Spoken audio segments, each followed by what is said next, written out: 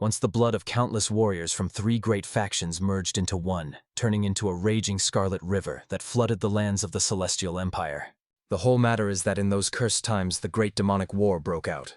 A prolonged nightmare, leaving behind only ashes permeated with flame and despair. Fortunately, this madness finally came to an end, but only thanks to the unification of the rulers of each of the warring sides. 19 years have passed since that fateful moment. The unsuspecting common folk call the current era the time of great peace. However, in reality, hidden from all eyes, at this very moment the greatest war in the entire history of the Celestial Empire was unfolding. A certain warrior, slowly wandering down a dusty street, carefully studied a report on systematic embezzlement of funds from the divine cult and leakage of secret documents of the Murim Alliance. Moreover, unauthorized surveillance was conducted on certain members of the cult. Whoever dared to allow such a thing was definitely a degenerate, unworthy of the right to live. Such scum should be exterminated to the 3rd generation. The traitors continued to penetrate deeper and deeper into the structure of the cult, and finally dared to poke their nose in to spy on the sacred lands of Mount Tianshan. Surely all this was done with the silent blessing of the cult's very leader. Finally, the traveler approached the majestic gates, where the guards instantly became alert and tried to drive the stranger away. The guards believed that the newcomer had no idea who exactly lived in these quarters. However, the wanderer knew perfectly well. This was the estate of a 5th-rank demon, the deputy commander of the military corps. After that, the traveler ordered the guards to stop wasting words and immediately fling open the damn gates before him, for he had a multitude of urgent matters. Of course, the guards were stunned by the audacity of the stranger, who fancied himself someone important, daring to command them to open the doors. The guards were about to explain that the vice-commander's residence was by no means for such simpletons. However, the head of one guard was suddenly grabbed by his own comrade, ordering the man to obey the command. Immediately after that, he snapped his neck with a crunch, and the lifeless body collapsed to the ground. At that very moment, the second guard screamed desperately, finally realizing that traitors had infiltrated among their own people. But it was too late. The one who had secretly served the warrior all this time had already brought down his blade, severing the unfortunate man's head from his shoulders. Right after completing the task, both fighters approached, bowing low in a respectful salute, and reported to their lord. They greeted the true leader of the squad. This warrior was the head of the reconnaissance unit of the divine cult of the heavenly demon. The man known as the Reaper of Death personally went hunting for the spy. Zhao Iso thanked his people for the excellent work. They had to sweat considerably to infiltrate the enemy ranks. After that, the commander addressed the 3rd Reconnaissance Corps squad, hiding within the mansion walls. By the authority granted to him by the cult's leader himself, he declared, from this moment on, they were obliged to eliminate the spy from the Murim Alliance. Immediately upon his order, the armed fighters moved to carry out the mission. They moved silently, like shadows in the night. But despite this, the patrolling warriors noticed the approach of enemies. However, it was already too late. The attackers fell upon them from above, instantly arming themselves with short blades. Clamping the mouths of the victims and breaking their necks, the killers immediately cut the vocal cords to avoid raising unnecessary noise. Unfortunately, they were noticed by another small group of soldiers, who immediately drew weapons to fight the mutants who dared to attack them. However, the enemies proved to be ruthless and deadly. The defenders were defeated in a matter of moments. Realizing the loss of control over the situation, one of the surviving warriors rushed to the vice-commander to report the emerging threat. Ignoring the crowd of naked concubines lying in his bedchamber, the messenger reported, a few minutes ago, a group of unknowns broke into the estate. They began attacking their people and were doing so quite successfully. Of course, the 5th-rank demon and corpse vice-commander Yenwu was extremely irritated by the news he heard. The old man could not even believe that someone dared to attack his own home, and the warrior hastened to explain. The situation is rapidly escalating. They still do not fully understand what is happening, and barely manage to hold back the attackers. Obviously, Yenwu considered his subordinates simply useless idiots distracting him from important pleasures just as he was getting warmed up. The vice-commander decided that some bunch of crazy bandits had come to him. However, in that case, his men would have easily dealt with them. The soldier begged the vice-commander to hurry up. At this rate, there would be no trace left of their fighters. However, before setting off, Yenwu pressed the blade of his sword to the warrior's throat, demanding that he immediately say who he actually was. Of course, the unfortunate man fearfully begged the vice-commander to come to his senses, not understanding why he was behaving so aggressively.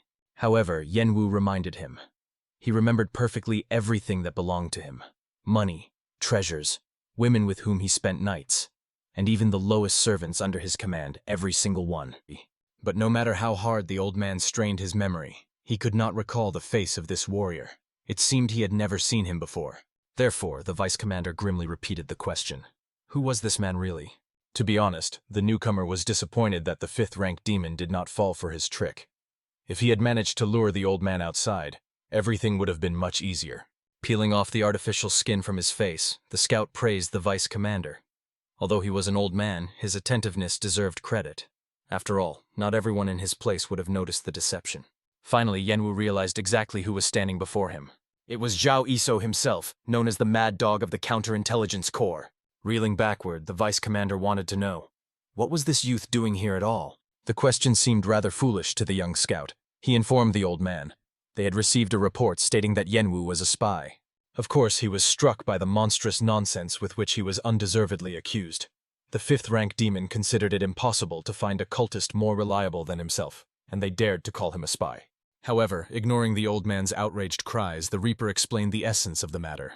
About a week ago, near the Hubei province, Enwu attacked a trade caravan. The vice commander not only killed all the merchants but also raped the women. Of course, Enwu saw no problem in this. Zhao Iso himself should know perfectly well. In their cult, this is just one of the traditional ways to have fun, nothing more.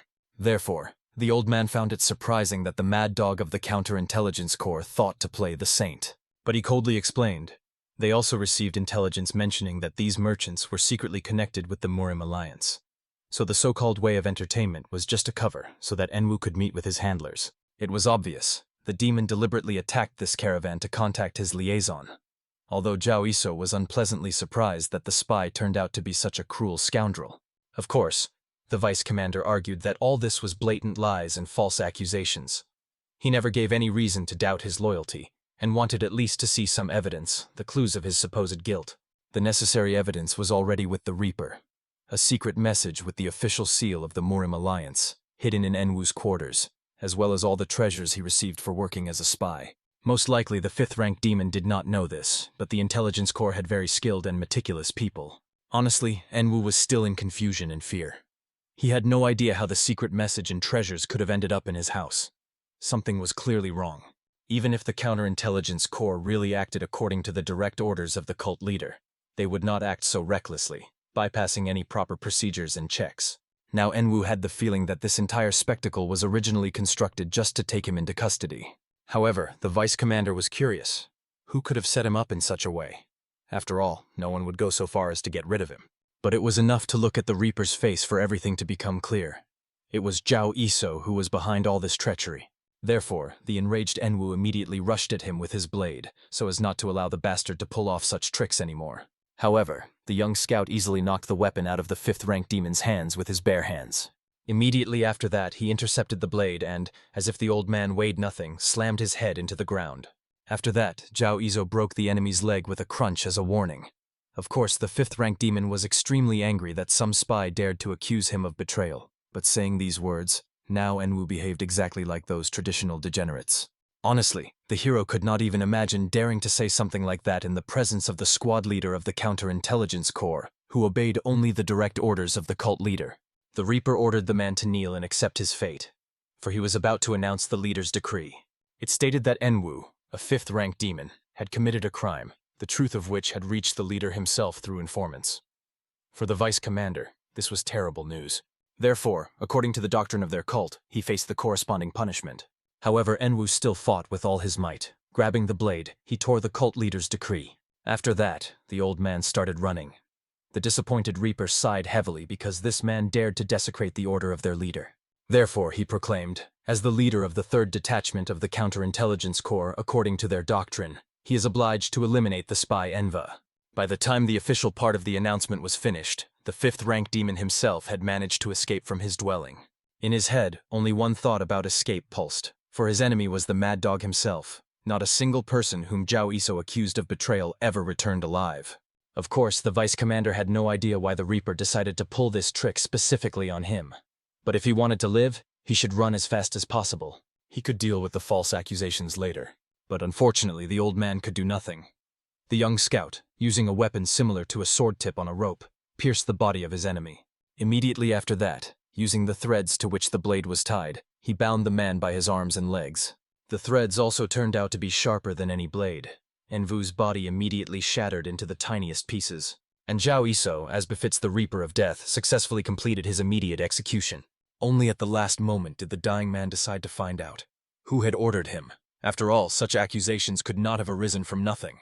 However, the hero, despite this question, maintained absolute composure. In his soul, he smirked, understanding that the old man was mistaken in asking the wrong question. He should have found out why the choice fell on him specifically, and not on someone else. As is known, in their cult it is common to be falsely accused, commit a crime, and then die in vain. In this damn cult, such things happen all the time. Everyone working here must be prepared for this. The events moved to the outskirts of the 10,000 mountains of the heavenly demon cult. The hero finally dragged a huge cart to a small house on the edge of the mountain. It was a real burden, one that almost dislocated his shoulder as he tried to haul it all alone. There was hardly a job more difficult than the one he was doing. But still, Zhao Iso gladly looked at all the riches of that pig Yenwu, which he had amassed in his lifetime. It was obvious that the old man had so much gold precisely because he immensely loved a life of leisure. The young scout could only be grateful to the vice commander. He was an excellent member of the heavenly demon cult, although it was for this very reason that he was eliminated. Zhao Iso wanted Yenwu not to worry in the afterlife, because he would definitely take care of all his riches. After that, the hero decided to take care of the other matters that awaited him. Finally, he flung open the doors of his house, carefully looking around. The hair he left in the doorway was still there. The arrangement of the tables, the folds on the carpets, even the cobwebs on the windows, everything was in its place. Only now, after checking everything, was he able to calm down and finally let his hair down. And the reason Zhao Iso cared so much about his safety was that he was a spy. More precisely, he was a member of the secret organization of the Murim Alliance called the Hidden Pavilion. After signing the peace treaty 19 years ago, the leader of the Murim Alliance completely distrusted the sinister factions. That is why, in order to prepare for the future, he founded the secret organization. It consisted entirely of people who had undergone the harshest training and completed countless secret missions. Several of its members were sent to the lands of evil and demons with a single task: to await further instructions. And one of these sent people was precisely our hero. The reason for his being here was quite strange. Every time he thought about it, he got angry. And the whole reason was that he had not been able to wait for any order for many years. Of course, earning money and having a bunch of subordinates was extremely pleasant for the young man. But to live for a whole 14 years without any support was simply unbearable. Fortunately, thanks to the acquired skills, he was able to provide himself with a comfortable life. Or maybe it just seemed to him that everything was fine. At that moment, the young man felt that a degenerate was above him, watching him. Therefore, immediately grabbing his threads, he attacked the scoundrel who had been spying on him all this time. But to his great surprise, the spy disappeared. However, the young man did not even notice his movement at the moment when he attacked so swiftly. The mercenary, whom he had been trying to detect in every way, by that time had crept up behind him. A fight broke out between these two, and from the wound that appeared on the hero's cheek, it was clear the opponent was extremely strong. It was enough to lose vigilance for just a moment, and he could have even died in this fight. In the end, the duel continued, and the attacker clearly did not notice how, during the battle, Zhao Iso skillfully entwined his body with threads. Only later did the spy realize that he was already entangled in the threads of flying daggers. But at that moment, retreating, the hero forcefully pulled them tight, binding the enemy by hands and feet. Now the enemy was caught in his trap, and the young man was glad that he could interrogate him. But most astonishingly, the spy disappeared as if he had never been caught in these threads before. The fact that the man managed to escape from his threads was already a great achievement, not attainable by everyone. Therefore, looking at the silhouette sitting on his roof, the hero tried to understand. Who exactly was this man? Considering the skills the man possessed, he must be at least at the level of the pavilion leader. At that moment, before disappearing, the spy threw his blade at the neck of the young Master Reaper of Death. Fortunately, he managed to deflect this attack in time, so the dagger stuck into the nearest wall. There was a small note on it, which the young man decided to read. And by the shape of the blade stuck in the wall, one could conclude the message belonged to the Hidden Pavilion. Of course, he could not believe that finally, after 14 years, he was given a mission. But to his great surprise, when he tried to find that spy with his gaze, he had already swiftly disappeared over there. So, this person initially did not intend to kill him. Perhaps he wanted to test him before giving the assignment. So what was written on the paper attached to the blade was his task. The letter addressed the 103rd number of the Hidden Pavilion with an order: to make the 7th young master of the cult of the heavenly demon the heir of the leader. Frankly speaking, the assigned task plunged Zhao Iso into a real storm of rage. For many years, the agent pondered what mission he would be assigned after 14 years of agonizing waiting. And now it was incredibly difficult for him to believe that his only task would be to turn some worthless boy into the vice leader of the cult. After all, this scion of the demonic clan was a cruel young lord, a true degenerate, the likes of whom are hard to find. Moreover, despite his vicious nature, the young heir still remained a pathetic loser whom even the cult lord himself wished to get rid of. So obviously, the spy considered everything happening to be some kind of mockery of his own person. Perhaps his immediate superior had completely lost his mind by sending such an absurd assignment. By the morning of the next day, the events moved to Hubei province, a land famous for the majestic Dongting Lake and sprawling mountain ranges. Here was located one of the branches of the Murim Alliance. From the outside, this place looked like an ordinary government institution. However, such an appearance served only as camouflage, capable of confusing outsiders' eyes. The whole truth was hidden beneath the very estate. In fact, this place was the base of the hidden pavilion, the strongest reconnaissance unit of the Murim Alliance. The names of the operatives were so confidential that they simply were not used. Finally, the arriving assistant respectfully bowed and reported. She had received a report from the liaison sent to the region of the 10,000 Mountains. The messenger had already delivered the order to agent number 103. However, the vice leader of the hidden pavilion, a girl named Jugesami, still had one question for her grandfather. The old man only became angry at the bold manner of his granddaughter's speech. He was already tired of repeating to her that, being here, they were obliged to separate the hidden from the public. Therefore, the former advisor of the Murim Alliance and current leader of the hidden pavilion harshly scolded the girl. The patriarch was extremely outraged that the heiress, after such a rude violation, still dared to call herself the vice leader of their pavilion. Of course, the young agent immediately bowed, apologizing to the lord leader. But Jugesami still found it hard to understand. Why, when they came here together, everything was fine, but now grandfather was so furiously angry at her. However, the patriarch always behaved quite unpredictably, considering the burden of the pavilion leader's role. Finally, pleased with his granddaughter's reaction, the old man allowed her to voice the question that troubled her. It was about the master's intentions regarding the mission assigned to agent number 103. The girl could not understand. Why did he assign a spy, who had not been active for a whole 14 years, to turn some scum into the vice leader of the cult? However, the patriarch only smirked, fully understanding. Despite the fact that Jugesami was an outstanding talent, the young prodigy still had much to learn. After that, becoming more serious, the sage decided to ask the vice leader of the pavilion, how long, in her opinion, would the peace in Murim last? Of course, Jugesami immediately pondered, trying to estimate the approximate term. However, the elder knew the answer exactly. No more than 3 years, and that only in the most ideal case. Certainly, they managed to achieve the current peace. All those heroes who managed to achieve this 19 years ago had already grown too old. Soon, the storm of a new war would sweep everywhere, and no one would hide from this disaster. Obviously, to protect the current peace and tranquility, one action was not enough. That is why they had to use all possible options. In other words, agent number 103 was one of those tools they could deploy. As is known, very soon the lord of the heavenly demon cult will choose a vice leader among his 7 offspring. The most likely candidates for this post were the cold and calculating first lord, the charismatic and loyal second lord, and also the third young lady, known for her sharp intellect. Each of this trio was extremely dangerous. If any of them inherits the cult of the heavenly demon, then the second traditionally non-traditional demonic war will begin.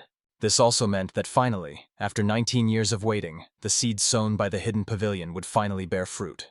Each of these seeds, each planted fighter, was nurtured for a single purpose: universal peace. Hearing such wise words, Jugesami respectfully bowed, thanking the pavilion leader for satisfying her curiosity. After that, it was time for the young agent to go meet with other members of the pavilion. The old man said goodbye to his granddaughter, promising that they would meet again during the general report. Left alone, Juk Sanlong remembered the spy who had been inactive for a whole 14 years. The patriarch clearly remembered the first meeting, which had taken place a very, very long time ago. At that time, this boy, being a child, was already filled with hatred for the whole world. However, out of love for his only close relative, the young agent chose to live in the shadows. In exchange, his younger brother was accepted into a worthy family. However, what Jugesami did not suspect was this: no operative was left inactive for so long just like that. After all, Zhao Iso was the best disciple in the entire history of the hidden pavilion. At the age of 14, the boy had already mastered elder-level techniques. The alliance leader himself recognized him as a heavenly genius. The young warrior was called the most lethal blade that had been hidden until that very moment. Therefore, Jugesan could not wait to meet agent number 103. The master was curious to see how much this young man had grown and matured. While the patriarch pondered this, the protagonist had just reached the settlement of the craftsmen of the heavenly demon cult. The agent walked among many people who had no idea what role Zhao Iso would play in their future lives. The operative himself was thinking about the damn elders from the Murim Alliance. The more the spy thought about it, the more irritated he became. The youth was annoyed that first he was thrown into this remote mountain valley, and now he was given such strange orders. They even sent an extremely experienced martial arts master to him. Such are rarely found even in the hidden pavilion itself. Perhaps the elders sent the mentor to make sure the agent was still as strong as before. Zhao Aizo also remembered the very day he became a member of the hidden pavilion, on the condition that his younger brother would be accepted into a worthy family. On the same day, poisonous centipedes were sealed in the heart of the young man. From that moment, he became a puppet allowed only to go in the direction pointed by their blade. Well, now the operative definitely had no choice. He needed to complete the new given mission, and the spy decided to start his journey from the Jagal training pavilion. As is known, every self-respecting agent must have a network of useful connections. The key among them were a group engaged in cleaning crime scenes after missions, the White Raven Pavilion, a group secretly spreading the latest news from the Central Plains, disguised as an ordinary tavern near the 10,000 Mountains, the River Willow Guest House, and there was also a place that looked like an ordinary training pavilion from the outside. But in reality, only the chosen knew its secret. In this place, all the secrets of the cult of the Heavenly Demon were sold. This was the very Jagal training pavilion. The main character thought he could not have imagined. These people would so brazenly conduct their affairs, hiding behind the name of the prestigious traditional Jagal clan as a signboard. The audacity of these dealers never ceased to amaze the operative. But considering that they earned a living with such a dubious business among the most dangerous members of the cult of the Heavenly Demon, no less courage was to be expected from them. Finally, the spy went inside and, to his surprise, found a girl walking between the shelves. Of course, the young man could not help but be amazed that someone had arrived here before him. However, the spy immediately recalled one of the most important skills of an agent: the ability to assess other people with minimal information. At first glance, the stranger had flawless silky hair. She also had an elegant neckline that attracted attention, so the average person would be captivated by this beauty. But if you let all these factors blind your sight, you might miss the most important thing: the true essence of the person standing before you.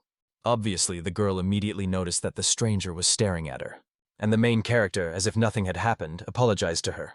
The young man honestly admitted that he was staring at the beauty, since in these places it was rare to meet such an exquisite disguise. Be that as it may, the operative was very glad to meet this young lady, after which he decided to find out what book she had come for to this study pavilion. The agent suspected that perhaps the stranger was interested in some secret guides on how to enchant her beloved.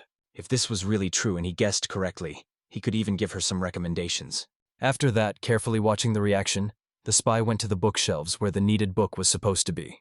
The girl, however, was outraged by the vulgarity of this young man. She could not even imagine that even in such a place some strange guys would start harassing her. And of course, the beauty hoped that the young man was ready for the consequences of his actions. However, Zhao Iso, as if nothing had happened, warned, the girl needs to be more careful if she wants to tie her life to some scoundrel using the secret guide. Although the agent also perfectly understood that this probably should not concern him. The young lady herself must realize the consequences of her actions at such an age. The angry lady could no longer hold herself back, directly calling the main character a degenerate. After that, scorching the operative with her gaze, the stranger ordered the guy to watch his rotten mouth better. Otherwise, his long tongue might soon become the cause of the impudent man's premature demise. However, Zhao Iso was not the least bit intimidated by her attempts to scare him. Therefore, the lady just passed by him, forcefully hitting the young man with her shoulder. The agent laughed a little, admitting that he liked such girls. Tough ones. The spy even suggested to the beauty to meet again. To lure her into his nets, the operative was ready to give recommendations about books in the study pavilion. However, the stranger left, slamming the door and leaving the young man in awkward silence. The agent was pleased. He managed to pull it off on the first try. At that moment, another man appeared behind the young man, wandering in the Jagal pavilion. All his questions about what kind of madman could have caused all this commotion in broad daylight immediately disappeared when he saw the main character. This man was Jagal Guirin, the daring owner of a shop located in the 10,000 Mountains, the heart of the cult of the Heavenly Demon. He was also a man who called himself a descendant of the Juge clan.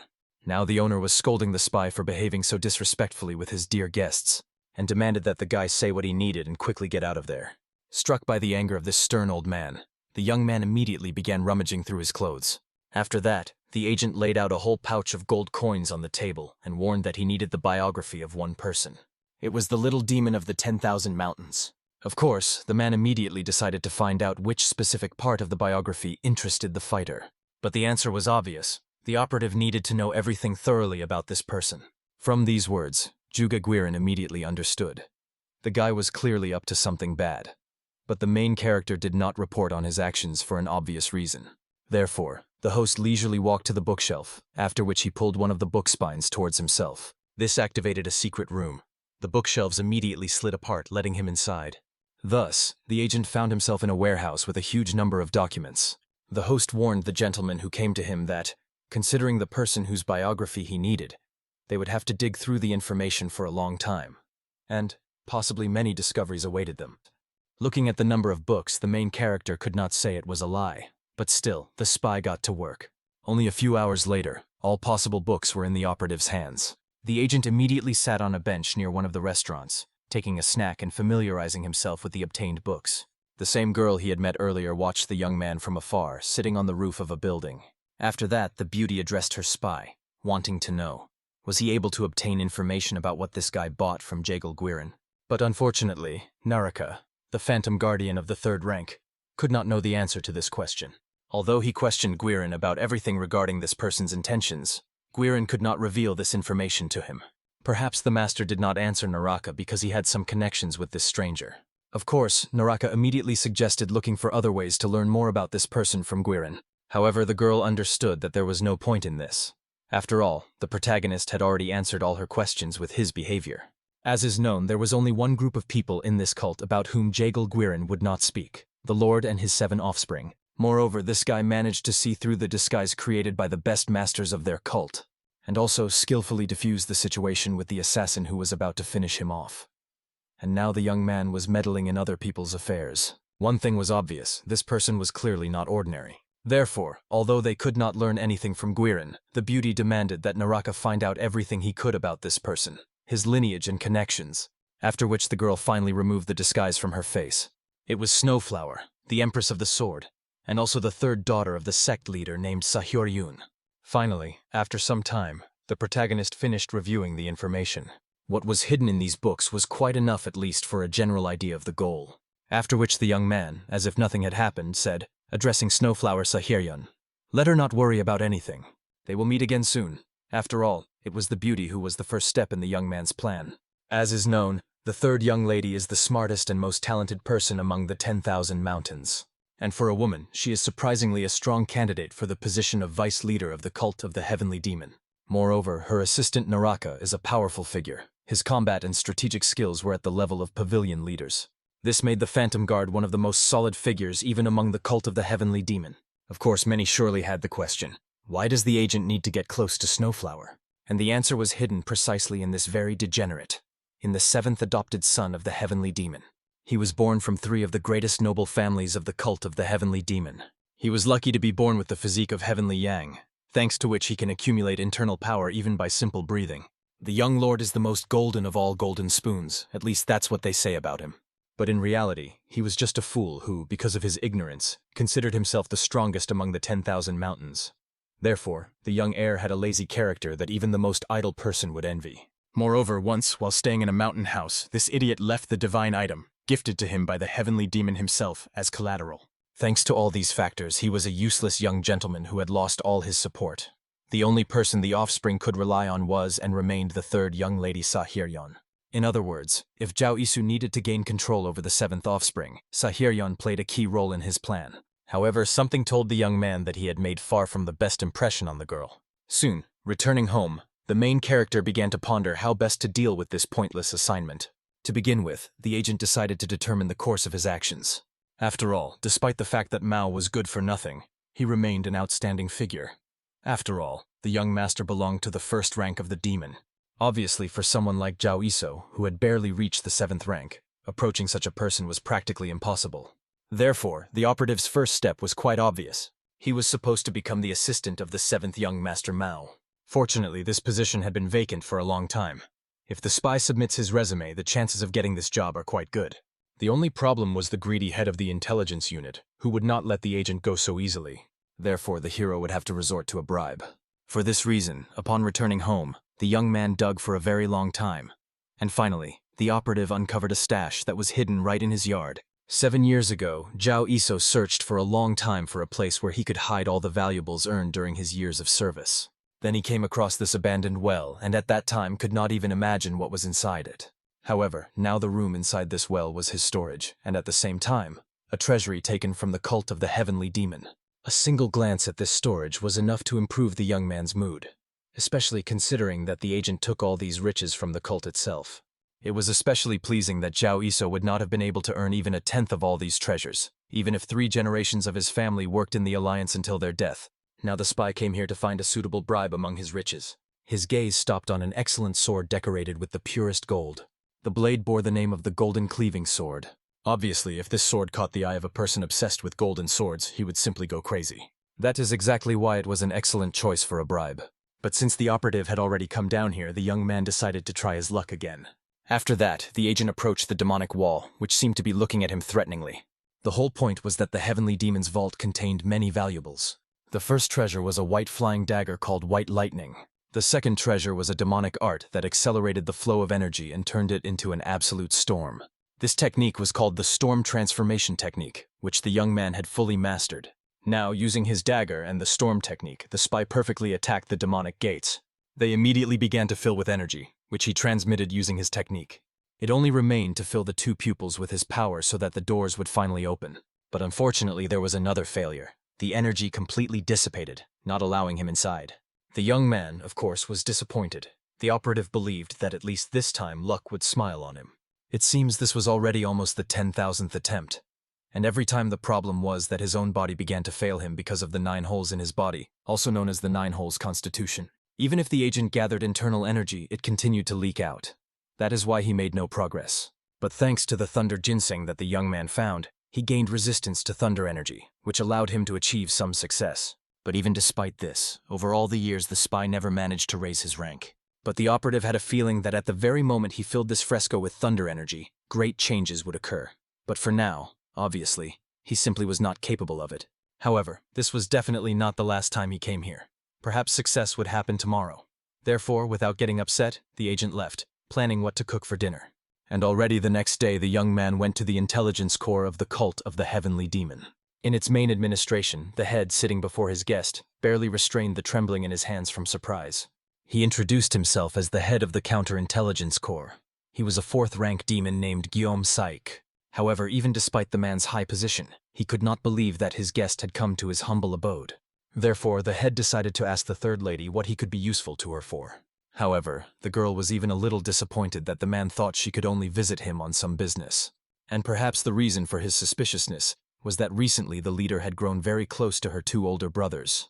For this reason, the beauty could understand if he was a little irritated by her unexpected visit. Of course, Guillaume Saik immediately made the young lady understand that such a humble man as he could not be connected with the young masters. He was only following orders for which he was paid a salary and nothing more. And the lady very much hoped that the man's salary corresponded to the risk to which he exposed his life. In any case, whatever it was, Sahiryan arrived today not to deal with him. Therefore, the beauty decided to get to the point. She was curious to know. Was Guillaume Saik controlling the actions of the leader of the 3rd squad named Zhao Iso? It seemed to her that otherwise Zhao Iso would have no reason to meddle in her affairs unless it was an order from the leader. But honestly, Guillaume Saik hastened to admit that he had not even thought about giving such an assignment. Therefore, Sahiryan's statement surprised him quite a bit. The leader did not understand the reasons for the lady's suspicions. Sahiryan watched every action of Guillaume Saik, the head of the counterintelligence corps. The whole problem was that given his appearance and cunning behavior, he could seem quite frivolous. But in this cult there was not a single person who did not take this man seriously. At one time, Guillaume Saik was considered one of the candidates for the post of Ghost of the 2nd rank and Pavilion leader, titles that only 5 could hold in the cult. He possessed such superior combat power that even among all the children of the Lord of the cult, he was among the top 50. And everyone was aware of this fact. Even though for some unknown reason he was demoted to the 4th rank and head of the intelligence corps, no one still dared to underestimate him. That is why, if he was really in collusion with the 2 brothers, Sahyun considered it best to get rid of him here and now. The beauty was ready to go for it, even if she had to shed blood here. Guillaume Saik himself carefully watched the behavior of the lady who came to him. Looking at her wariness, as well as the wariness of her companion Naraki, one could conclude, the bastard Zhao Isa really caused trouble. As was well known, Zhao Isa was obsessed with money, intoxicated by his power, and was a scoundrel like no other. It seemed that this time the bastard really ran into serious trouble. However, the man himself had no idea what the lady was accusing his subordinate of. However, the chief understood. She came here to obtain information about the man also called the Reaper in the spy hunt. And no matter how hard Gyeomsaik tried, he could only describe the bastard as a true genius when it came to solving various issues. After that, a long silence hung in the room, which no one dared to break. Having heard everything, Sahyun realized it seemed Gyeomsaik had already said all the information he had about this man. However, the beauty warned, if the chief did not tell her something specific, her patience would run out. And Gyeomsaik himself perfectly understood. The lady might be displeased with how he dared to treat her. However, before getting upset, the man decided to find out. Did Sahyun happen to extort money from the young man?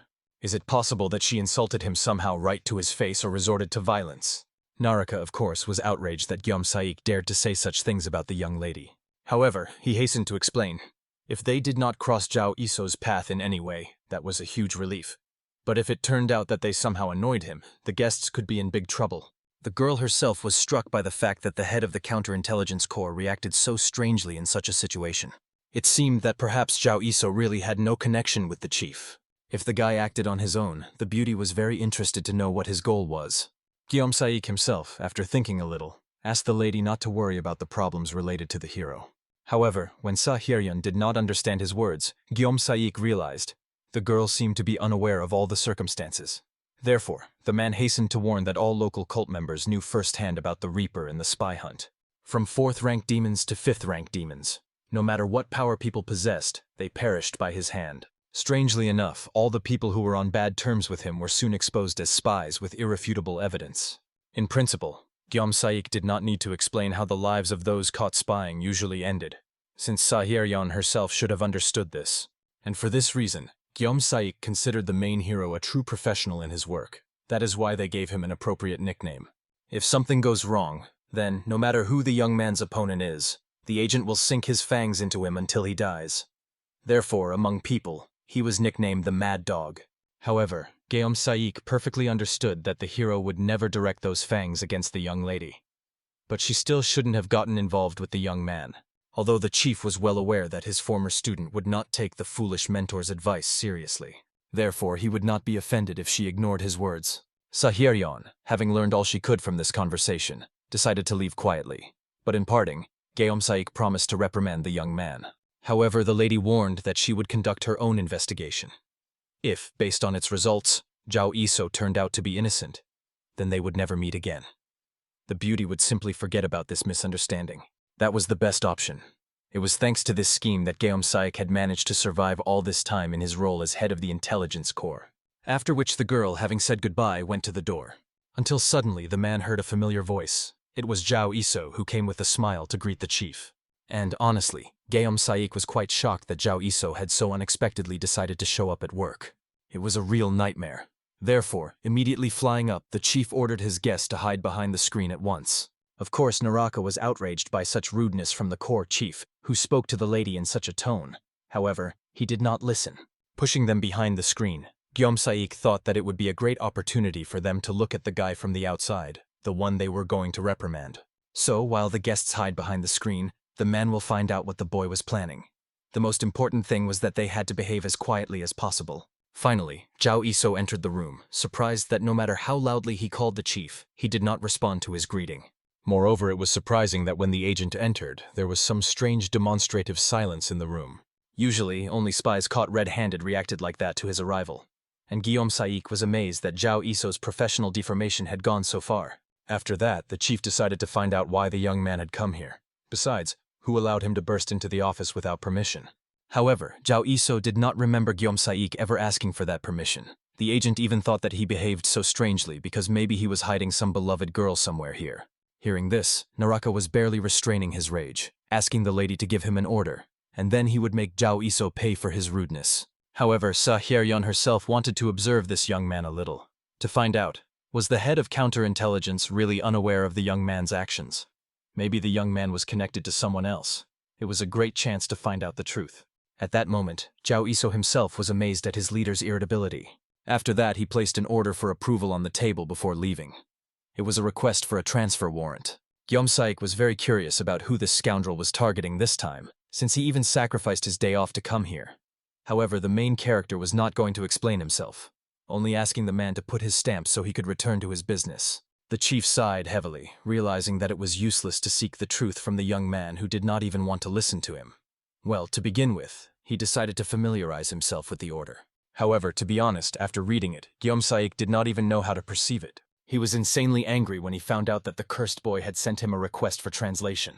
The agent tried to joke it off, implying that Saik had misunderstood him. Perhaps he had read something wrong, but he needed to hurry and just put his stamp. However, the enraged head of the counterintelligence corps instantly threw the young man's own translation request back at him, aiming it straight between his eyes. After that, he went mad at this disobedient bastard, who this time had crossed the line. After everything that connected them, this little devil decided to involve even the children of the lord of their cult in his schemes. Of course, the protagonist had no idea what the chief was talking about. He had done nothing yet, and the chief behaved as if the agent had committed some mortal sin. The head of the corps continued to attack the young man as if he was about to kill him. In the end, the frightened Zhao Iso had to ask the man to stop and just talk, since he clearly misunderstood him. However, Saik did not want to listen to the snake he had warmed on his chest. Everything was clearly described in the letter. It was unlikely that Zhao Iso would decide to serve that person if it was not some hidden plan. The boss did not want to figure out what this guy had planned, as he was already tired of cleaning up after his messes. Therefore, he simply decided to send the agent to the other world before he caused even more trouble. And to be honest, Zhao Iso was struck by the anger of the head of the counterintelligence corps. He continued to accuse him of everything, and did not even want to listen to Zhao Isa, who denied his guilt. In the end, when the man attacked once again, the young man had already drawn his blade, defending himself from the incoming strike. As a result, the tip of the sword's blade was broken off and slammed into the hard wooden floor at speed. He looked stunned at his severed sword when Zhao Iso explained that it had broken under the power of the golden cleaving sword, and of course, the leader was curious about where the hero had obtained such a treasure. The agent hinted. Saik became so desperate during his time working with him that the young man decided to give him a gift, in case he needs a backup plan if he fails to convince the leader with words. After that, the young man handed the head of the corps a new blade and asked to be released, as if the old weapon.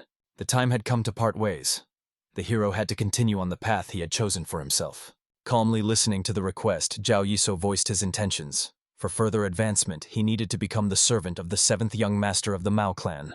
By this time, the warrior had already accumulated a considerable sum of money, and he was tired of existing at the level of the 7th rank, where he had to bow to all superiors.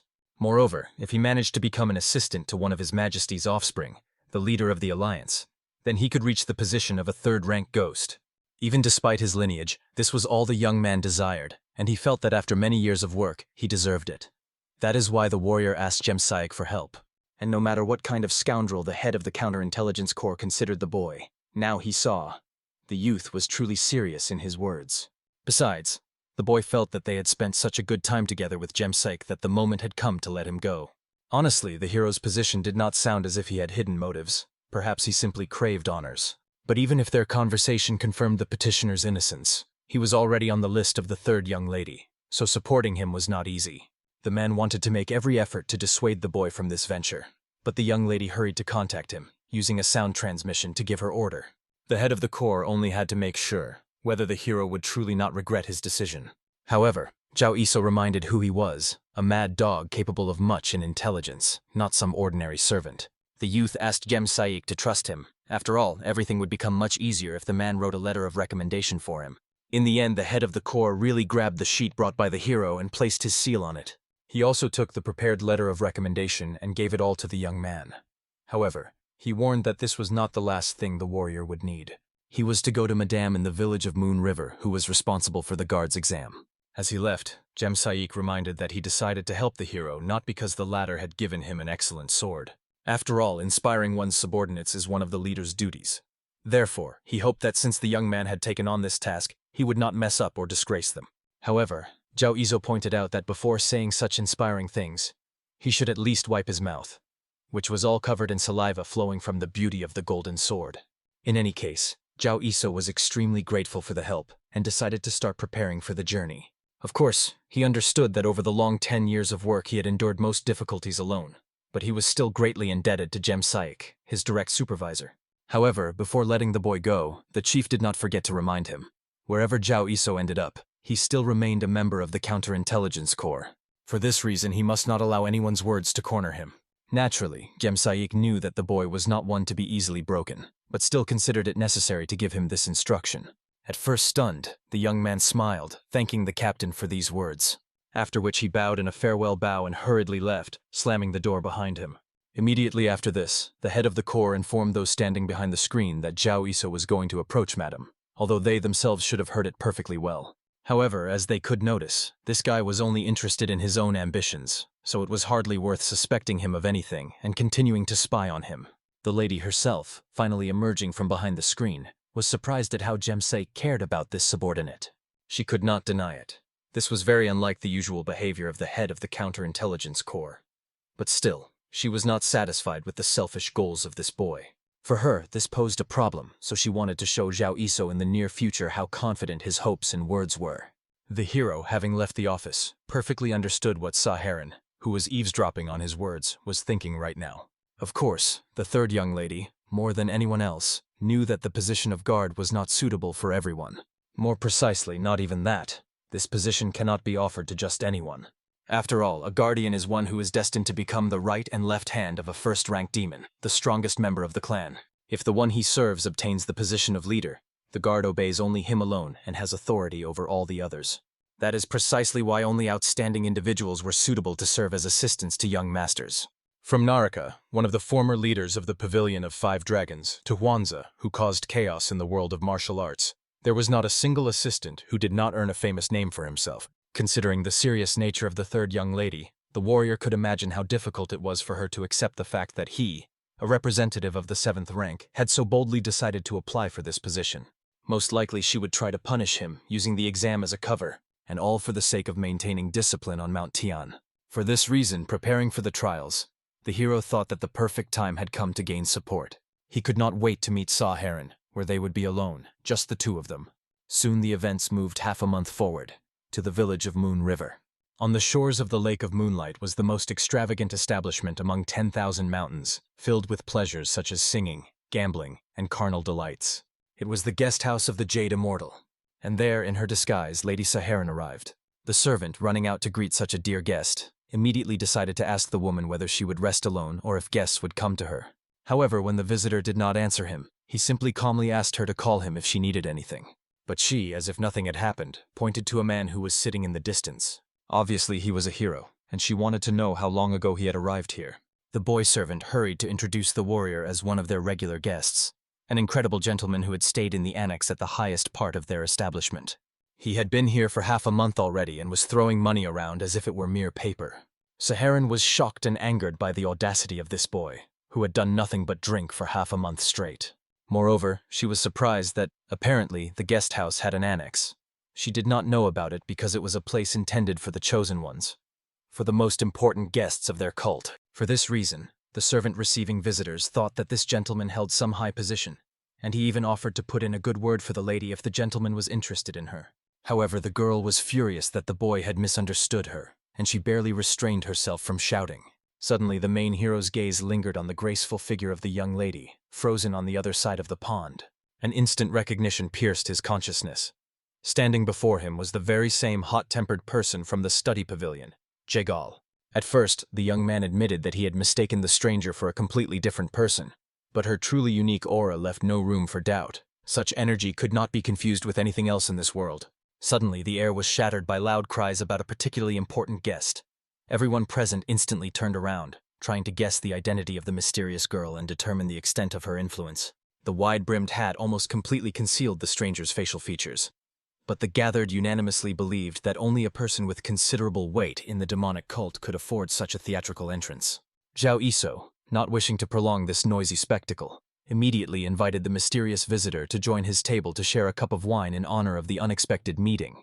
And she, just wanting these deafening shouts to finally stop, swiftly crossed the water barrier as if weightless, moving to the main character's table. Zhao Iso only smiled serenely at her company, realizing that their meeting, which had already happened for the second time, was undoubtedly predestined by the heavens themselves. What especially amazed the young strategist was the fact that the place of their second meeting was a brothel, a place strictly forbidden to noble ladies. The young lady, in turn, was astonished by Zhao Iso's audacity, who continued to spout blatant nonsense even after her unequivocal warnings. It seemed obvious to her that such a boy should have been taught from childhood to weigh every word, for such indiscretion could cost one their life. However, interrupting the flow of her angry speeches, the main character calmly extended a cup of alcohol to the guest. In such establishments as brothels, people have long used intoxicating drinks in the cover of night to enjoy sincere communication. Therefore, the young man suggested to the lady to openly discuss the true reason for her visit, after which he calmly stated that he was well aware that behind this skillful disguise was none other than the third young lady of the clan, Sa Heron. At that very moment, on the second floor of the establishment, several observers were closely watching the development of events. In their hands were the most accurate portraits of both Zhao Iso himself and the disguised Sa Heron, and these images perfectly matched those they were now observing on the ferry. The leader of the spies immediately gave his subordinates a silent order. Exactly 7 minutes later, they had to erase these creatures from the face of the earth. Tension literally oozed from the tense bodies of all the fighters, frozen in anticipation of the decisive signal. Sa Heron herself was in utter shock that Zhao Iso had just revealed knowledge of her true identity. Moreover, the audacious young man even predicted her appearance for a conversation. However, noticing the noble lady's pensiveness, the protagonist hastened to dismiss his own words as an unfortunate joke, which the girl should neither take offense at nor take so close to heart. After all, he was well aware of the absurdity of his assumption. What sense would it make for a young lady to wander around a backwater village in disguise? If anyone found out that Snowflower visited such disreputable establishments, these escapades would instantly become the main topic of gossip on the city streets. Such a thing meant that the noble lady would never risk her impeccable reputation for such a senseless adventure. Therefore, the young strategist suggested avoiding empty talk and moving directly to the point. He wanted to know exactly what the young lady wanted from him. Even the girl herself was struck by the fact that this young man asked such bold questions to a person he had met only for the second time. However, for Zhao Iso, it seemed completely natural to ask questions to his own examiner, after which he politely greeted Madame Jin-san as was proper. And at that moment, Sa Heron finally fell into the maddest shock, not understanding how the young man managed to obtain even this information. Zhao Iso turned out to be absolutely right. No madam existed in nature at all. Even the very place where he was ordered to appear literally teemed with deadly traps. But the main character was somehow inexplicably aware of this treacherous plan. Seeing her astonishment, the young man hastened to explain that this was the essence of his service in the intelligence corps. Investigations, interrogations. Obviously, in such work, a person learns things unknown to others, even the most secret secrets. Over time, the longer an agent practices his craft, there remains not a single secret unknown to him. It seemed suspicious that in the middle of an ordinary village of craftsmen someone suddenly appeared claiming to be an examiner. Something about this situation caused troubling doubts, so the young strategist decided not to go to the indicated village, preferring to wait here. All so that the true examiner would eventually come to him himself, and the main character could easily find him. He hoped that this explanation answered all the questions that had been swirling in the young lady's head all this time. Honestly, after such detailed explanations, the girl did not even refuse the alcohol poured by his hands. She sincerely felt sorry for the young man. If he survived the upcoming trial, she would spare him and even consider his candidacy for the position of guard. After all, she could not even suspect that the young man approached his task in such a responsible manner. Having drained the cup of alcohol, the noble lady paid tribute to the hero's extraordinary way of thinking. However, the true problem and the root cause of her righteous anger was the fact that the daring young man did not appear at the appointed place, despite having received a very clear order from a person holding the highest position. Such a thing meant that he did not know how to obey an order unconditionally. It was astonishing that the main character immediately rose from his seat and bowed deeply in respectful obeisance. He was aware of the weight of his own guilt for failing to fulfill his duty, and for that he offered sincere apologies. But the young man fervently hoped that the lady would forgive his regrettable mistake. The young lady was quite surprised that the young man did not start arguing with her, but so swiftly admitted his own error. After that, she handed him her cup for alcohol, asking him to fill it with wine, and decided to inquire why, in Zhao Iso's opinion, should he become the guardian for the young Master Mao. After all, in this most dangerous position, even the offspring of the noblest families perished within a single night. It was unlikely that a commoner without family or status could change anything.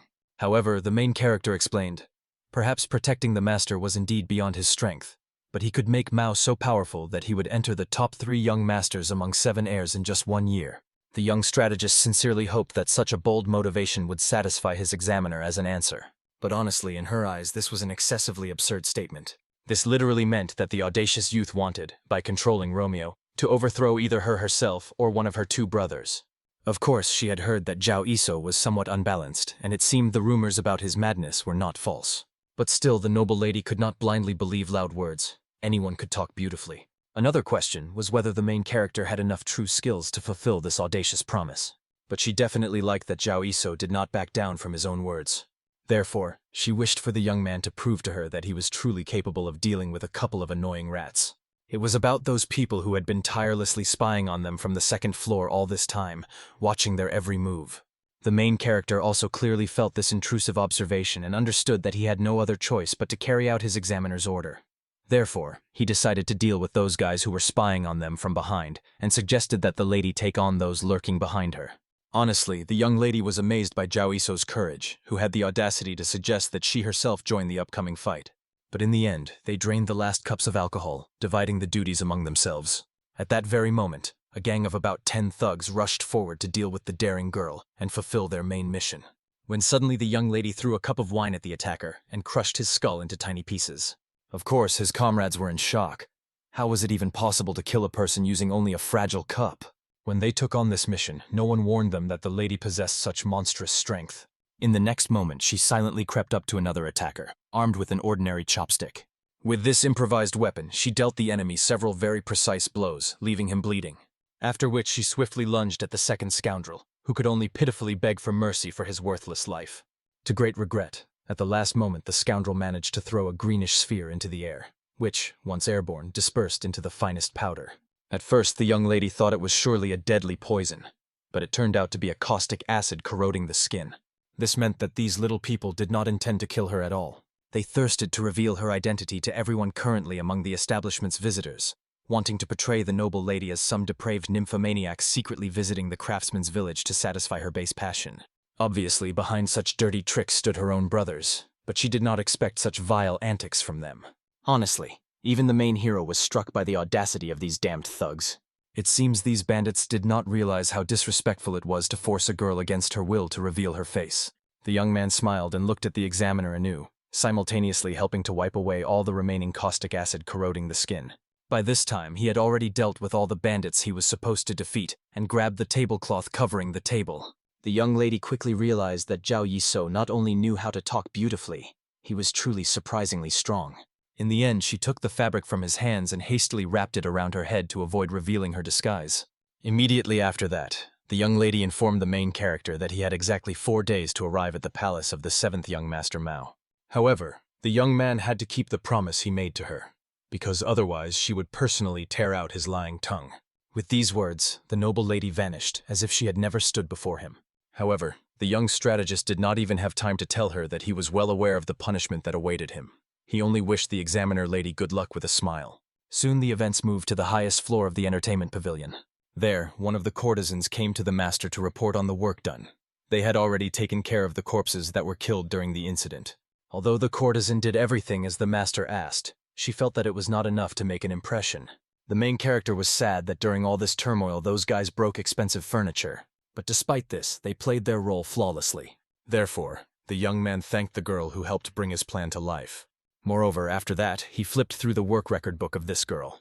Judging by the records, she once again managed to significantly increase her efficiency. Such a level is impossible to achieve without exerting titanic efforts. This meant that the young lady was surely working extremely hard. However, Chu Honggran objected that the gentleman was too kind to her, and even if the task had been harder, she, as the owner of the guest house, would have handled it without any problems. There was no task beyond her capabilities. She was ready to do a lot to repay Zhao Isa's kindness, although she became who she was only thanks to him. However, Zhao Isa felt even awkward listening to her gratitude, so he asked the girl to stop bringing up the topic. After all, as he often repeated, they both benefited from what happened in the past. Although the protagonist could not say that he did not understand the girl's feelings, she had been a completely different person before. A young lady kidnapped by the heavenly demon cult before reaching adulthood. In the Murim world, she had long been considered missing.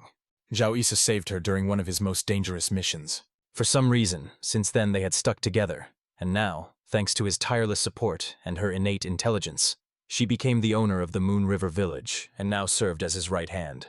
If someone asked the young strategist to describe their relationship, he would call it a mutually beneficial relationship in which one gains at the expense of the other.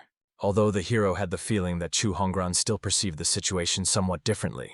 Finally, when the awkward topic was closed, the young man asked Chu Honggran to tell all the stories that had happened at the Jade Immortal guest house. The thing is, spies have several ways to obtain information. Sometimes they buy it from local informants, sometimes with the covert support of one of the influential organizations. But an agent like him, dropped into the very heart of enemy territory, needed a more long-term and reliable source, a personal source of information. That is why the young strategist put all his efforts into acquiring the guest house of the Jade Immortal. By that time, Chu Honggran had already gathered all the necessary information as Zhao Iso had ordered. The current state of the heavenly demon cult could be described as the calm before the coming storm.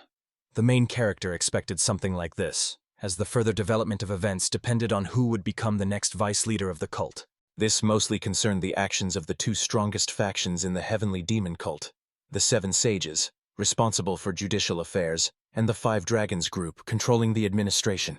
These two main forces were the hottest topic for discussion, and obviously their support could influence which of the heirs would win this contest. Of course, the young man decided to ask Chu Honggran's opinion about which way each faction would lean. In her humble opinion, the first young lord was loyal and ruthless in everything he did. At the moment, he was considered the obvious leader. On the other hand, there was the second young lord. Every one of his actions was literally filled with a piece of his soul.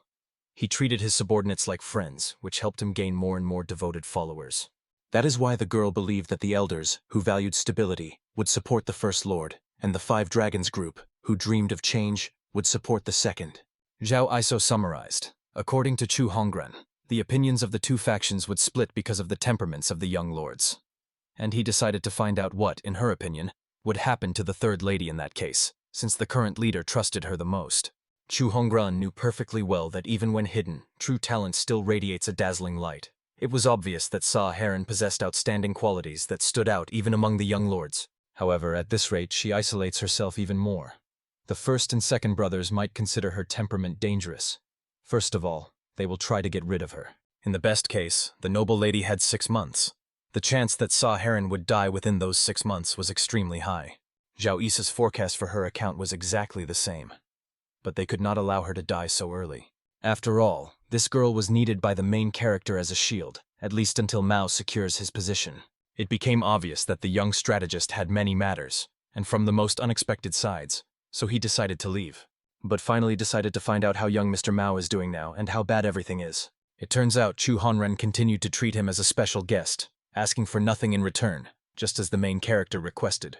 However, he came here daily with some bandits, had fun with them, and drank excessively. And because of him, their establishment was suffering colossal losses. As the young strategist understood, the guy went off like never before. However, Zhao Iso insisted that Chu Honggran continue indulging him for now, as they would soon squeeze the boy dry. Then the young master would fully return to the girl everything he had managed to destroy and everything Mao had taken. Several days passed since that conversation. The events moved to the gloomy bamboo forest on the southern border of the village of Moon River. There, deep in this thicket, stood a small inconspicuous hut. A man was heading there, muttering to himself how much he did not want to come here. But he was ordered to deliver a message to Mr. Mao, so he could not disobey the order. However, Mao was clearly displeased with this messenger and demanded that he immediately repeat his words. The frightened man stated that according to the report of the third young lady, she sent here an assistant whom she personally selected for the seventh heir. She also said that he was a talented person who had passed the most thorough selection, and she also asked her brother to greet him properly. The seventh heir did not believe the words of this messenger, thinking that he had confused something and was talking complete nonsense. However, the man insisted that these were the words of the young lady. What was even harder to believe was the sincerity of Sa Heron. All because she should have known perfectly well what happened to the previous so-called assistants she sent. It was unlikely that a newcomer would need more than a couple of days to leave this cursed place in tears and snot. But still, since the sister decided to send Mao another assistant, he could not just take and throw him out of here. The first thing the messenger learned was the name of the new assistant, Zhao Iso. Obviously, the seventh heir assumed that this assistant had some impressive title, and considering the young master's past, this guy must be at least the vice leader of the pavilion. However, Mao was furious when he found out that this guy was merely the leader of the third squad of the counterintelligence corps. Obviously, the position of squad leader implied a role quite far from the pavilion leader. That is, he was literally an insignificant person who was even lower in hierarchy than a regular captain. Before completely losing his temper, Mao decided to find out if this guy had some powerful patron behind him. Perhaps he was an illegitimate son of a famous family. However, as the messenger learned, Zhao Isa had no such background. He was an ordinary commoner from a backwater town. It was extremely hard to believe such a report. This caused Mao to burst into genuine wild laughter. It felt like the sister decided to send him an assistant who perfectly matched his status. At first, he wondered why they decided to send him another assistant. But it must be that Saharan learned about his financial difficulties and decided to send some poor fool he could use to earn some money. The seventh heir was absolutely sure that this was the case, because such a wise person as Saharan would never send this pauper to him without a good reason. Obviously, the young master was convinced that the messenger agreed with him too, and could not help but rejoice in his own genius. However, Mao was already planning to strip Zhao Isa down to his underwear and throw him out of here. And after that, he could not worry about money for drinks for some time. After that, he sent the messenger away, asking him to convey his gratitude to his sister. But before letting him go, he demanded that the man hand over all the money he had with him. Of course, the man tried to justify himself somehow, but the heir smiled and threatened that it was really better for him to give the money than to lose his life. In the end, after completing the work, the man left, deprived of any money. That was the reason why he did not want to come here. This scoundrel, the seventh son, turned out to be an even bigger idiot than the embassy expected. He clearly had problems with his head. Although the seventh heir resembled some capricious child, he was extremely embittered by life. Fortunately, this served as an excuse for the young man. After all, if he had been a complete scoundrel in his right mind, Zhao Isa would have had to kill him. After that, the main character finally removed his disguise. It was pleasing that he would manage to avoid the failure of his mission, but still, he could not help but be furious that this impudent fellow dared to take all his money. After a couple of days, the young strategist came to the house as if nothing had happened, and very soon Mao was lying there on his knees, continuing to cough. The seventh heir clearly did not understand what had happened to him. He only looked fearfully at Zhao Isa, who stood over him, not taking his eyes off him. And all because, despite the idiocy of the seventh heir, the main character could not close his eyes to his misdeed and decided to teach him the first lesson. At that moment, events returned to the Murim Alliance, to the main office of the Hubei province branch. There sat Jegal Sami, carefully studying another report. Fortunately, the operation to infiltrate each of the regions was going completely according to plan. At this pace, soon they would be able to create a much stronger intelligence network in the territory of the unorthodox faction of the Heavenly Demon Cult. However, Jegal Sami still could not understand why her grandfather insisted so much that she wear a mask. Although she was the only one allowed in this archive, she was not even permitted to turn on the light, which made her eyes bulge.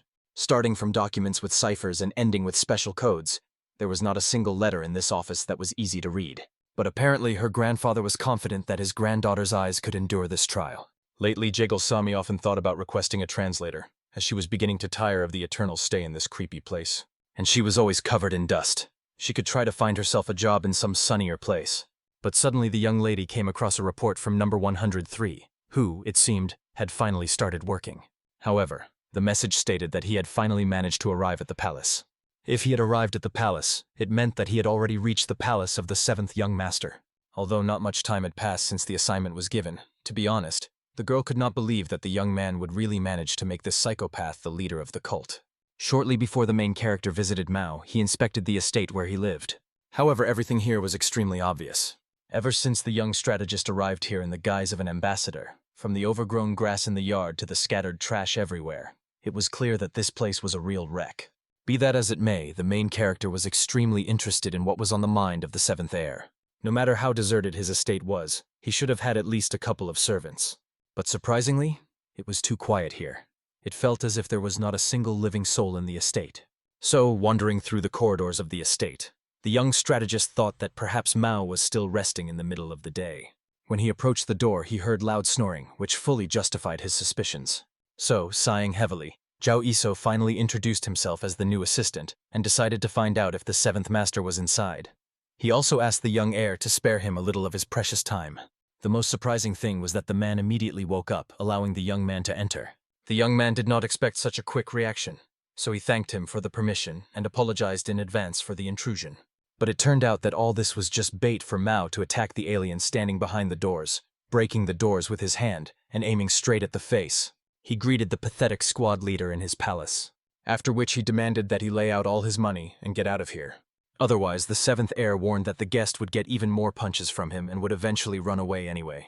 However, what was astonishing was that the guy dodged his attack lightning fast and even grabbed the attacker's hand.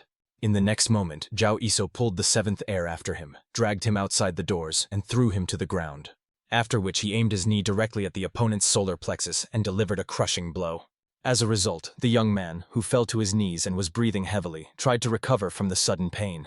The main character was finally convinced that Mao was an average scoundrel, which was exactly what one should have expected from him. But Zhao Iso could not let such a person get away with it so easily. As is known, in the cult of the Heavenly Demon there were 3 families occupying leading positions. Besides the duties of elders, they also served directly under the cult leader. For example, the prudent demonic sage, who was the intermediary from Mount Chung, the second elder Chong O-san. Also, the ruthless warlord, unmatched in bravery and loyalty, the third elder Meng Chulion from the Meng family. But the most respected among all those considered a level above the rest were the silent dragons Imuji, who held the position of the first elder for 4 consecutive generations. This is the first elder Nama Ilsen from the Ma family. It was Mao who was actually from this family, one of the most prestigious dynasties of the Heavenly Demon cult. As far as Chu Honren knew, the cult leader chose Mao purely by chance during his visit to the Ma family, after which the young man was adopted as the cult leader's foster son. Outsiders might have thought that the boy was incredibly lucky, and that his life path was strewn only with countless flowers. But in reality, this path turned out to be extremely thorny and filled with rotting poisonous weeds. After all, the 7th young master was actually an illegitimate child, looked down upon by everyone. He was even forced to sweep the family yard like the lowest servant. The hero recalled that around the same time, the Ma family was putting forward Ma Ishin, the eldest son of the first elder Ma Ilsen, for the position of the cult leader's foster son. That is why the Ma family was in complete confusion when he chose the illegitimate child who swept the yards. And he, despite all his shabbiness and worthlessness, attracted the attention of the cult leader himself. From the Ma family's point of view, it looked as if the servant and his master had suddenly switched places. But at that moment, for the public eye, the Ma family received the news with the greatest honor. They even held a lavish celebration on this occasion. However, Zhao Iso clearly understood that this was merely a performance for the public, so that their family would not fall in the eyes of others.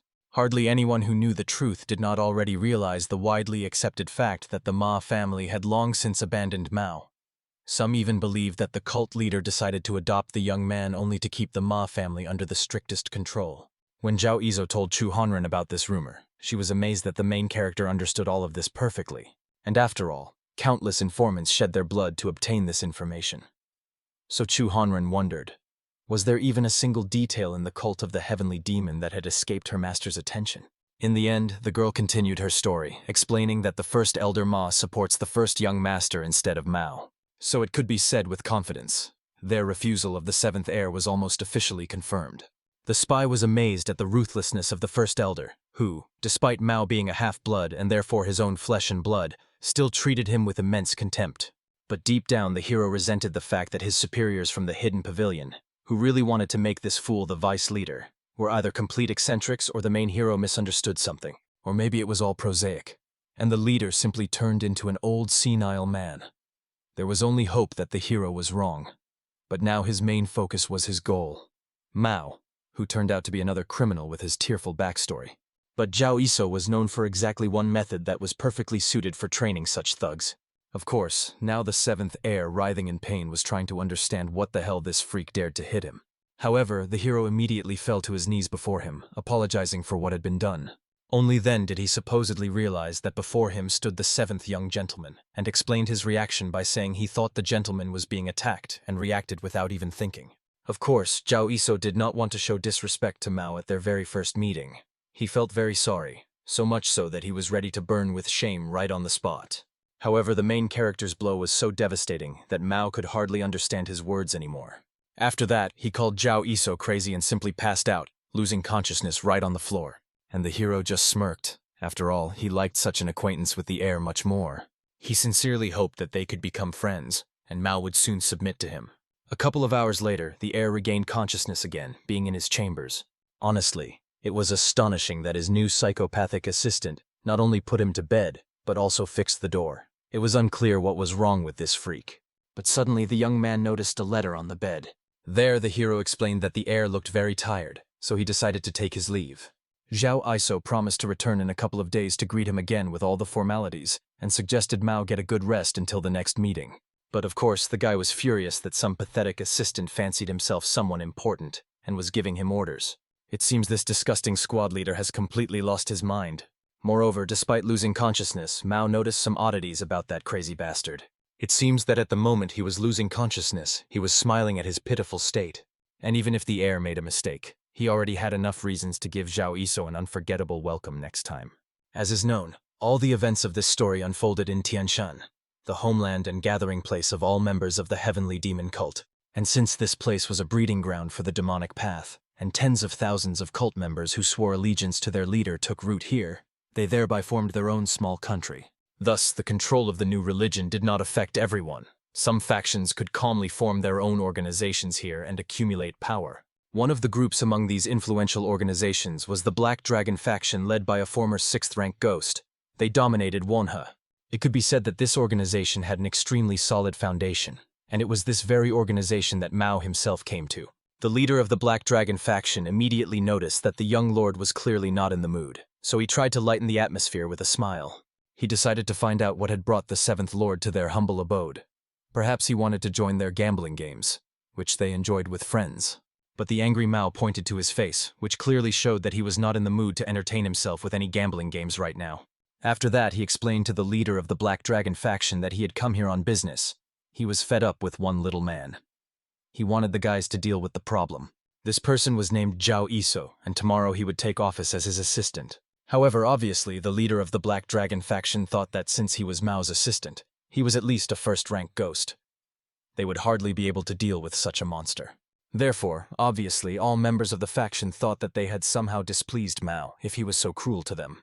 The leader hurried to explain that now, since they had taken on some ephemeral other task, they would not be able to help him with anything yet. Of course, if the matter was very urgent, they could pass this task to someone else. However, Mao, enraged by this news, broke the table they were sitting at in half with one blow. Obviously, the shock of those present was enormous, considering that the young man broke a 100-kilogram table with metal reinforcement with a single strike. Having demonstrated his strength, Mao threatened, "This is what will happen to these guys if they cannot help him." And immediately the faction leader declared that they had plenty of free time to help the 7th Lord with any problem. But in any case, he reminded them that they were ordinary trash, hardly able to resist the assistant of the young lord. Mao was surprised that the leader was so cowardly, although he did not learn the details that this person was a ghost of the 7th rank. Of course, it was hard to believe that such a weak person should become the assistant of the 7th Lord. But for the people of the Black Dragon faction themselves, this was wonderful news. They wanted to know where this freak came from, since obviously some 7th-rank ghost was unworthy of spoiling the young lord's mood. The leader himself promised to teach the boy a lesson he would remember for a long time. And, of course, Mao was eagerly awaiting the results of their work. He also asked to bring some stronger alcohol when they came to report on the completed task. When Mao left, everyone immediately saw him off with forced smiles as their greatest benefactor. But in their hearts, they were glad that this scoundrel had finally gone. After all, if he weren't the young master, they would have long since squashed him for his disgusting character. But in any case, the main thing was that he left. Now they only needed to gather people to squash that 7th-rank ghost, Zhao Iso. The leader was also curious about the assistant standing next to him. It seemed he was new, so he didn't know that only leaders could attend meetings with the young master. The newcomer immediately apologized to the faction head and ran away so as not to disturb them anymore. But the Black Dragon leader still couldn't recall when he had recruited such a foolish boy into the ranks. Of course, he couldn't remember, because that boy was the main hero himself. Zhao Iso was struck by the ignorance of the 7th Lord Mao, who always behaved like a big naughty child. However, for some unknown reason, the main hero was even pleased that Mao could not simply bow his head and obediently obey him. But it seemed this was even for the best. Otherwise, training the boy would have been far too boring. Finally, the next day, the members of the Black Dragon faction came to Mao's estate as agreed. The leader gathered all his strongest men. He promised that they would not mess up the order for anything and, as was said, would teach this guy a good lesson. At the same time, the strongest and most hardened of his fighters were already behind the gates. Although the leader of the Black Dragon did not want to boast, in the Tiger Dragon faction, which he once belonged to, a 7th-rank ghost would only be fit for the role of a horseshoe polisher. Obviously, this assistant was no match for his fighters, so the faction leader could guarantee that very soon he would be apologizing to the master. If, of course, that guy was very lucky and did not wet his pants out of fear during all this. But at that moment, hearing the screams behind the gates, they realized the main hero had finally revealed himself. Many hardened fighters had already lined up on the way to him, not allowing him to go further. And, of course, Mao could not help but be pleased with the unfolding scene of the squad leader's punishment. At that moment, The vice leader of the Tiger Dragon faction, nicknamed Som, approached the young man closely. He had heard that this kid dared to bother the seventh young master and had to pay for it. The main hero was quite surprised that an unfamiliar fighter with such widely set eyes, which looked both at him and at the sun at the same time, boldly reprimanded him. And upon learning that his name was Som, the young man realized this name suited him perfectly. However, the hero sarcastically remarked that a fish like a catfish had no place in the Black Dragon faction. He would understand if the man were an electric eel, but definitely not a catfish. And Som himself was extremely enraged that this bastard dared to compare him to some little fish, so, unable to restrain himself, he attacked. The leader of the Black Dragon faction, hearing the noise behind the gates, suggested to the Lord to come out and watch the scuffle. Although he told his men to wait for Mao himself to arrive, it seemed they could not hold back for long. Of course, the leader apologized for his men periodically acting as they pleased. Probably they had broken loose because they were too loyal to the Seventh Lord. However, to the shock of those present, Zhao Iso, having dealt with Som, was rummaging through his pockets. Moreover, he was quite surprised. For a bandit, that one had too few coins. There was hardly anything to take, only a small bundle of golden shimmering coins. Of course, Mao wanted to know how the hero managed to defeat this fighter. The guy then feigned the most plausible surprise at the arrival of the seventh young lord. Bowing, he properly greeted the lord as his new assistant, reporting the start of the first day of service. Although a little earlier, the seventh lord had caught him off guard, causing the protagonist to show disrespect to him. From this day, he intended to make amends. But Mao, obviously, did not believe a single word of his. Therefore, the seventh heir thought that this bastard was only joking, asking about his condition after that scuffle.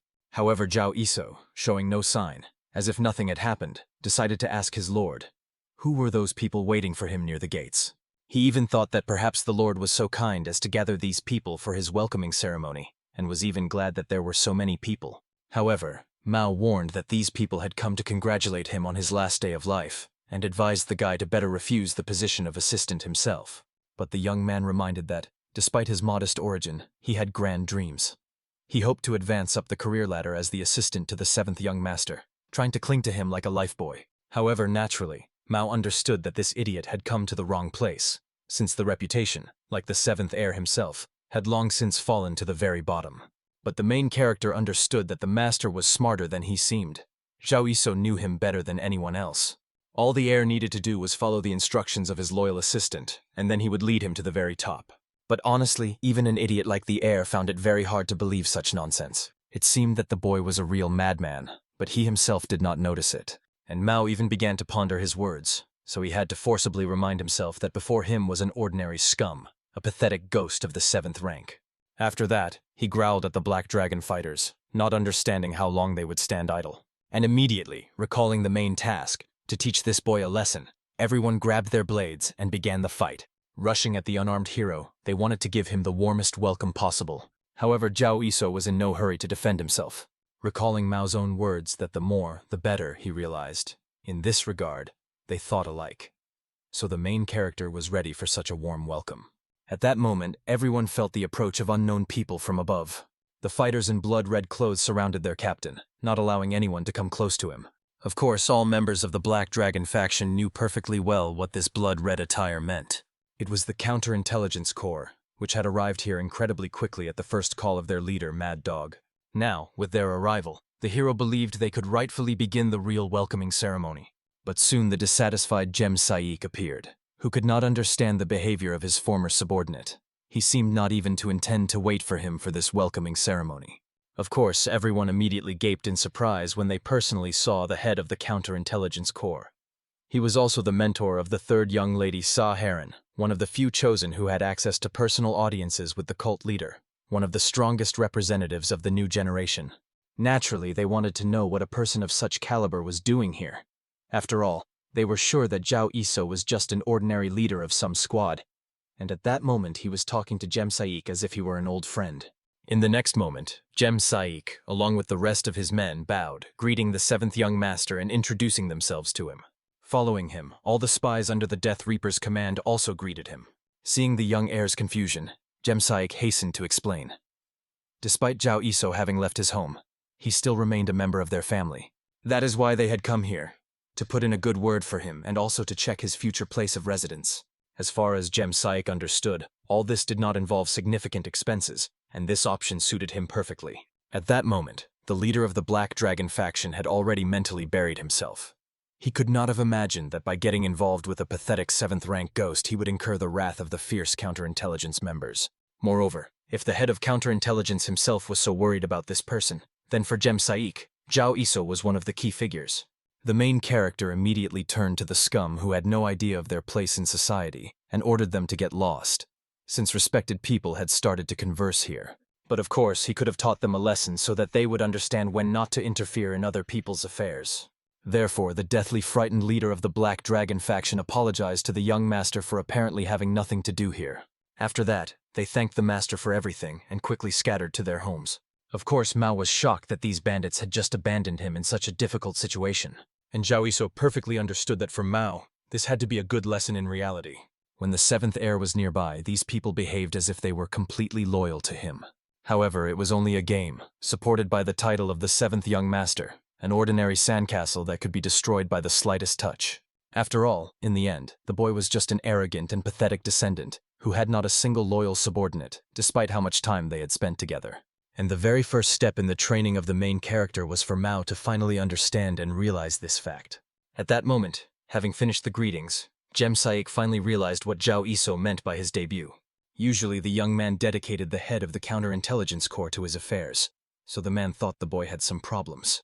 But it turned out that he simply decided to break the will of the young heir on the very first day. This approach was quite in his style. The main character thanked the head of the corps for his help, but asked him to leave. After all, although the 7th heir was his lord only in words, Zhao Iso did not want to make a big scandal out of it, and the man himself understood this perfectly. However, before leaving, he warned that if this job turned out to be too much for the main character, they were always ready to take him back. In the end, all the spies left as if they had never been there. Meanwhile, Mao, left puzzled, wondered who Zhao Iso really was. It was quite obvious that he was a rather influential figure, but this only gave Mao more questions about his new position. Moreover, it became interesting to understand what Zhao Iso's words meant about leading him to the top. However, the question seemed too obvious to the hero himself. Therefore, he reminded who was above everyone within the demonic cult. The vice leader of the demonic cult. The person who sooner or later would take the place of the cult leader and rule the entire martial arts world. The main character wanted to make the 7th heir precisely this vice leader of the cult. But of course, the boy thought that Zhao Iso had problems with his head, and he often heard similar suspicions about his madness. However, these were only unfounded accusations. Therefore, Mao considered the main character a simple talker. After all, he could not possibly make him the vice leader, especially being a 7th-rank ghost. It was obviously impossible. But Zhao Iso noticed progress. Although Mao called his ideas absurd, he still continued to consider various methods of achieving the goal. This meant that the boy was interested in the main character's proposal. Well, of course, the 7th heir fiercely denied it. He was simply curious to hear how much nonsense this bastard had come up with. However, Zhao Iso explained that to initiate the plan, he would have to tidy up a bit.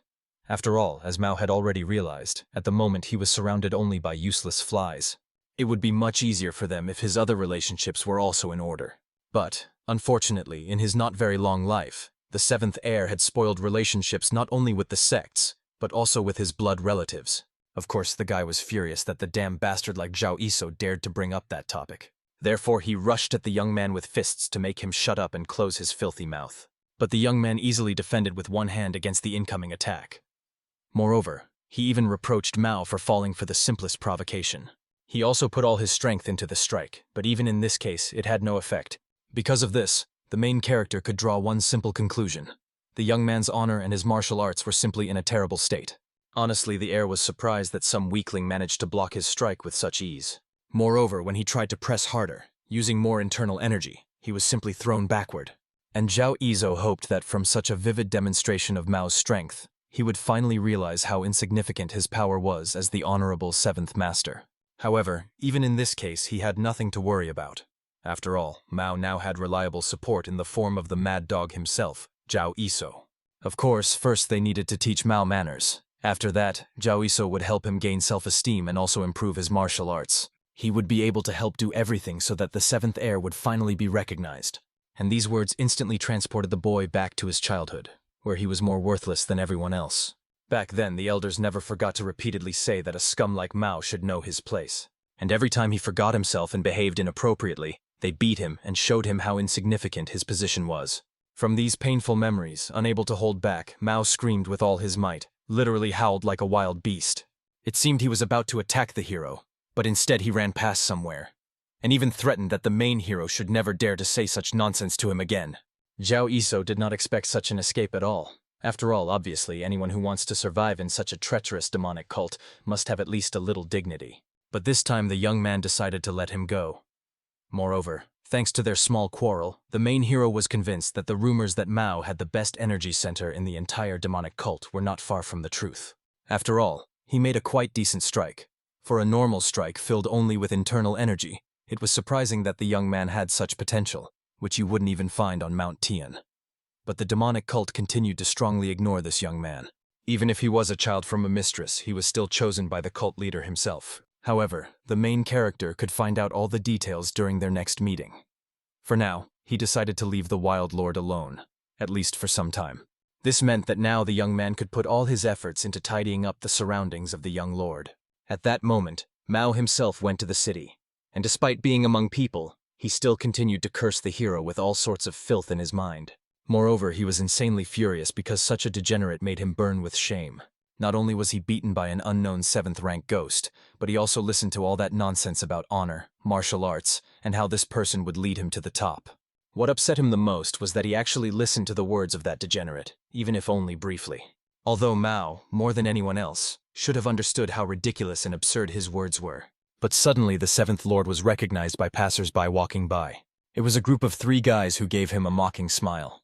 Moreover, it seemed that this trio was very glad to have met Mao in such an unexpected place.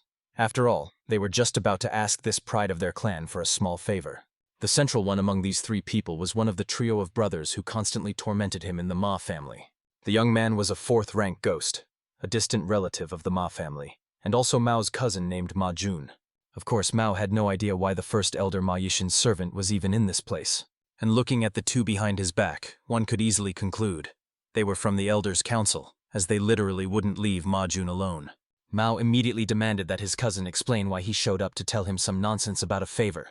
However, Ma Jun had heard that the 7th heir had a new assistant. He was curious where his servant had gone.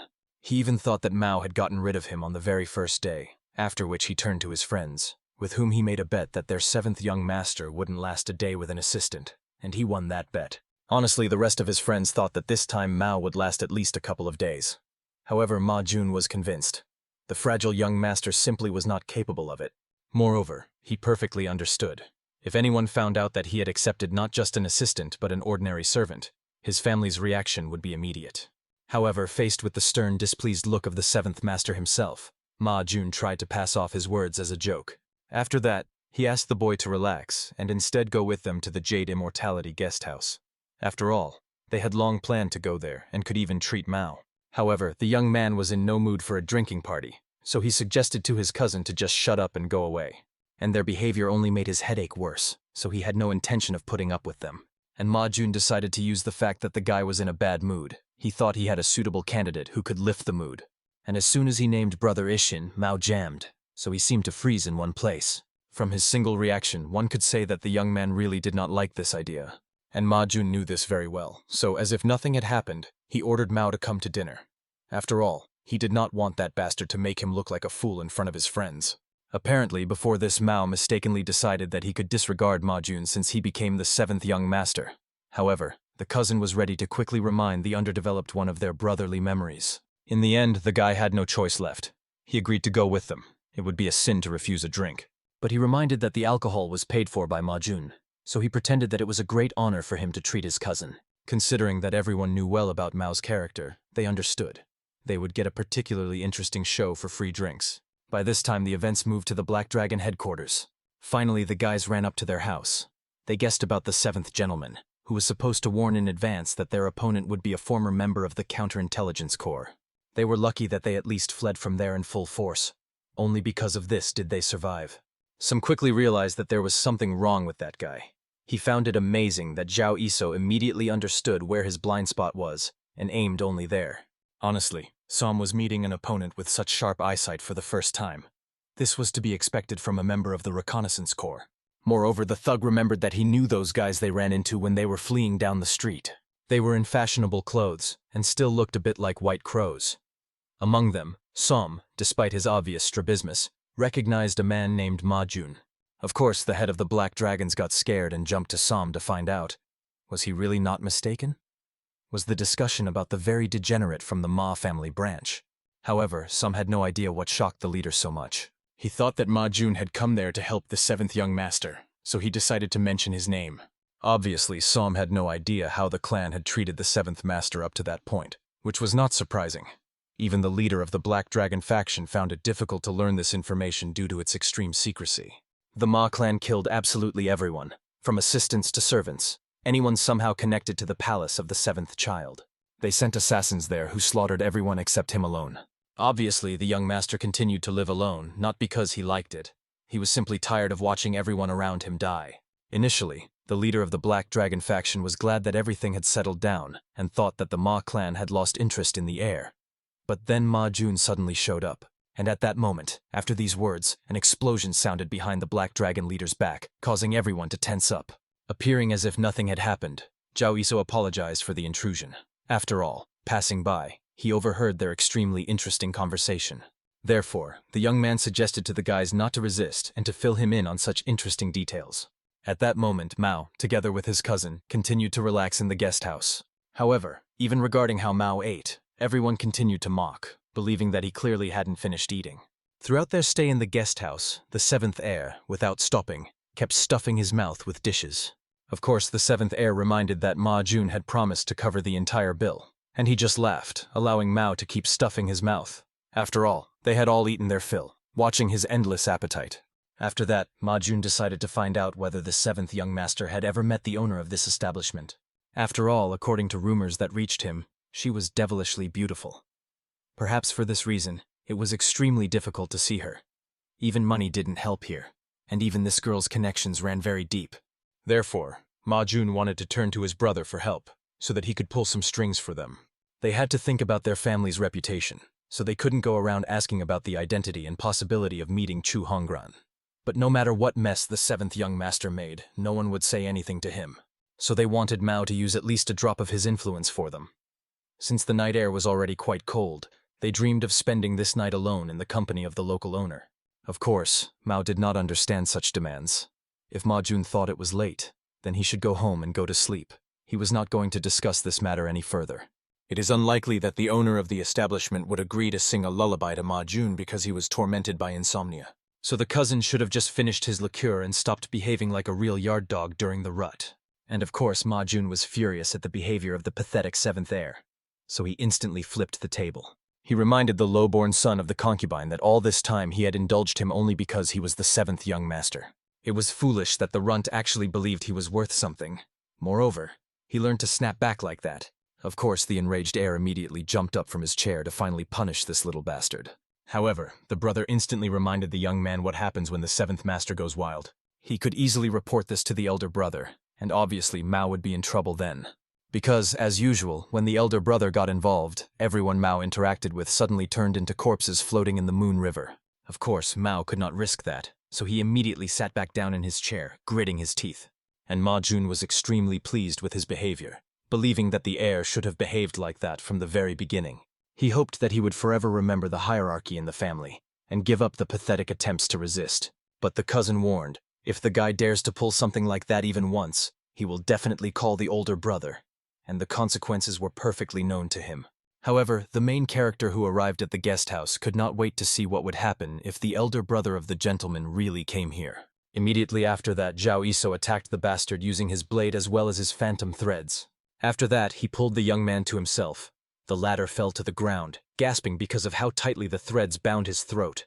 And the main character was not even allowed to get up, and he even stepped on his face with his boot. The young man himself was glad to have met the young gentleman, understanding that he had arrived just in time. After that, he publicly declared that his new assistant was ready to fulfill his duty.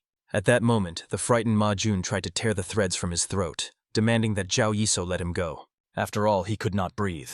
He was literally dying, already choking on his own saliva.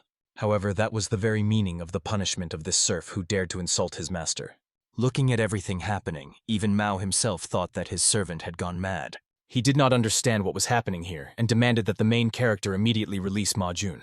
However, thinking about the fact that this idiot might die, to be honest, Mao secretly felt somewhat glad. Therefore, without even realizing it himself, he asked Zhao Yisou to strangle him a little more. But very soon he already asked the guy to forget his words and immediately release Ma Jun. Of course, the protagonist could not disobey the decision of the seventh young master. Therefore, since he was obliged to obey, he untied the ropes, allowing Ma Jun to take a deep breath of air. Obviously, he was shocked that this bastard dared to attack him and act in such a way. He was already intending to attack Zhao Yisou with his blade when the protagonist hit him again with his shoe right in the face. Immediately after that, as if nothing had happened, he approached the young master. He needed to make sure that he was okay and not injured anywhere. Of course, Mao noticed that in the situation they found themselves in, Ma Jun looked much more wounded than he himself did. And the protagonist was surprised that even in such a situation, the seventh heir was more worried about others than about himself. He, to be honest, was struck by the generosity of the seventh young master, which truly shone brighter than the full moon. So as an assistant, he was delighted with him. Zhao Yisou had no idea how the seventh young master could be so kind to a person who tried to harm him. Of course, Ma Jun went mad after these words. After all, he could not understand why Zhao Yisou even thought that he wanted to harm this bastard, the seventh young master. However, the main character could not describe what was happening in any other way. After all, the hero with his own eyes saw how Ma Jun hit the young master on the head exactly 5 times. The young man's eyesight was definitely reliable, so the hero had no idea what his cousin wanted to do if he wasn't trying to harm Mao. Of course, he excused himself by saying it was their family custom. And Zhao Yisou was furious that Ma Jun shamelessly admitted that such things had happened before. The despicable worm must pay with his life for such blasphemy. Ma Jun himself was furious at Zhao Yisou's antics and demanded an explanation from the seventh young master.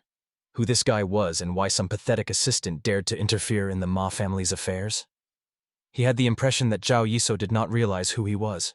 But the main character was well informed about Ma Jun, a member of one of the branches of the Ma family. But he considered him nothing more than a pathetic 9th-rank ghost who never managed to get an official position, and also a good-for-nothing freeloader living solely off the reputation of the Ma family. After that, he gripped Ma Jun's hand more firmly, where he held his blade, directing it at the seventh young master. And he obviously threatened that because the cousin had pointed a sword at one of the young heirs, he should lose his hand. Immediately after this warning, he knocked the weapon out of the guy's hands and attacked him with a fist to the solar plexus. That one, choking on his own saliva, immediately flew into the wall behind him. The main character, having pinned him down, pressed the blade to Ma Jun's neck, thus warning him of the consequences. He also warned that if his cousin values his life, he should choose his words more carefully when speaking to his master. And to be honest, Ma Jun was utterly horrified that some pathetic 7th-rank ghost possessed such power. Of course, he learned that this man was chosen by the third lady. It seems she was secretly involved in his training as well. In any case, whoever this man was, he was clearly a madly dangerous opponent. Ma Jun, almost in tears, begged the 7th Lord not to stand like a statue and to get rid of this madman. He also warned that the Ma family would not sit idly by after being treated this way, and that Mao would hardly be able to handle it afterward. He swore that he would not let this incident go unnoticed, would report directly to the head of the family, as well as the Ma elder, so they would definitely receive the harshest punishment. Saying all this, he shamelessly pointed his finger directly at the 7th heir. So the protagonist, without any hesitation, grabbed the young man's finger. Before twisting it, he reminded him that he had warned about the consequences. It was Ma Jun's fault for deciding to ignore his words. After that, he slowly, enjoying the opponent's pain, broke his finger. He also pressed a sword to his throat for trying to intimidate the 7th young lord, the adopted son of the supreme leader, an aristocrat, a 1st-rank ghost, merely by the name of the Ma family. Of course, the protagonist hoped that Ma Jun would remain just as brave and dare to repeat the same words before the leader of the cult himself. And when it came to the family leader, he surely meant Ma Ilsen, the 2nd-rank ghost. And Zhao Yisou could not believe that Ma Jun dared to threaten the 7th Lord with such an insignificant figure. This clearly showed the rebellious intentions of the Ma family towards the cult leader and the new religion. So he hoped that Ma Jun would not mind if the protagonist reported everything to the higher-ups. Of course, the frightened cousin immediately began to apologize, explaining to Zhao Yisou that he simply misspoke and did not mean that at all. But the young man could not believe such pathetic and ridiculous excuses. Moreover, considering that Ma Jun himself admitted he blurted out without thinking, the best solution was also to prevent a bigger mistake and cut off his damn talkative tongue right now. And Ma Jun could only beg the 7th Lord for mercy. Of course, he made a mistake and drank too much, but he swore he would never cross the line again. So he begged Mao to help him at least this time. However, the 7th heir himself, more than anyone else, knew that this guy was lying. Naturally, with a blade at his throat, he would beg for mercy in tears. But as soon as the danger passed, he would return to his old ways, because he simply could not resist it. This cruelty was in his blood. But even so, Mao could do nothing, so he ordered his assistant to throw this guy out. Because no matter how much the prince was angered by Ma Jun's words, everything he said was true. Moreover, they really would not be able to handle the consequences. So, after ordering the protagonist to release this guy, the seventh heir immediately headed for the exit of the guest house. Moreover, before leaving, he warned Zhao Yisou that if they continued to threaten Ma Jun, or even did something to him, then most likely, as a consequence, about half of the Moon River village would be buried.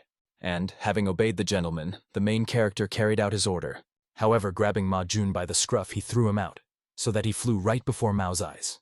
After which the boy with all his might broke the window with his body and fell outside directly onto the ground. His friends, who had come together, could only look down fearfully, and thank God, confirmed that he was still alive. But Zhao Yisou, looking at Mao's stunned reaction, had no idea why the seventh young master was so surprised. After all, he himself ordered the hero to throw the boy, and the main character did exactly as instructed. However, looking at Zhao Yisou's smile as if nothing had happened, the heir only became fully convinced of his complete madness. Of course, Mao meant that the assistant should have let him go himself, not thrown Jake out the window. At that moment, the unfortunate boy's body lay sprawled on the ground after falling from the second or third floor. Meanwhile, Zhao Yisou was apologizing to the young master for misinterpreting his words and promised to listen more carefully to orders next time. After that, the main character looked back at two more onlookers, who had long since been supposed to leave the stage, and ordered them to also take their comrade lying outside. Of course, these two could not believe that the assistant was addressing them. However, Zhao Yisou kindly offered to help them exit the guest house. They immediately got scared to death and, heading towards the exit, fearfully wished the seventh master to have a good time with his new assistant. Finally, when they were alone, Mao panicked. He thought that this madman clearly did not understand what monstrous consequences they would face after such a stunt. However, the hero calmly reminded that he, as an assistant, was only fulfilling his duty as a trusted person. Then Mao reminded this fool that the guy whom the main hero had just thrown out the window was the right hand of Brother Mason. This meant that Zhao Yisou had just offended the heir of the greatest Ma clan, the pillar of the demonic sect. And as was widely known, this guy never forgave those who dared to challenge him. The hero had to understand what this meant. A real slaughter was coming. The best assassin guild under the patronage of Brother Mason, a whole gathering of the craziest cutthroats, was already after the main hero. And all this to tear him into small bloody pieces. Obviously, these creatures did not respect that fool Majingo, nor anyone else, and they would stop at nothing. They would kill the hero in the most terrible way imaginable. So if Zhao Yisou wanted to survive at least one more day, he should immediately flee from the village Manhwa. It would be better to return to his spies and hide, or even leave the Tian Shan Mountains and perish where these psychopaths would not find him.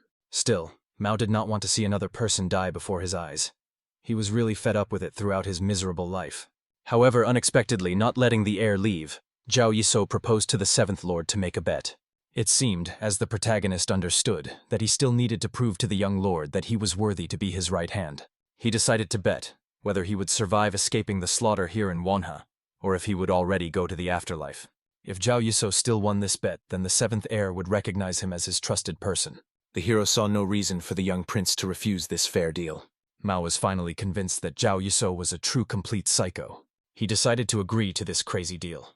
After all, if the assistant was so desperately eager to die, even the heir would not be able to stop him. The seventh lord only asked that the hero would not cry later that no one warned him about anything.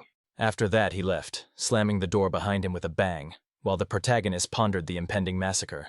Somewhere at the same time, in the dense forest, a man was sitting, resting on a huge stone. Suddenly, a hawk appeared to him, which brought a sealed note on its paw. It was an order from the boss, who had not contacted the leader for a long time. At that moment, the elder brother was approached from behind by his younger colleague. Seeing the hawk, he quickly understood. It seems they already have new prey for today. To great regret, although today they searched through everything and everyone, inspected the carts and rummaged through the corpses to the last thread, these bandits found nothing valuable. The so-called merchants were carrying only a bunch of worthless junk, and they themselves turned out to be as naked as hawks. They didn't even have a penny on them. Therefore, the younger one decided at least to take these people with him as slaves. At least there was a woman with a child, for whom they could get a good price if sold as merchandise. And the man, hearing these monstrous words, fell to his knees, not understanding what this scoundrel was talking about. After all, the bandits promised that if the merchants gave them the carts, the robbers would spare their lives. The unfortunate man could not believe that they had committed some sin, since they decided to settle accounts with them in this way.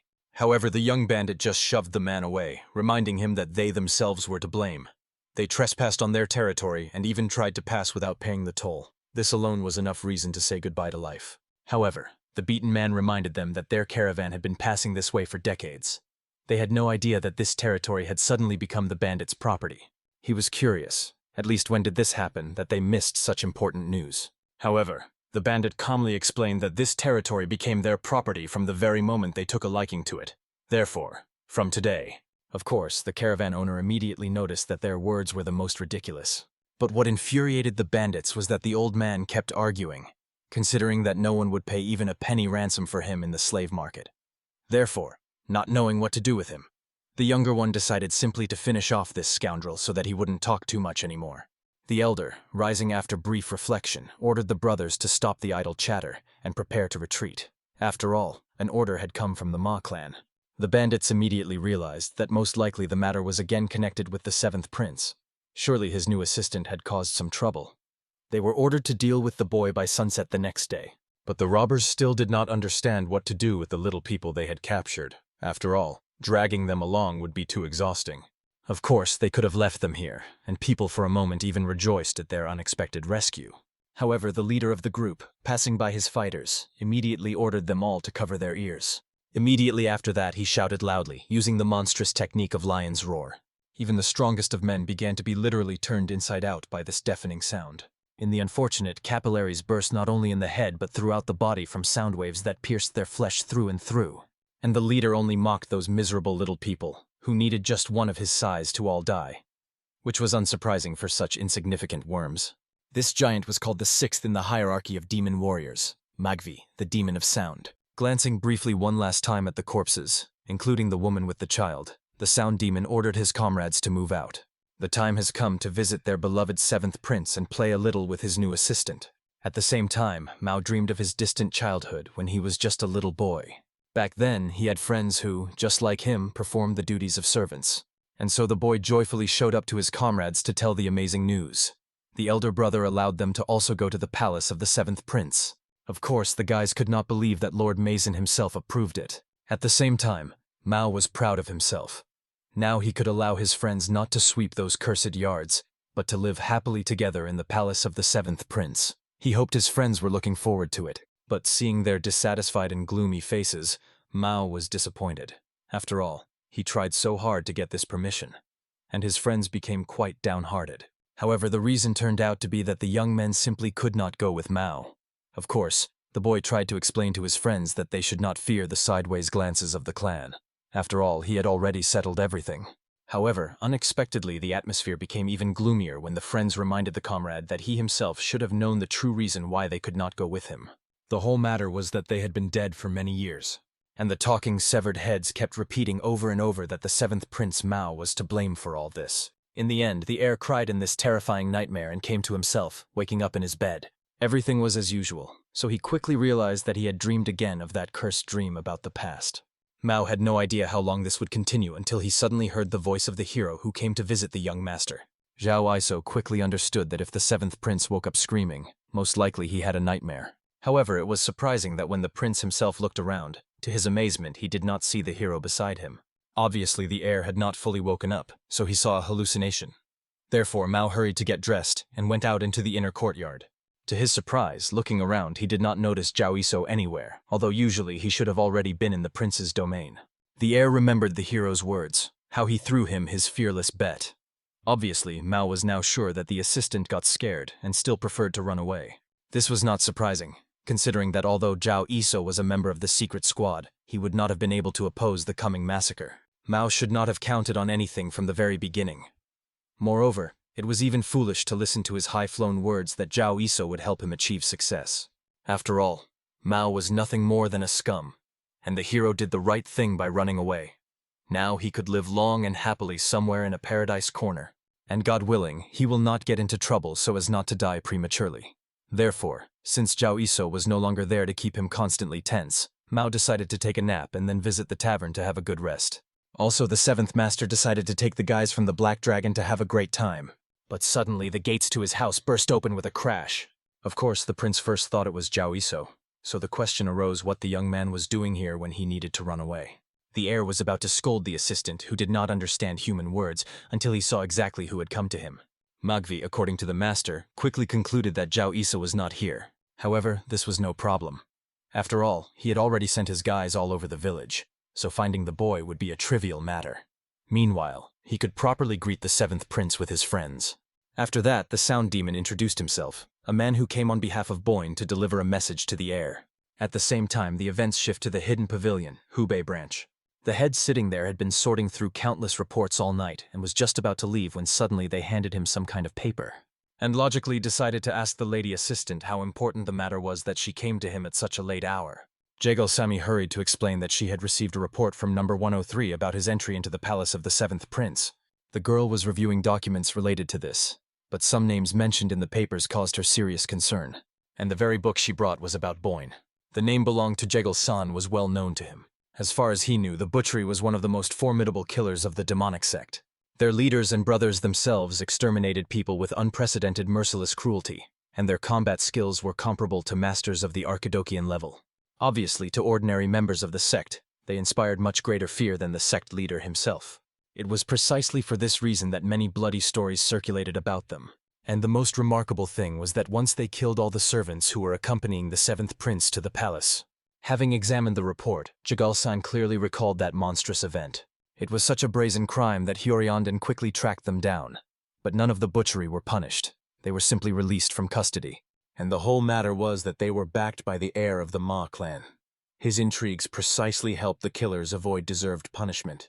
And the purpose of all this cruelty was to make the upstart placed in the sect clan understand not to get conceited relying on his status. And judging by the fact that no new servant has come to the seventh prince's palace so far, the warning worked splendidly. Jegal-san immediately realized, in other words, number 103, who became the assistant to the seventh prince, could soon become a target for the butchery. And even without the brothers, this organization was already destroying masters of the highest level. Therefore, Jegal-sami was worried. What if it comes to a confrontation? Agent number 103 will not last a moment and will be doomed to certain death. At that moment, the members of the butchery searched the entire city. They gradually gathered towards its center, like a pack of hungry dogs.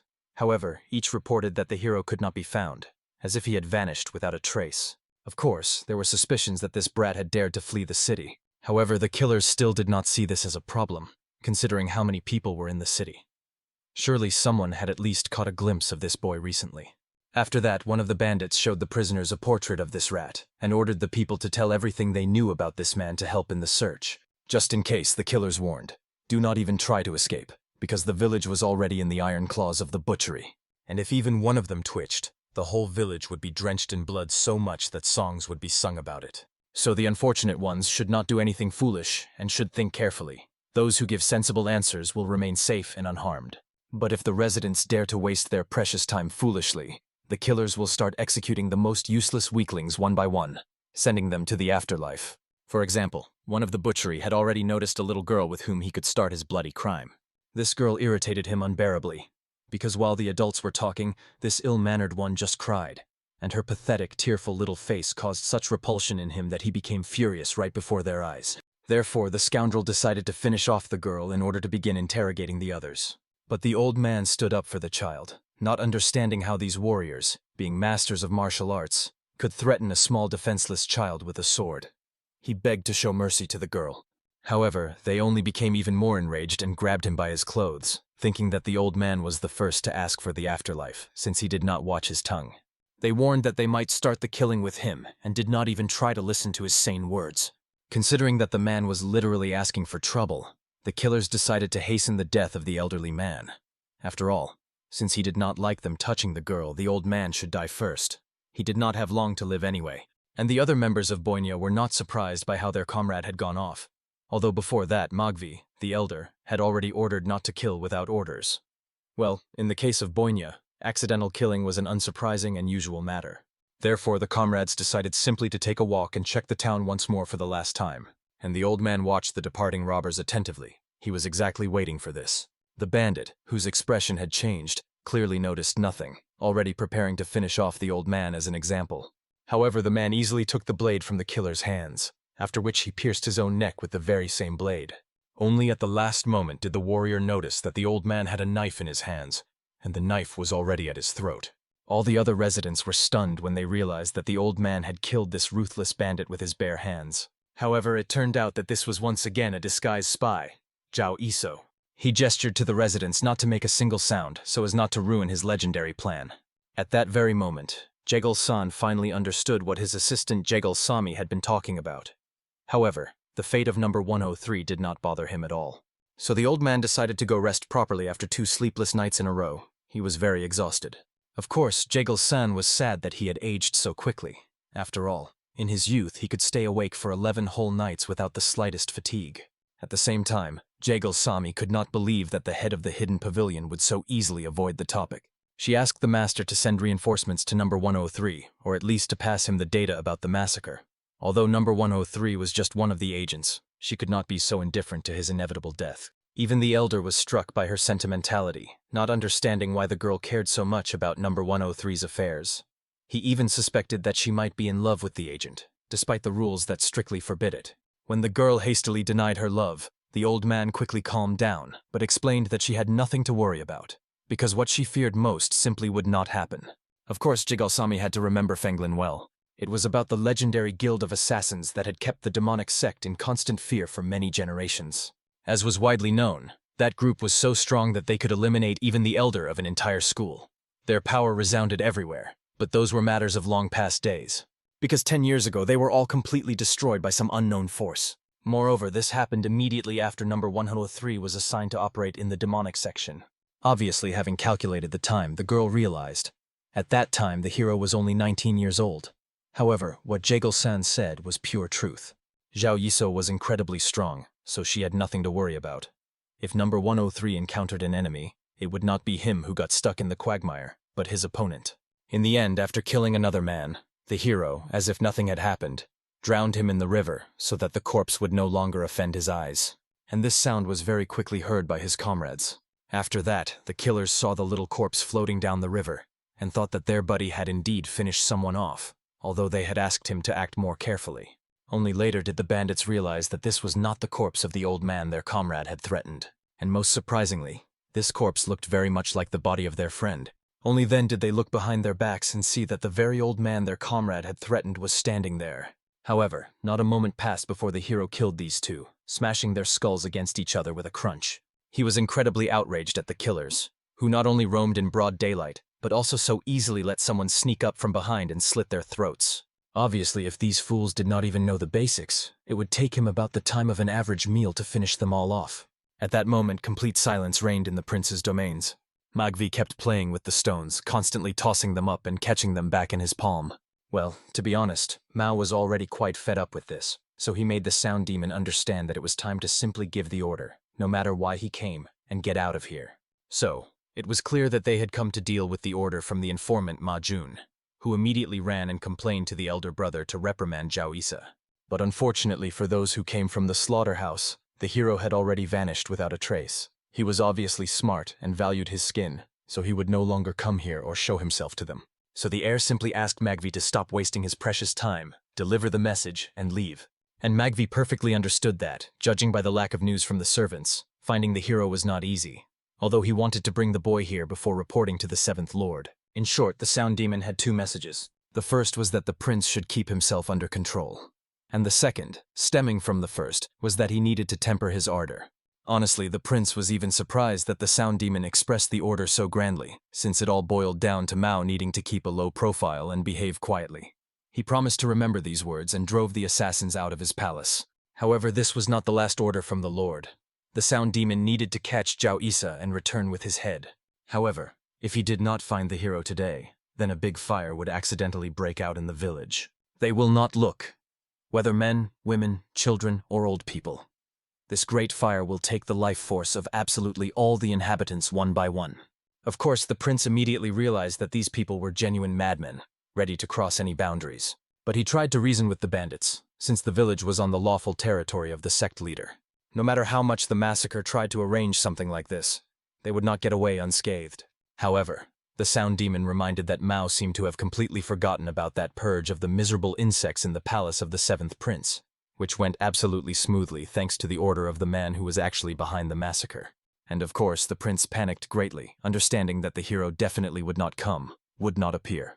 The young man had no obligations to him to take reckless risks. Therefore, the seventh lord ordered that these people stop venting their anger for no reason. They needed to calm down. However, the sound demon calmly explained, the hero would have to appear in any case, so that a fire would not accidentally break out. After that, the killers left to visit the market and fill their bellies with something tastier. Mao panicked greatly, not knowing what to do so that innocent people would not die just like his friends did. And of course, the heir again believed that all this guilt, as before, lay only on him alone. Well, the guy could no longer endure this. He had to stop these people, even if he died himself. But unexpectedly, blocking the way for the little people from the butchery, the hero himself returned to the prince's estate. After which Zhao Iso, as if nothing had happened, asked his young master to temper his ardor a little. He sensed Mao's malice from a kilometer away. However, if the young master personally got involved in such trifles, it could harm his majesty. If something irritated the seventh prince, the right thing was simply to give the order to the hero. One single word from Mao about killing was enough. Then Zhao Iso would wipe all these people off the face of the earth in the blink of an eye. Of course, Mao was in complete shock that the assistant had come to him. After all, the heir had clearly ordered him to run if he wanted to survive.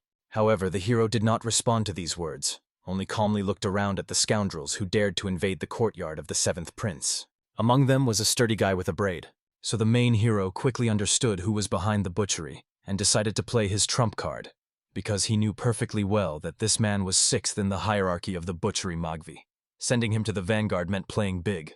However, while the hero tried to recall the nickname of this odd fellow, he made Zhao Iso realize that the kid had already miscalculated twice. Magvi found it hard to believe that the assistant had come here on his own, let alone that he had come on foot, not beaten and in chains. After these words, Zhao Iso was convinced that Magvi was as stupid as he looked. In principle, the main hero did not expect more from him. After all, he had long figured out that the sound demon would come here. Mao himself could not believe that the assistant knew that Magvi would come here. After all, it was akin to something impossible. The fighter himself realized that for the seventh demon, Zhao Iso was clearly not without talent. However, Magvi warned that the village had long been under the control of his people, so he wanted to know, what trick did the hero pull to slip out of there alive and even uninjured? And Zhao Iso almost laughed at the nonsense that Magvi was spouting right in his face. After all, to come to his workplace he needed no tricks. All he did was simply walk past them, and they couldn't even put up a fight. Thus, the assistant ended up here. This task was as simple as could be. However, the hero could not help but notice that there was an awful lot of trash on the road today. But that still would not stop a real man from fulfilling his duty. After that, he turned to the biggest piece of trash of all those he had encountered on the way today. And because of Magvi's brazen words, he was convinced. The rumors that the hero came from the spy department were true, for his bold tongue was no ordinary one. At the very least, he could pay tribute to this young man and finish him off with full seriousness, and at the same time burn the entire village to the ground. All so that the guy who interested him would not be sad that in the afterlife he would be completely alone. After that, the man took a deep breath and shouted at the hero. His subordinates and even the young master himself hurried to cover their ears at this piercing scream. However, Zhao Iso continued to stand unflinchingly, even though Magvi was really on fire today and was yelling at the top of his lungs. Even his friends and subordinates, whom the sound did not directly affect, found it hard to bear his scream. So it felt like the hero's insides should have already been torn apart. The frightened Mao just kept screaming, demanding that Magvi stop. After all, this man was not his assistant. He also promised that he would not take anyone as an assistant, and declared aloud, they could pass this on to the elder brother. From now on, he would live quieter than a dead mouse, half alive and unnoticed. However, Zhao Iso, having contacted the young master using sound transmission, made it clear that he should shut up and not disgrace himself.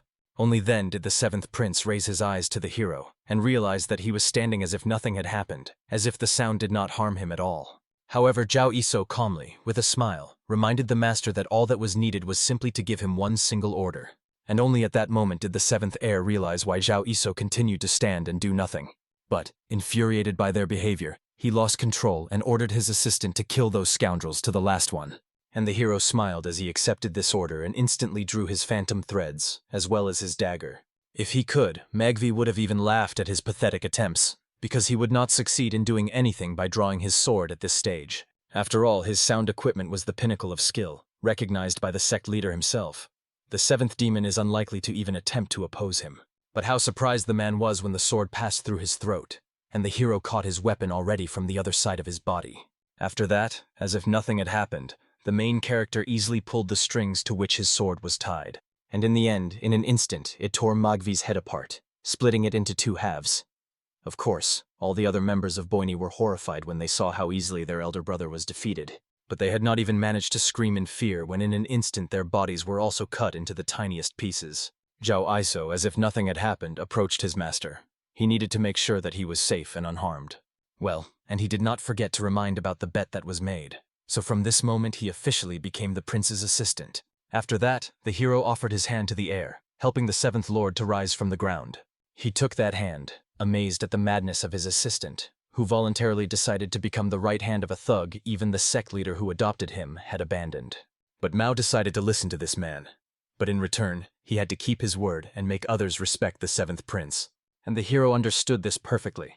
He promised to fulfill his part of the deal. After that, he solemnly swore to the young master of the sect to make him the next leader. The events moved back 2 hours to the clash between Zhao Iso and the butcher. The frightened leader of the Black Dragon faction fled with his close associates, recalling the proverb, "If you get involved with the spy department, 3 subsequent generations will suffer," and this turned out to be pure truth. The leader of the Black Dragons could not have imagined that the butcher would break in at dawn and start spouting such staggering nonsense. It turns out the hero had recently come to the Black Dragon and explained that the butcher would come to the village this morning to intimidate the Lord. From these words, one could conclude that the Ma clan was up to some game again. Well, Zhao Iso did not inform the leader of the Black Dragon of all the details. He simply asked these guys to run as fast as they could and report that the butcher was threatening the people from the village, and they needed to run to their former workplace called Hyoryondan. Hyoryondan was also called the Hall of the Tiger and Dragon, part of the sect's highest authority. Hyoryondan was an armed force responsible for order and governance in the Tianshan Mountains. If they appeared, even the butcher, backed by the Ma clan, would not dare to rampage. And obviously, the leader of the Black Dragon faction understood that they had to bring fighters quickly, according to the assistant's plan. But first, exhausted, they decided to rest for at least a couple of minutes. They had been running since dawn, during which time they had not taken a sip of water, so Somu felt like he might die prematurely. However, the leader understood, no whining. Because if the hero found out about this, none of them would be spared, especially considering that the butcher was not some kind of barbecue vendors. If they come, it won't be just a couple or 3 wounded. At least dozens of villagers will die. However, while he was saying this, a man suddenly approached them and asked the travelers to tell more about the massacre. The head of the Black Dragon immediately noticed that this man had a belt with an embroidered tiger, a black-orange battle robe, and an aura that literally made legs buckle. Moreover, the man was angry that the leader of the Black Dragon faction had left Hyoryondan for the life of a bandit. Also, he had come here with such audacity. But for now, they had to answer his question. Was it true that the massacre, those inhuman creatures, dared to threaten the people of their sect? The one who asked this was the 2nd demon and the head of the Hyoryondan organization. At the same time, Mao, having come to his senses, realized that his assistant had taken on a serious matter. Therefore, looking around the garden of corpses in his estate, he had no idea how to start clearing up this nightmare. However, suddenly, when the young man wanted to go down the stairs to inspect the mess, he was seized by intense pain in his leg. It seemed he had strained his leg badly, causing cramps as if he were burning in hell. Zhao Iso barely suppressed a smile that appeared at the master's behavior. After that, he knelt down beside him to start pressing the right point and relieve his pain. But obviously, the newly appeared head of Hyoryondan, not understanding what was happening, attacked the hero, rushing from behind. All because he wanted to punish the man who dared to touch the body of the 7th prince. But to the great surprise of the attacker, Zhao Isu managed to defend against this sudden attack. He quickly realized that the guys from the Black Dragon, whom he sent, had clearly overdone it. Although he ordered to call the members of Hyoryondan, he never thought that the head himself, Ji Daeho, would appear here.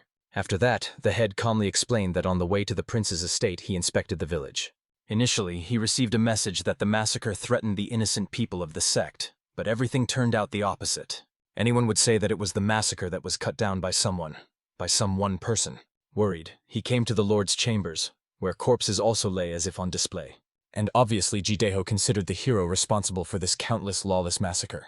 And in principle, the guy could not say that the man was very wrong, although he warned that he had his own circumstances to act this way. Even Mao defended the assistant, explaining that a misunderstanding had occurred. However, when the heir tried to get on his feet to have a normal conversation with the chief, the pain once again gripped his entire body. After that, he began rolling on the ground, clutching his injured leg.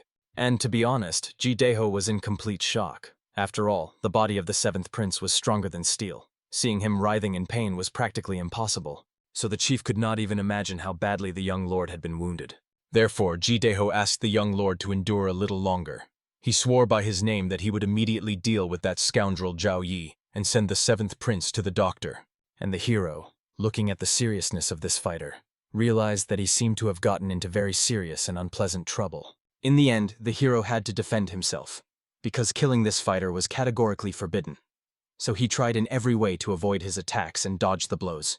Jidaeho immediately realized that although the opponent seemed to him a mere trifle that could be dealt with in a single blow, he turned out to be not so simple. After all, some weakling simply could not have taken his fist right in the forehead and still remained intact afterward. Therefore, having confirmed that the opponent was not a simpleton, Jidaeho became even more interested in testing what this enemy was capable of. The more he attacked the young man, the more he understood that his abilities were clearly not accidental. This man met each of his strikes in the most precise way, without the slightest unnecessary expenditure of energy. If the guy relied on brute force, the leader would not be surprised. But this young man was not even 30 years old, and he already mastered flawless high-level technique. After that, Jidaeho decided to test him one last time and attacked the hero straight in the forehead with his foot. However, Zhao Iso dodged the attack, which impressed the opponent even more. But Jidaeho dealt a deadly blow with the true intent to kill, and the protagonist escaped this attack with astonishing ease by using his thunderous energy. So Jidaeho even had to apologize for his imperfect judgment and underestimating a hero-level warrior. Therefore, now the leader decided to pay him due respect and unleashed his true power in this fight. Observing the incredible power of the enemy, the hero was even surprised. The leader of Hyurenden was inhumanly strong. And despite all this, he fought only for the 30th place in the sect hierarchy. Moreover, Zhao Yisu had no choice but to use his thunder technique, which he had wanted to save for later. But it won't work. This opponent demanded total commitment even in a single strike.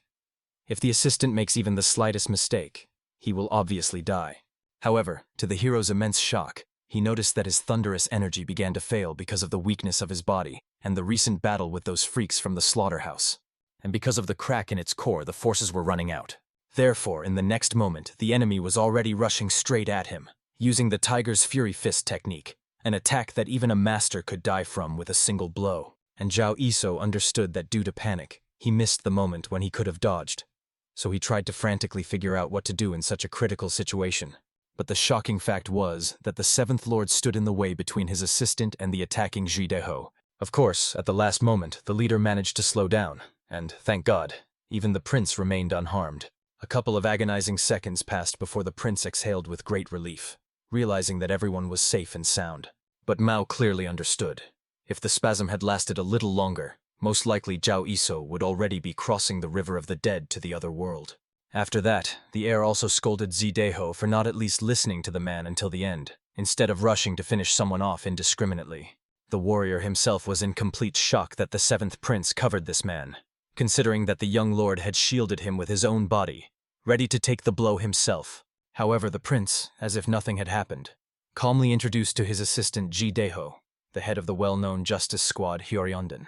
After that, he introduced to Jidaeho his new personal assistant Zhao Isa, as well as the first person he had let into the seventh prince's palace in a very long time. Soon Jidaeho learned the true picture of what had happened and examined Mogvi's body. Judging by the severed head, he was killed by a very unusual technique.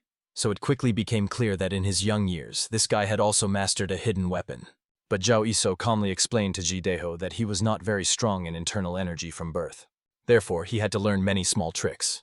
After all, obviously, surviving in the demonic sect with his fragile body otherwise would have been damn hard. The hero Jidaeho's skill could not be called tricks at all. After all, even his fist and foot technique was on par with the boy, who called it merely pathetic tricks. So the more the head of Hyurenden thought about this young man, the more mysterious he appeared to him. Now Jidaeho began to understand why the seventh prince allowed this guy to get close to him. Everything was falling into place. The hero hoped that he would not be accused of using hidden weapons in the fight between sect members. However, Jidaeho knew very well that in the Tianshan Mountains this was common, especially for the safety of the master, so there were no problems at all. However, given the extreme seriousness of this matter, it was impossible to neglect the investigation and the report on today's events. And this meant that the rumors would reach the Council of Elders. Then problems could arise with the Ma clan. This news frightened the heir, but the assistant hastened to report that it suited them perfectly. After all, the hero had left living witnesses in the village, so Ji-Daeho could take them with him, interrogate, and compile a flawless report. They also had to find the main culprit behind this attempt to suppress the sect leader's adopted son by force and hold him accountable. And, of course, obtain official apologies and compensation. And although Ji-Daeho perfectly understood what the assistant was aiming for, he warned that it was not as simple as it seemed. But the boy did not agree with Ji-Daeho brushing off the problem. After all, the hero himself simply did not notice the reasons and difficulties mentioned by the leader. The evidence was clear. The circumstances and witnesses were also present. So the situation was extremely clear.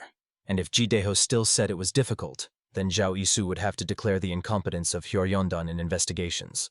And that meant he would have to file an official lawsuit, because he would have no other way to prevent this situation from being covered up. Seeing the tension between the two, the seventh prince intervened, who did not understand why the hero was so stuck on this point. After all, the heir had no idea what they would do next if the conflict escalated to incredible proportions. Therefore, he himself would like them to just cover up this conflict this time and live peacefully. However, the assistant did not consider this right. If they had already dared to attack, then the matter had to be brought to an end. Otherwise, those worms who did not know their place would again come crawling to the seventh lord. And the young lord could believe. Next time, the methods would be much dirtier and harsher than today. Obviously, the young lord did not want this at all. Therefore, the matter was closed. Zhao Yizhou immediately hurried to bow before Ji-Daeho. Now that his lord had clearly expressed his intentions, he was counting on the leader's help. The hero very much hoped that in the name of his own reputation and the reputation of Hyoryondan, he would achieve compliance with the sacred laws of the sect. And to be honest, Ji-Daeho was amazed that this young man was not only a master of martial arts, but also possessed impeccable business skills and eloquence. And the way he treated the seventh prince, this notorious scoundrel, as if he were a child, was astonishing. From all this, the leader could draw the conclusion that was obvious. An unusual person appeared in the palace of the seventh prince. This meant that the Tian Shan Mountains would soon become very heated. In the end, the Bao Ji-Daeho promised that he would do everything possible at his level. Of course, he could not promise that the matter would not be covered up at the top, but from his side, he would do everything to publicize what had happened. The leader also apologized to the seventh young lord for the trouble, and promised to send people for cleaning, so the heir should wait a little. And of course, Mao was insanely embarrassed by such respect from the leader, while the latter promised the prince to contact him as soon as the crime investigation was completed. After that, Ji-Daeho bowed and immediately disappeared, so his trail instantly went cold. And even after this short conversation, the seventh prince was unusually exhausted, which was not surprising, considering what an eventful day it had been for these two today. It was striking that the hero sympathized with the prince, considering that it was Zhao Yisou who was the instigator of the main commotion, either slaughtering the butchery or demanding official apologies from the Hyoryondan clan, right in front of the leader. Mao was curious about how Zhao Yisou was going to handle future problems. Surely he must have had some kind of plan, right? However, the young man was simply focused on keeping what they had under control and achieving what they lacked. Of course, there were only two of them for now, but the situation would change very soon. And at that moment, immediately after these words, frightened members of the Black Dragon faction showed up. Their leader hurried to report to the prince and Zhao Yisou that they had completed a special assignment and rushed back to report. They were, of course, very glad to see that both lords were in perfect order. And the hero barely held back a satisfied smile, realizing that it seemed there were far more than just two of them now.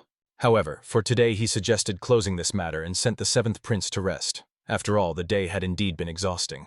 Whether Zhao Yisou was running, fighting, or just talking, all this time spies were watching him closely, while the conflicts were happening in the seventh palace. Soon this spy returned to the third princess's domain, reporting everything that had happened to her.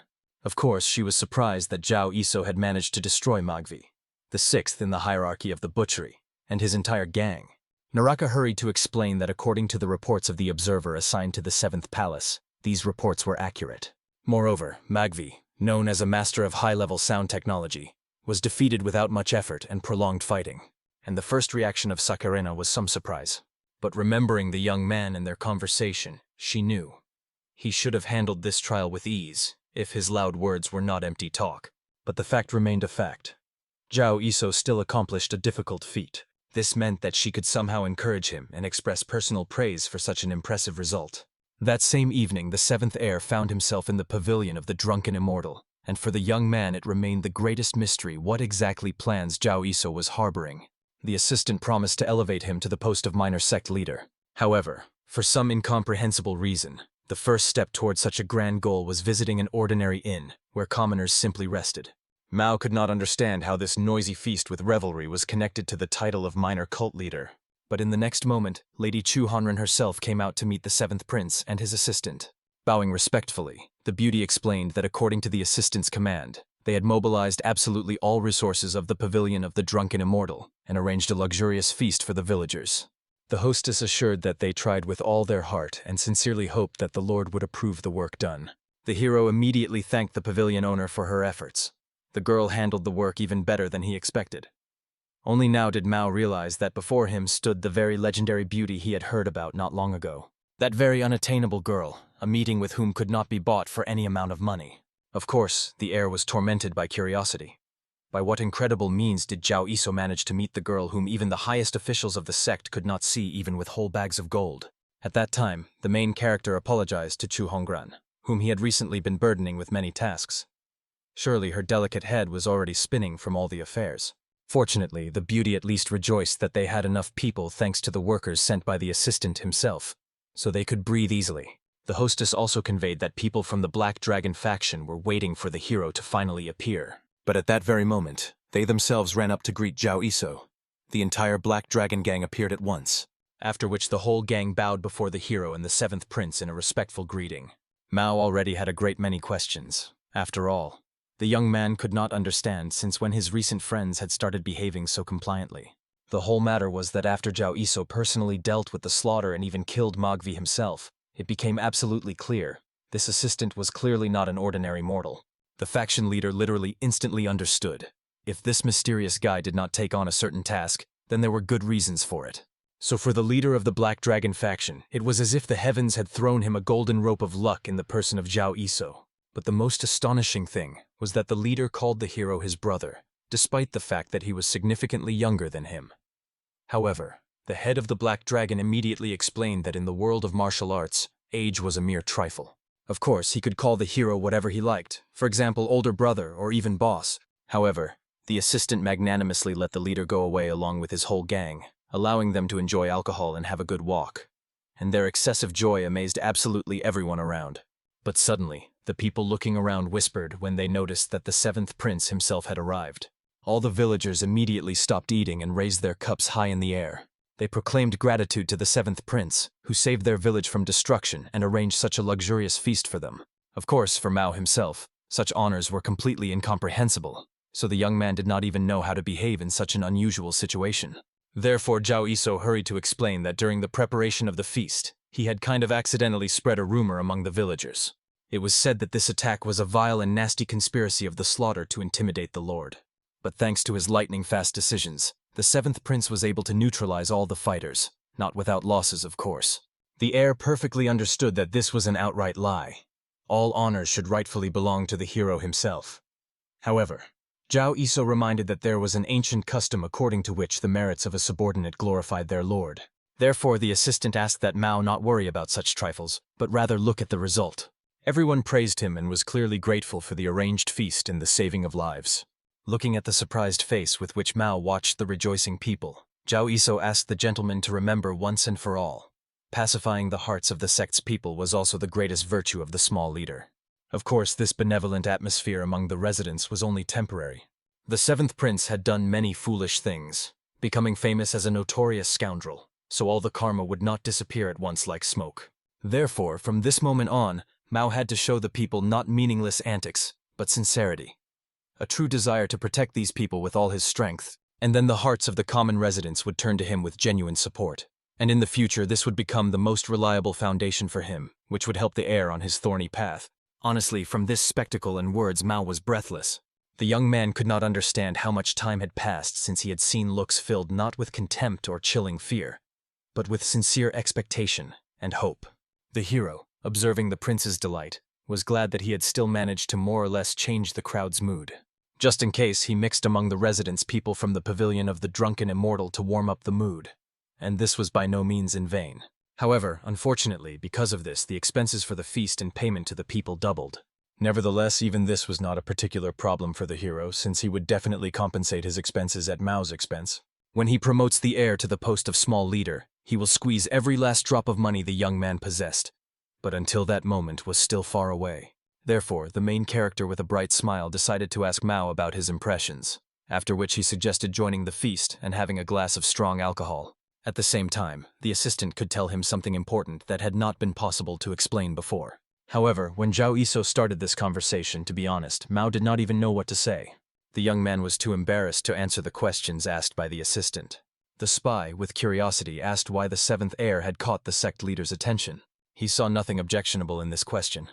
After all, before making plans on how to make Mao the young leader, Zhao Iso, as an assistant, needed to understand how much the young man was aware of his current position. Therefore, the hero asked Mao not to complicate things too much and to tell everything as it was directly. To be honest, the guy had never seriously thought about it and considered that perhaps the reason lay in his cool appearance. Obviously, immediately after these words, both fell silent, not knowing what to say. The first to break the silence was the disappointed hero, who explained to Mao as carefully as possible that he did not look that cool at all, but still praised the heir for such an excellent sense of humor. Although, if you think about it, perhaps Mao did answer this question in part. The answer was just not deep enough to fully capture the essence of the problem.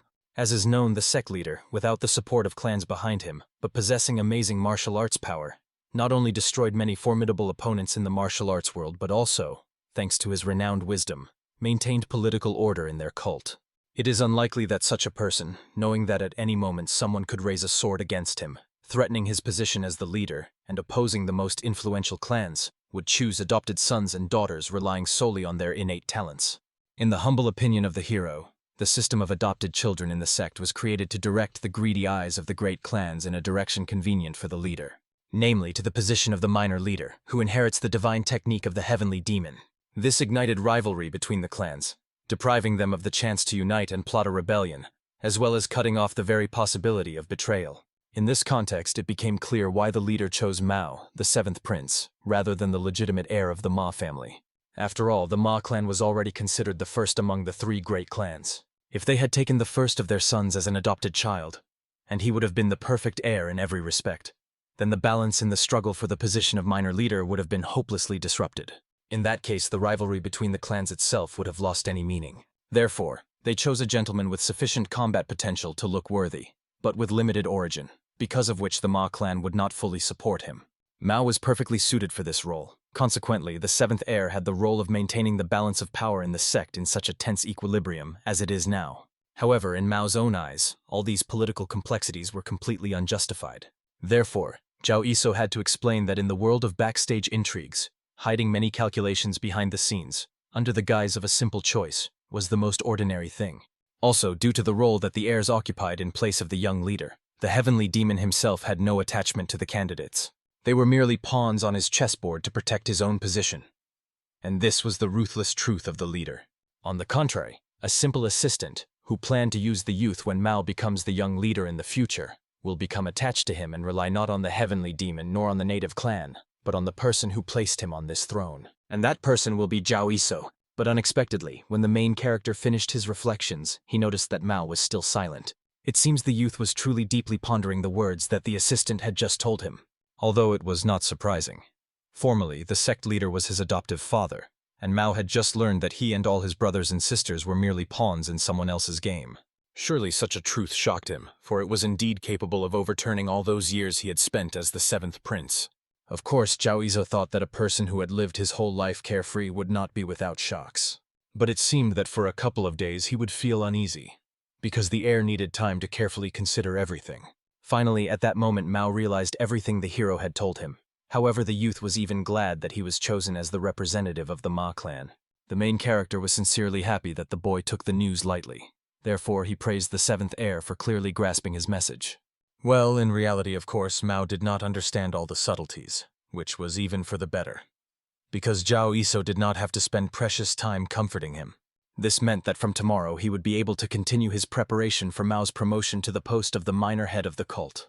But the girl who suddenly appeared in their chambers with a slight smile noted that the gentlemen were having a very noisy time. They should have informed her earlier that there was such a commotion here. Then she would not have thought to come here at such a late hour. However, Zhao Iso pretended as if he was even offended by these words. After all, as is known, the more guests at the feast, the better the festive atmosphere. After that, the assistant warmly greeted the master, explaining that they had been waiting for her arrival with the greatest impatience. Immediately, upon hearing the mention of the master, the seventh prince jumped up, not understanding how this man could be here.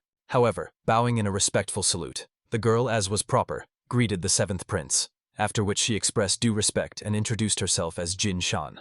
At the very same moment, Saharan used sound technique to explain to her brother that many eyes were watching them now, so he should not make any noise. The beauty herself appeared to his assistant as she was passing by. Therefore she asked so that Mao would not fill his head with nonsense and would continue to enjoy the feast. Obviously, the heir himself was extremely curious about what connected his assistant and sister. If Zhao Iso were an ordinary servant, Saharan would surely have contacted him using the seventh prince himself. But apparently, the matter was even more important than Mao could realize. However, for some reason, the young man sincerely wanted to believe that Saharan had come here to warn that insolent Zhao Iso not to stick out too much, and to behave more decently with the young master. Therefore, the seventh prince smirked maliciously, looking at the assistant. The main character immediately noticed how the heir's eyes suddenly became cunning. At that moment, the master, as if unaware of the changed atmosphere, suggested to Zhao Yiso to take a little walk together. Obviously, Saharan did not suspect that despite her skillful disguise, Zhao Iso knew perfectly well who she really was. Already in a private conversation, the lady admitted that she was impressed by the achievements of Zhao Iso. The assistant not only stopped the slaughter attack, but also arranged a lavish feast for the sect members, which was a completely unexpected act. Moreover, he demanded an apology from the SA brothers, through the head of Corendon himself, and even at the moment when he had a serious quarrel with Bonya. However, Zhao Iso with a slight smile reminded of his promise, to make Mao part of the strongest top 4 heirs within a year. For this, he first needed to wash away the stigma of shame from the name of the seventh prince among the common people. After all, if even the people of the sect did not recognize the seventh young master as a worthy heir, then the head of the sect certainly will not recognize this thug. The demand for an apology was for this very reason. After all, the brazen bastards dared to challenge the authority of the prince and even offend the people of the sect under his protection. Such scoundrels needed to be dealt with without any ceremony to earn true recognition. The lady was struck by the eloquence of the young man, who was merely another assistant from the spy sect. For this, she could duly appreciate him. Moreover, she could not ignore the fact that everything Zhao Iso undertook was done extremely well. And for such a merit, he deserved a worthy reward. Obviously, Zhao Iso decided to find out what he could request as a reward. Could he ask for the secret elixir of the sect or some ancient treasure? Fortunately, there was nothing Saharan could not obtain if the hero was confident that the reward was worth such greed. However, as is known, Zhao Iso was extremely greedy by nature and could not refuse such a tempting offer. But to his greatest regret, the time for the reward had not yet come. However, the assistant promised the master that he would definitely make a request for a reward when something truly worthy and necessary appeared. Of course, the princess immediately understood that the hero wanted to record this reward as a debt, which was very clever on his part. For this reason, appreciating this cunning, the girl decided to give one important piece of advice for the future. Soon there would be a regular morning reception of the sect leader with his adopted children, starting with the first prince and in order. Therefore, in half a month, the turn would come to the seventh heir. The hero knew this perfectly well. Formally, this reception is when the sect leader meets alone with his adopted children over a morning meal. But in reality, it is one of the most important events of the sect, where the cult leader evaluates the achievements of his children and gives them guidance. However, this event was an internal secret, not spoken about publicly. Being the former seventh demon, the main hero had to pretend that he was aware. Therefore, he expressed surprise at such an event with the sincerity he could muster. Saharan, however, was not surprised by the assistant's ignorance, knowing that the seventh prince surely would not have reported this to the new servant. Most likely, the reason was that Mao was ashamed to talk about it. At that moment, the hero noticed how the face of the third princess changed sharply. So he became worried. Perhaps his delinquent ward even managed to cause some kind of scandal during the sect leader's receptions. The guy wanted to believe he was overthinking it, because for such a scandal, Mao would surely have been beheaded long ago. However, what was surprising was that Saharan ordered the hero under no circumstances, for any reason, to attend this reception. He could say he went into closed training, or that his leg was cramped, find any excuse just to officially refuse to participate in the reception. Otherwise, Saharan was sure that the seventh prince would lose his status as prince one way or another this time, and Zhao Iso could only stand in complete bewilderment, trying to understand what this brat had done. The next day, the events returned to the palace of the seventh prince. There, the heir was struggling to recover from a hangover that he was almost dying from. So it quickly became clear, finishing that jug of alcohol entirely was the greatest mistake. Mao himself wanted to cleanse his stomach to feel better. But unfortunately, nothing was coming out of him. Therefore, he even wanted to ask the hero to come over and pat him on the back. After all, maybe then he would feel better. And fortunately, the hero, sneaking up from behind, hurried to help his lord. However, this slap was so heavy that the prince not only did not clear his stomach, but almost spat out his intestines through his mouth. After which, landing on the ground knocked off his feet, the heir screamed like a wounded beast. He clearly wanted to know why the hero was hitting him on the back early in the morning like a madman. However, Zhao Yiso was so furious that even when he apologized to the young lord, it was clear he wanted to beat him even harder. But still, the assistant excused himself, saying that it seemed to him that Mao's throat was blocked, and he wanted to help clear it, but overdid it with force. After which he began to apologize to the young man to death, looking extremely intimidating at that moment. Finally, after the fear he had experienced, Mao's nausea disappeared as if by magic. Therefore, kneeling before the prince, the hero demanded that he tell him the truth. Zhao Yiso had accumulated a great many questions throughout the night. Why did Mao act that way? What was the reason? The assistant wanted to know where the heir got the courage to ignore all the morning treatments arranged by the sect leader. Obviously, under the serious gaze of the hero, even this poor fellow was frightened, not knowing what to say in his defense. Soon, finding himself at the table, Mao, overwhelmed by the hero's gaze, spilled the whole truth. Of course, the hero almost started to rave, but he couldn't believe it. The thing was, every time Mao reached the hall of the heavenly demon on the day of the reception, he simply could not open the door. It was not easy for the heir to speak about this disgrace right away. Of course, if he had known the reason why the door wouldn't open, he wouldn't have come to the point of ignoring the leader for many years. He himself wanted to understand why this cursed door had never opened before him. It felt as if someone had set up some kind of trick. No matter how much he pushed, pulled, or kicked, it was all useless. The door did not move an inch under the pressure of his body. Here, Zhao Yiso pondered what kind of door this could be that wouldn't open by pushing. Although Mao was not a genius by birth, the natural strength of his body did not fail him. So the problem was clearly not a lack of strength. If the hero solved this mystery, he would finally be able to understand everything. But the problem was that less than 2 weeks remained until the reception, and to figure it out, every precious minute had to be saved. So, having immediately decided on the first action, the hero jumped up from the table. After that, he explained to Mao that he needed to leave for urgent matters and asked the young man not to wander anywhere. Instead, the heir should look after the palace. Zhao Yiso went off to spend a little money from his own pocket once again. As the name suggests, the Hall of the Heavenly Demon is the abode of the Lord, as well as the center of the Tian Shan Mountains, located on Mount Mahe, one of the greatest and most sinister peaks in the world of martial arts. This hall is surrounded at the back by a huge lake resembling a sea, and at the front by 5 paths spreading out like fingers, where Corindon settled, one of the main forces of the sect, strictly limiting access to all outsiders. Only Corindon, located on the middle path, allows those who have received an invitation from the heavenly demon to ascend the mountain. But even if one manages to get onto the mountain, reaching the hall of the heavenly demon is impossible, because at the foot of this hall lies a suspension bridge about 300 steps long, guarded by the magical moon squad of the Shin, as well as 3,000 steps, which are guarded by the strongest warriors of the mountain. They were also called the Heavenly Demon Squad.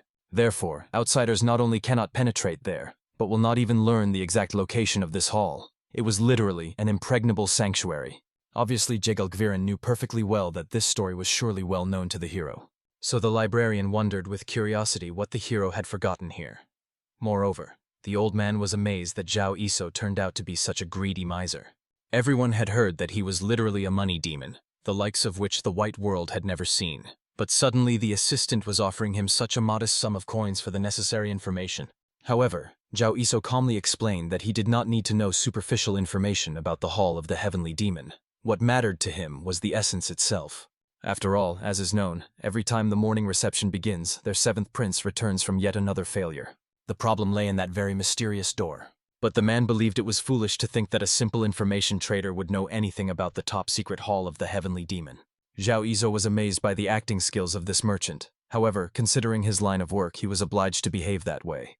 Outwardly, Jigal Gwiren appeared to everyone as an ordinary information dealer from the Jigal clan, connected to the righteous faction of the sages and living in the demonic sect. But in reality, this elder was one of the secret masters responsible for the main mechanisms and traps of the entire sect. And this was a secret that someone like Zhao Yiso, of course, was not supposed to know.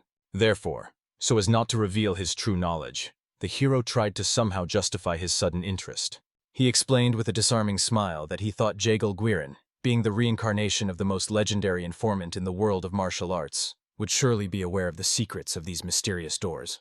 Of course, Jegal Gwirin was struck by the hero's cunning, which could only be compared to the blackest earth. Surely Zhao Izo knew a lot about him, since he claimed such things with such a confident smile. But still, the elder reminded that he could not disclose such information left and right. After all, revealing this secret was a grave crime he did not even want to think about.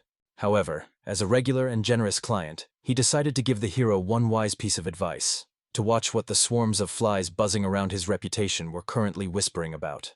Everyone around was whispering that some seventh demon had become an assistant, and had recently killed Magvi himself and the entire slaughter. Therefore, they managed to spread a great many different rumors. Of course, the interest of ordinary people in the hero was by no means mere curiosity, but rather caution towards someone who could become a most dangerous enemy in the future. Naturally, Zhao Iso hoped that the old trickster had managed to earn well from the information about him. However, in order to earn from the hero, Jegal Gwirin had to know at least something worthwhile about him. They only knew that the assistant had a reputation as a maniac obsessed with money. Moreover, Jegal Gwirin could give his regular clients sincere advice: not to get involved in unnecessary matters and to keep quiet for a while if he did not want to perish overnight. From these words, one could conclude that Jegal Gwirin knew much more about the clients than he said aloud. But since the old man gave him this advice so sincerely, the hero could not reject it. However, he explained with feigned sadness that the bag he had given Jegal Gwirin was only a deposit for the answer to his question.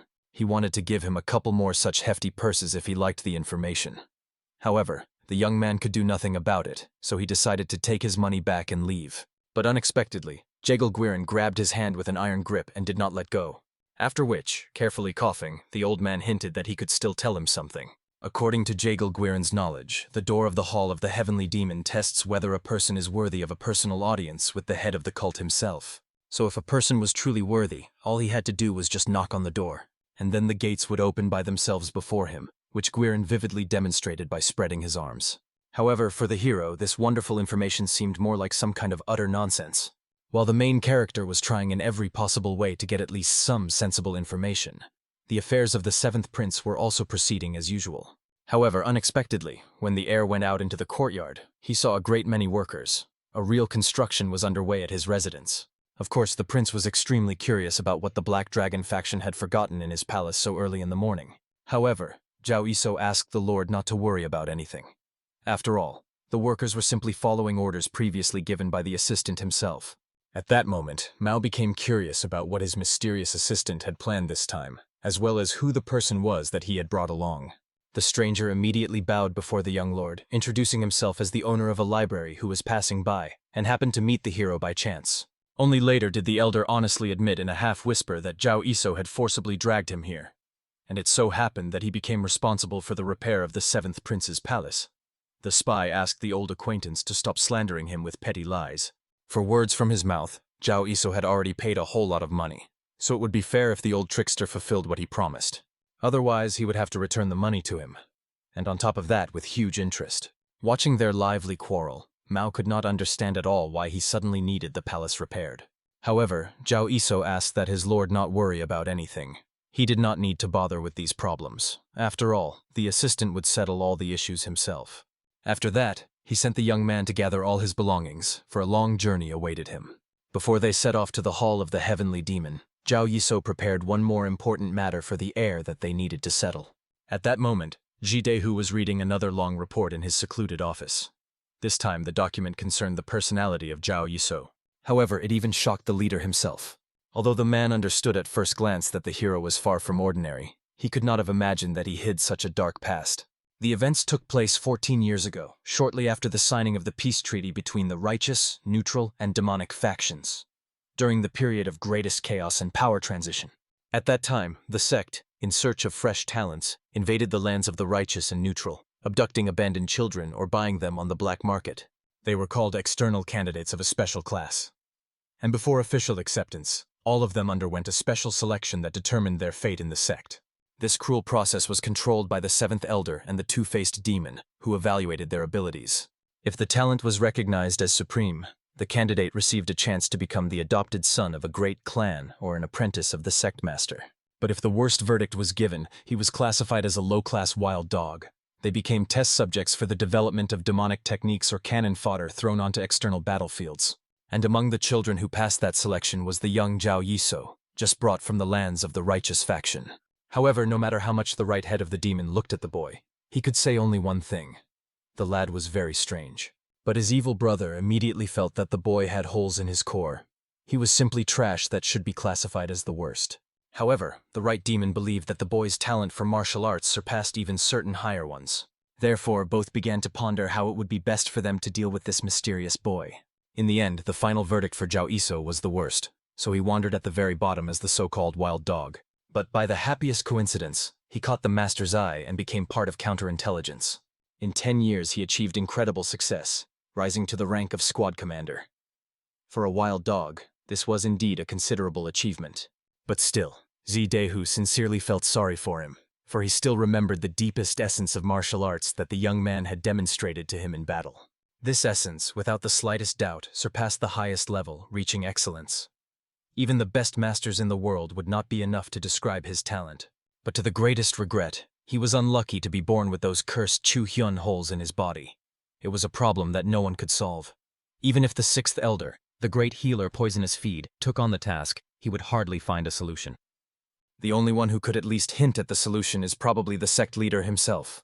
But still Zidehu realized that fate was surprisingly incredibly generous. The gentleman, gifted only with physical strength, and the assistant, endowed with boundless intellect, so the elder could only guess how far these two could go. Of course, first Mao needed to succeed at the morning reception with the chief.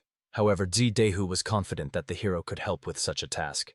Still, Zidehu himself qualified this young man as worthy. At that moment, before setting out on the long journey, they stopped at a small secluded glade so that Mao could practice a little. Concentrating all his strength, he rushed to run at the thick tree with his bare fists. However, at the last moment he stopped, not touching the tree. Honestly, Mao himself was shocked, not understanding why the trick did not work. And Zhao Yiso sighed heavily again, realizing that his ward was completely hopeless. Initially, when Jigal Guiran told the hero that the door of the Heavenly Demon Hall tests worthiness, Zhao Yiso dismissed these words as nonsense. However, the old trickster was not one to deceive with information, so the hero could at least believe in the partial truth of this data. So, the door of the Heavenly Demon Hall could not be opened by brute force. After all, if it were a matter of physical strength, the 5th princess and the 6th prince would not have been able to open it, and Mao would not have failed. Then there was only one answer left. Another symbol of the warrior's strength, or more precisely, inner energy. The door of the Heavenly Demon Hall must have been checking the person's internal energy. If the hero voiced this aloud, everyone would consider him a real madman. After all, no one had encountered such a mechanism before. However, Zhao Yiso had already faced similar strange magical barriers thousands of times. So for him, this was by no means new. If you consider that the door of the Hall of the Heavenly Demon is something like an ancient repository, then there was nothing surprising about it. But what really troubled the hero was why Mao, born with the body of the Heavenly Sun, could not open the door of the Hall of the Heavenly Demon. Not long ago, he just swung his fist, and his internal energy flowed through the meridians by itself. He broke chips and even thick trees with a single blow, but he could not manage to open a simple door. At the moment this question crept into the hero's mind, he intuitively put forward a hypothesis. And to test it, he gave Mao a special task. He needed to move his internal energy as usual to break the tree, but without touching the tree with his fist. Of course, the boy was initially surprised that Zhao Yiso gave him such a simple and obvious task. However, the result of the so-called simple task was a complete failure and disgrace. When after many attempts the tree did not yield, Mao got so furious that he destroyed it with his fists, breaking the tree at its very base. The spy fully realized what the main problem of his protege was. Mao only roughly drove his internal energy but did not know how to gather and compress it at all. In fact, compressing internal energy is the foundation of foundations for any warrior, which cannot be unknown. And the reason why Mao understood nothing about this at all is that he had a damn incredible body, which made it unnecessary to study such basics. Usually warriors, in order to control internal energy at will, first train to finally control it, and in the process naturally master how to compress it, and gradually grow in skill. But Mao accumulated internal energy simply by breathing, and by mere will. The energy flowed as he wished, like an obedient stream. In other words, his excessively outstanding physical attributes became an insurmountable wall hindering his own development and growth in skill. In that case, Zhao Yiso had no other choice but to help the boy with his own efforts. He had to teach him all the basics of martial arts, even if he had to force Mao to learn through fighting and suffering. Standing before a massive tree, the hero once again patiently explained to Mao that internal energy is not just about wildly rushing it through the body.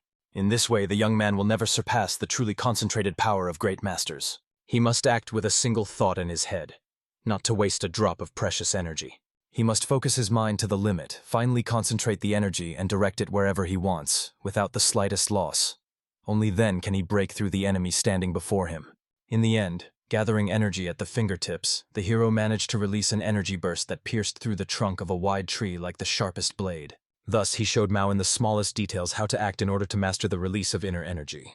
Only a few masters, who advanced further in their skill, were able to control the released energy and use it to create the quintessence of power.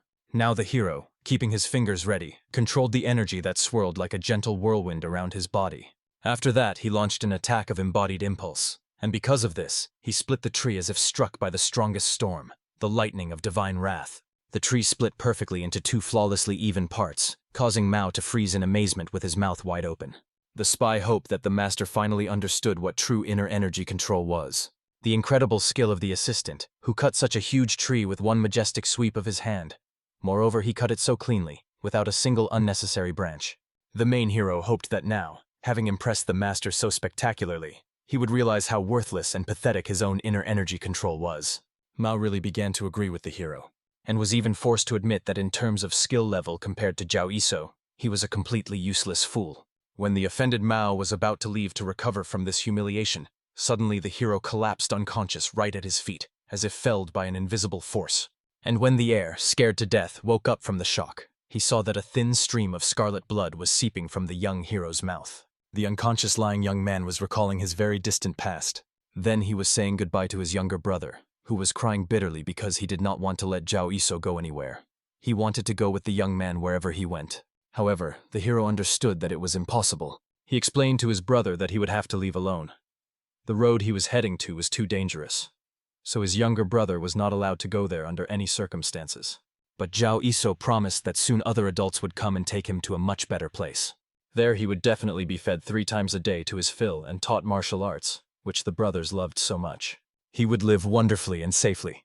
But most importantly, the brother had to obey the adults. Then everything would be fine with him, and soon they would definitely meet again. About 14 long years passed since the hero said goodbye to his younger brother. And during all this endless time, the young man did not keep his promise and did not return to him. However, unexpectedly, the hero came to his senses when a heavy drop of water fell right on his face. After that, opening his eyes wide, he saw a master standing over him with a huge barrel filled to the brim with water. Mao was glad that Zhao Iso finally came to his senses, because he was just about to pour a whole bucket of ice water on him. However, the bucket in Mao's understanding was so huge that Zhao Iso would rather have drowned on the spot than wake up from such a flood. Also, Zhao Iso, looking around, did not recognize the place where they were. However, it turned out to be his abandoned hut in the mountains, which Zhao Iso had once mentioned in passing during a conversation with Mao. According to Zhao Iso's original plans, they were supposed to live and train here until the very day of the reception with the cult leader. However, Zhao Iso was in the greatest shock that this useless, dull-witted heir managed to easily remember the way here, and even drag him without outside help. The prince was quite angry that his assistant considered him a complete idiot.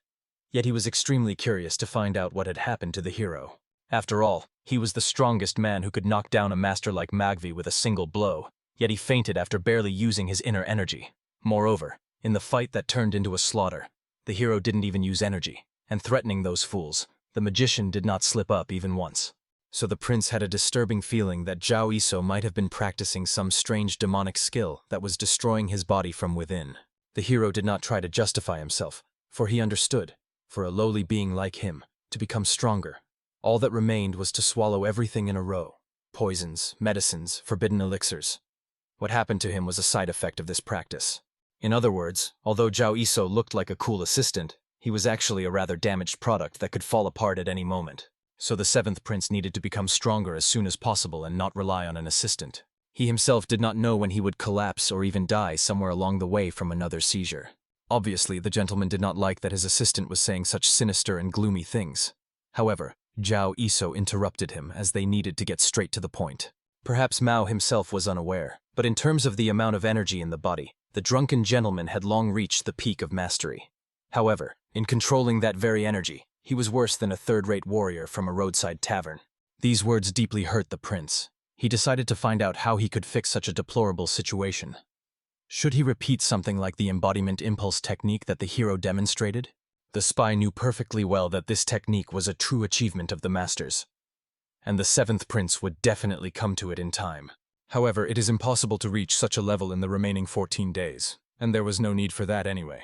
If the embodied impulse were a condition for entering the hall of the heavenly demon, then the other children, most of whom still opened the door, would not have been able to do so.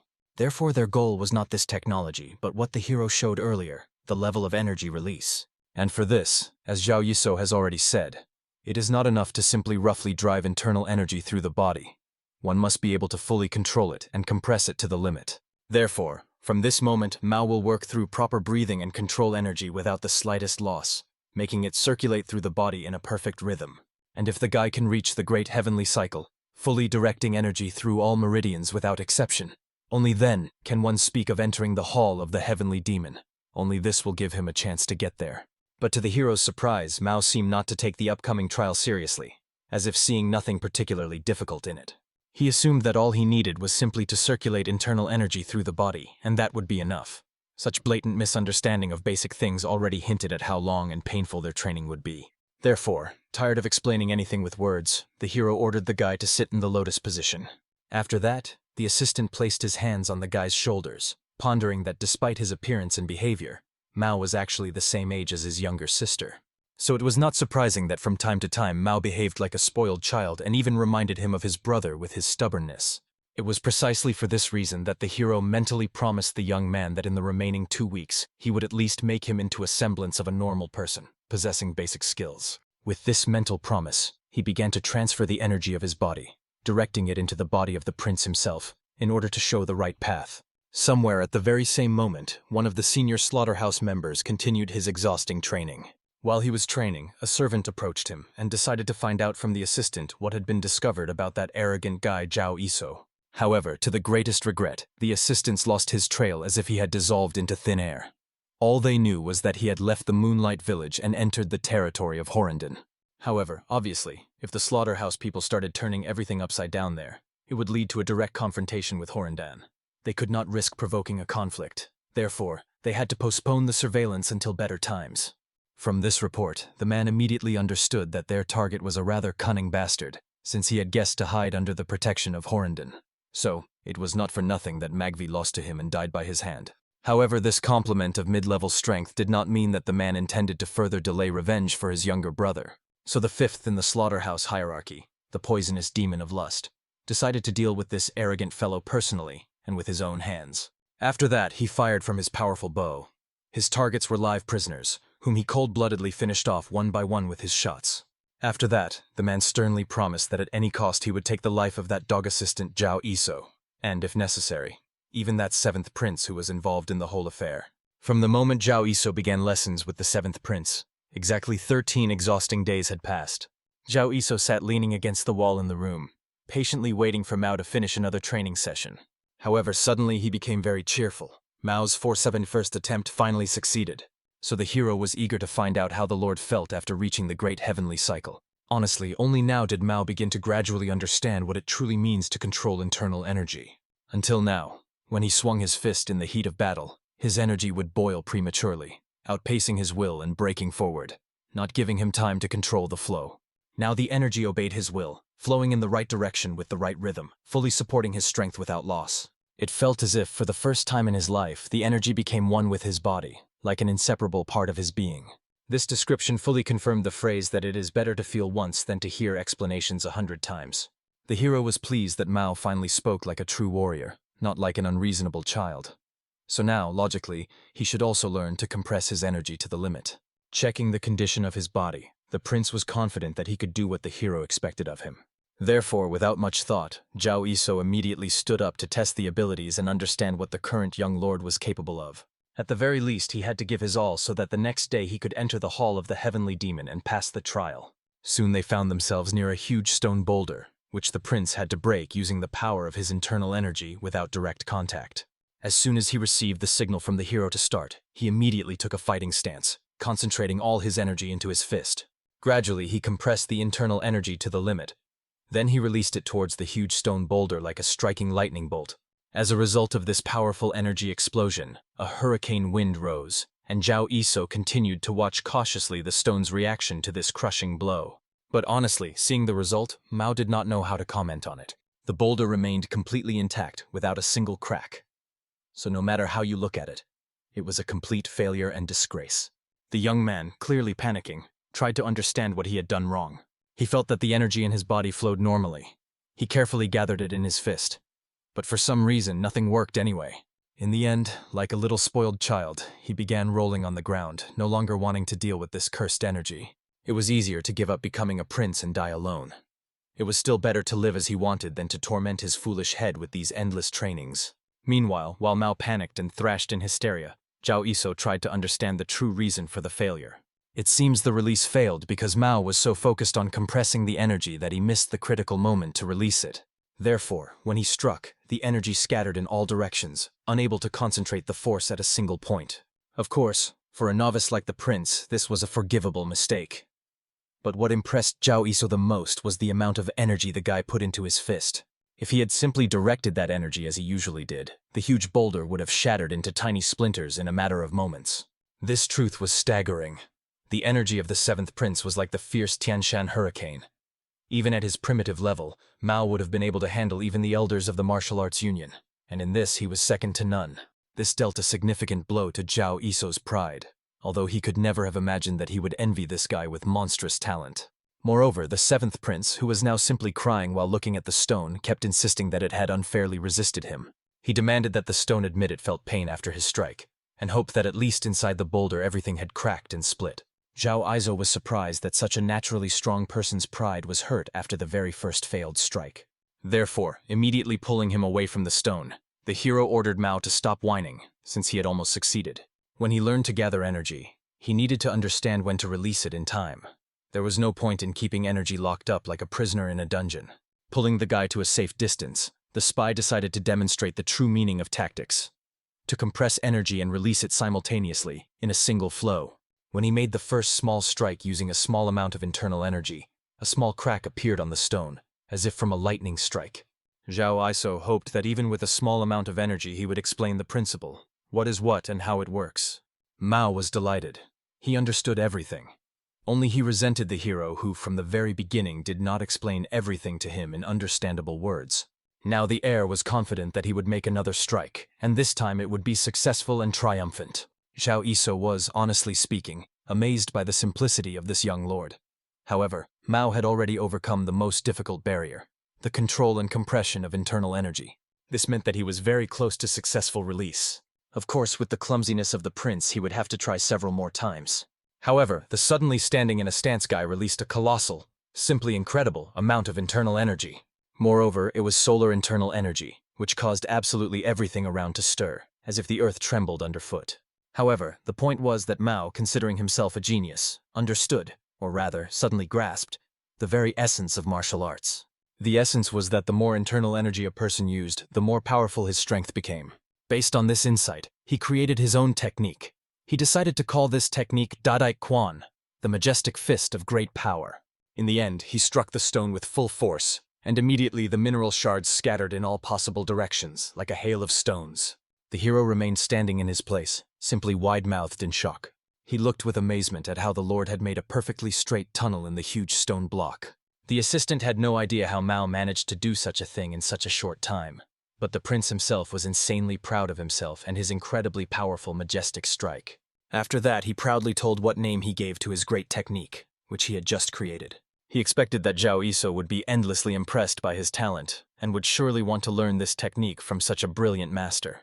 Although the hero was little interested in such games, he could not deny Mao's power was truly terrifying and intimidating.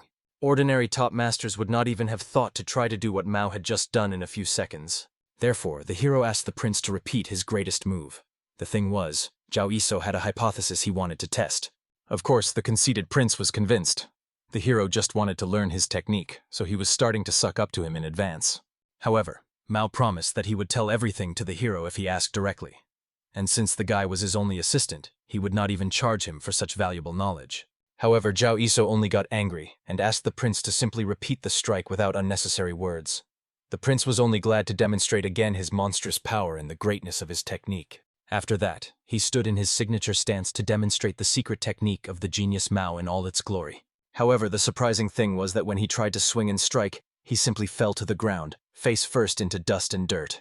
The hero barely held back laughter, not understanding what had happened to the genius Prince Mao and what problem had suddenly arisen for him. However, Mao quickly realized that something was wrong. After all, there was no internal energy left in his body. Not a drop. This was not surprising to those who understood martial arts. After all, this fool Mao did not think about the side effects. Because of one such punch, he exhausted all his internal energy, which he had accumulated for many years, in a single moment. Of course, the frightened prince had no idea when the hero figured out the essence of his talented energy release technique. However, obviously Zhao Yisou did not even need to be a genius to understand the essence of this trick. But what was striking was that no one except Mao could repeat such a stunt and survive it. This was the true genius of the seventh prince. After all, ordinary warriors would never burn all their energy in one breath, because they intuitively know. If energy is used beyond the limit, the meridians will not hold and will burst in an instant. This can even lead to a painful death. And yet, despite all the risk, Mao got off with just a slight fright. After all, his energy had simply run out a little, nothing more. Moreover, this internal energy that he had just released would recover in a mere half-hour of simple breathing. Because this guy, as already mentioned, possessed the highest meridians granted by the heavens themselves. And even despite the current pitiful state of the gentleman, the hero was amazed by the capabilities of his body. He was pleased that he knew Mao's true level. Otherwise, any other master would have taken him for a renowned top-rank martial arts master. Of course, provided they did not meet the seventh prince in his current miserable state, lying in the dust powerless. Naturally, the prince himself was quite hurt that the hero joked about him when he was completely devoid of all strength in his body. He was even worried that he might have been infected with demon possession or some kind of curse. However, if that were true, he would not be able to speak now and would already be writhing in hellish pain in his limbs. But suddenly, reflecting on himself, the hero realized that his thunderbolt technique transforms internal energy into lightning. This meant that theoretically he could channel even more energy than Mao just did, and much faster. If Zhao Yisou, like the seventh prince, could use such an amount of energy, then his power would go beyond simple energy release and reach unprecedented heights. Of course, it was pleasant to ponder what could have been. But it made no sense. With his body riddled with 9 Chuhyun holes, even gathering the minimum energy was a problem. He shouldn't have even dreamed of anything good. It was a waste of time. Therefore, focusing on the current problems, he asked the prince to stop crying and sitting in the dust, to sit up straight and start breathing properly. With his body, he would easily recover to his previous state in just half an hour. In the end, as was said, sitting more comfortably, Mao simply began to breathe deeply and evenly. However, at that moment, Zhao Yisou literally caught an arrow with a poisonous tip, shining with an ominous green light, just a couple of centimeters from the Lord's face. Of course, the prince was quite frightened when he saw the arrowhead right by his face. He immediately realized that they had been ambushed. However, Zhao Yisou apologized to the Lord for not foreseeing such an outcome. No one in his place could have guessed that in the lands of Horindon there would be a scoundrel who would set an ambush for them. In the end, armed with his flying blade on a thread, Zhao Yisou began to fend off dozens of arrows flying towards him and the young lord like a deadly rain. Fortunately, he was lucky. By that moment he had managed to deflect all the arrows, and thank heavens, none of them hit anyone. But suddenly an arrow tracking the victim flew past him, which, passing by the hero's body, headed straight towards the defenseless Mao. The hero, of course, panicked. He could not have expected that a master who had mastered the technique of curved shooting using internal energy was hunting them. Considering that the seventh prince was currently completely unable to take care of himself, all he could do was watch as the arrow rapidly flew towards him. However, Zhao Yisou did everything he could in this situation. He allowed the arrow to pierce his arm so as not to let it hit the body of the seventh prince. Very soon, due to the depth of the wound, his breathing became heavy and intermittent. And through his veins and capillaries, a sinister poison began to spread throughout his body, burning from within. Of course, immediately, slightly recovering from the shock, Mao jumped to the assistant to somehow help him. But instead, the hero forcefully struck the young man in the chest, pushing him deeper into the tunnel carved in the middle of the stone block. After that, he ordered him to hide as far away as possible and focus on circulating energy for recovery. He absolutely must not show himself until the fight was over. Mao was very worried because he saw the face of the young master, on which the effects of the strongest poison had already begun to show. The skin was paling and the lips were turning blue. At that moment, the young man himself pulled the arrow out of his arm, gritting his teeth in pain. He was insanely angry that some bastard, like a cowardly rat, was hiding and shooting arrows from cover. If this were an honest fighting style, at least some deadly poison should have been used. But no, just a weak paralyzing one. Well, from such small details, Zhao Iso could easily determine that his opponent had very perverse tastes and inclinations, just as he had expected from the very beginning. After that, calmly, although not seeing the enemy in person, he greeted the poisonous demon of lust, lurking deep in the forest like a predatory beast. The latter was pleasantly surprised that he was revealed so easily. Using sound transmission, the poisonous demon honestly admitted that at first he considered the hero's energy complete nonsense and underestimated his abilities. But he turned out to be much more agile and cunning than expected. Despite the poisonous demon completely hiding his presence using masterful techniques, the hero still managed to uncover his hiding place, although he did not fully dodge the attack. But what interested the demon even more was how Zhao Iso managed to find out who he really was. What trick did the guy use for that? Realizing that the man used only sound transmission, the hero quickly understood that he was not foolish enough to reveal his location by voice left and right. Therefore, the hero calmly explained that he did not need any special abilities to understand what kind of stealth and shooting master would deliberately aim past vital points of the body. Moreover, rumors about the vile tastes of the poisonous demon of lust were well known even to the hero. He carried out the slaughter orders every time, but at the same time kidnapped locals as he pleased. He liked to soak these unfortunate residents with paralyzing poison and make them his toys for perverse pleasures. And the arrow he shot was surely intended for his vile entertainments. But even a slaughter, no matter how reckless it seemed, is not stupid enough to cause chaos in the lands of Corendon. Well, the poisonous demon of lust still dared to do it, which means his motivation was surely rooted in revenge. The revenge was most likely for Magvi, the criminal whom the hero executed for threats against the Lord, and also the sworn brother poisonous demon, with whom he had a close bond, like blood relatives. Of course, hearing how the young man spoke about his younger brother, the poisonous demon of lust was enraged to the limit. Naturally, he was surprised that the boy knew about his connection with Magvi, but he even mentioned how he was killed. So in the eyes of the demon, Zhao Iso was literally a man who was practically asking him to kill him, and the man was not going to refuse this request. Therefore, he immediately tossed a handful of arrows into the sky. Right after that, grabbing them one by one, he immediately began releasing them one after another at incredible speed. As a result, not a single one of his arrows touched the ground, and all of them hit the target. The spy, despite the injury, skillfully wielded his flying blade, fending off all these attacks like a whirlwind of steel. At the same time, the hero, defending himself, analyzed the trajectory of the arrow's flight, the sound force coming from the depths of the forest, and considering all these factors, he quickly calculated the enemy's location. Unfortunately, the paralyzing poison spread through his body faster than the boy expected, so he had to finish off the enemy as soon as possible, before his senses dulled even more and his limbs failed. Fortunately, he did not sense the presence of other minor pawns of the slaughter, so the hero needed to finish the poisonous demon of lust one-on-one. But from the new strike at that moment, the guy barely managed to dodge, as the arrow flew right past his hand, almost piercing it through. He could not have expected that the arrow would come at him directly from behind, considering that he had precisely calculated where the shooter should have been. Of course, even if the poisonous demon of lust was a master of curved shots, it was still impossible. This trajectory was too whimsical. Perhaps the man just managed to change position lightning fast? Therefore, the guy tried to calculate the new direction from which the arrow had come. But just a second of hesitation was enough for another arrow, aimed at his chest, to come from somewhere in front. So the hero had even more questions. Where was this cursed demon sitting if he could attack with arrows from all possible directions at once? Moreover, because the arrows had a curved flight trajectory, they continued to follow the hero like living creatures, which made his life a bit more complicated. Although the spy fended off all the flying attacks, unfortunately, he did not manage to tuck in, and he fell backward toward the ground without using any falling technique. The demon of lust rejoiced, glad that this bastard had finally fallen into his net like a foolish little fish. Immediately after that, at the place where the hero lay, he fired a couple more shots, aiming at vital points. The spy was still conscious, analyzing the flight of the arrows that were coming simultaneously from all sides. It felt as if the opponent was using a lightness technique or shooting on the move, moving at incredible speed. However, no person could move at such speed between extreme points and at the same time demonstrate such precise shooting, unless this poisonous demon was a divine archer of the super elder level. However, as far as Zhao Iso knew about him, the demon had not reached such a level of mastery. Zhao Iso had only one assumption left, which means he also had a couple of ways to deal with these enemies. But the inability to use throwing knives was a very serious problem. Because the arrow had grazed the right hand, it was already completely numb, as if foreign.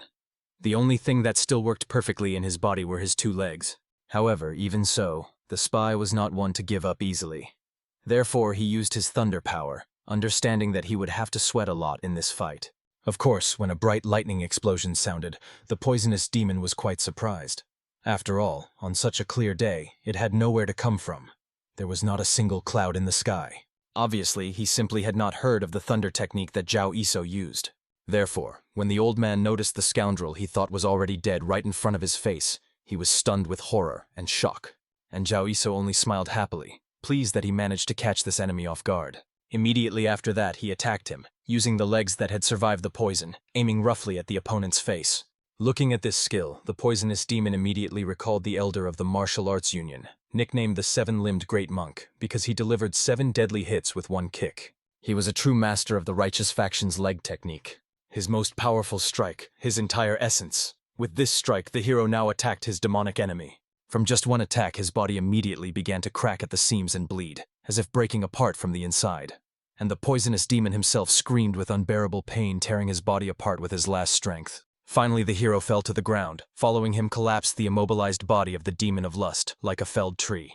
While the bloodied old man lay on the ground, the hero finally managed to exhale, not understanding why today was especially hard in every sense. But at that moment, another arrow attack came rushing at him from behind. Fortunately, the young man managed to notice it, and deflected at the last moment. Looking at the intensity of all these flying arrows, one could conclude the apprentice was very upset that one of his puppets had already been disposed of. It seems with his behavior, the enemy was literally desperately begging the hero to catch the rest of his accomplices, and the spy decided to fulfill the wish of this arrogant bastard. So he also rushed forward at the sound of gunfire. Finally, he saw the second shooter. The demon hiding in the bushes was clearly panicking that this little bastard had once again managed to reveal his location. In the end, the hero easily deflected the arrows flying towards him with his knees. Moreover, he deflected the arrow perfectly, redirecting its tip with his foot, changing its flight trajectory. And all this despite the fact that this arrow was charged using the internal energy of the lust demon himself. Among other things, the hero also carefully struck her, using the power of his legs and the thunder technique simultaneously. As a result, the arrow shot back at the enemy with double the force. Fortunately, at the last moment he managed to duck and avoid losing his head. But his bow was destroyed in an instant, shattering into fragments. So the man could only panic, as he never expected that when dealing with an assistant of the 7th ghost level, he would face a real death demon. Of course, he noticed that at the very beginning of the fight, the hero was not so powerful and fast. But as soon as he suddenly began to radiate lightning-fast energy, even the poison demon found it difficult to follow his movements. Of course, one of the Slaughter twins suspected that Zhao Iso did not defeat Mogvi for nothing, who had hidden trump cards. But now he was convinced firsthand that the hero was far beyond ordinary talent. He was a true monster. Looking at the poisoned enemy who surpassed him in all combat parameters, he could say only one thing: he would never win this battle. The hero admitted that he immediately noticed that the guest's shooting and the nature of the internal energy of the arrows differed. It seemed to him that the poisonous demon came here with someone like his older brother, but he never expected that the legendary poisonous lust demon would turn out to be just a twin. In the end, a rather amusing picture emerged. While one of the twins distracted the hero with conversation, the other hid in the bushes and shot with an unpredictable trajectory. The tactic was not bad. After all, they really managed to confuse the hero for some time. Of course, Zhao Iso was very attentive and immediately noticed that there were 2 shooters. Therefore, he changed his battle tactics. But it was hard for him to imagine that there was even one more person possessing the same level of skill and inner energy, like him, to understand the deception of that first shooter. Surely in such chaos, most warriors would have already gone to the other world, because their shooting strategy was based on the principle, strike in the west by attacking from the east, a classic military trick. Even so, Zhao Iso was surprised that among the dull thugs from the slaughterhouse, there was someone who truly knew how to use his brain and build tactics. However, Zhao Iso hastened to upset the man. His relative had already gone to the realm of the dead, so his tricks would no longer work and were useless. But still, the hero could not help but thank the man for such an epic spectacle he arranged for him. As a reward for this entertainment, Denny decided to spare the poisonous demon of lust and leave him alive, albeit crippled. Obviously, the enemy himself understood.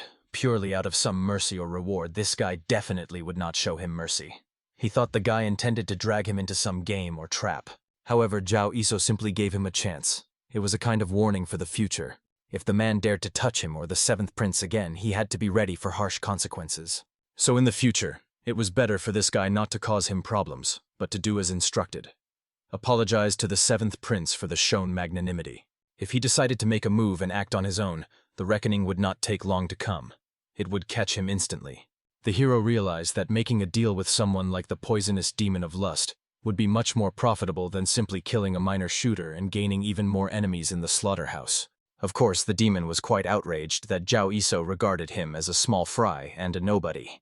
However, the main hero did not even intend to temper his opponent's ardor. Now he had to realize how shaky his position was. The determination of the poisonous demon had already cracked, and it was blatantly obvious that the villain felt genuine fear when faced with the enemy without his twin. Still, the demon continued to protest and foam at the mouth to prove his own righteousness, but he hardly had the courage to back up his words with actions. Burning his opponent with the most contemptuous look possible, Zhao Iso openly challenged him to take the risk and try to defeat him right here and now. Obviously, just from the aura and the expression radiated by the young man, the confidence of the poisonous demon was melting before his eyes.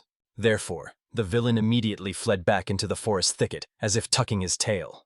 However, at the last moment, the scoundrel promised the main hero that sooner or later they would definitely meet again, and then the demon would surely take Zhao Iso's life with his own hands. Watching the enemy with his gaze, the hero continued to hold back with all his might so as not to collapse to the ground right now. After all, during this entire display of power, he had expended every drop of energy to the last. Even at the moment when the young man deflected the enemy's arrow, he did so with the last scraps of his strength. His body was at its limit. And yet, by some miracle, the young man managed to destroy the enemy's bow, thanks to which he was able to pull off this clumsy spectacle of threats.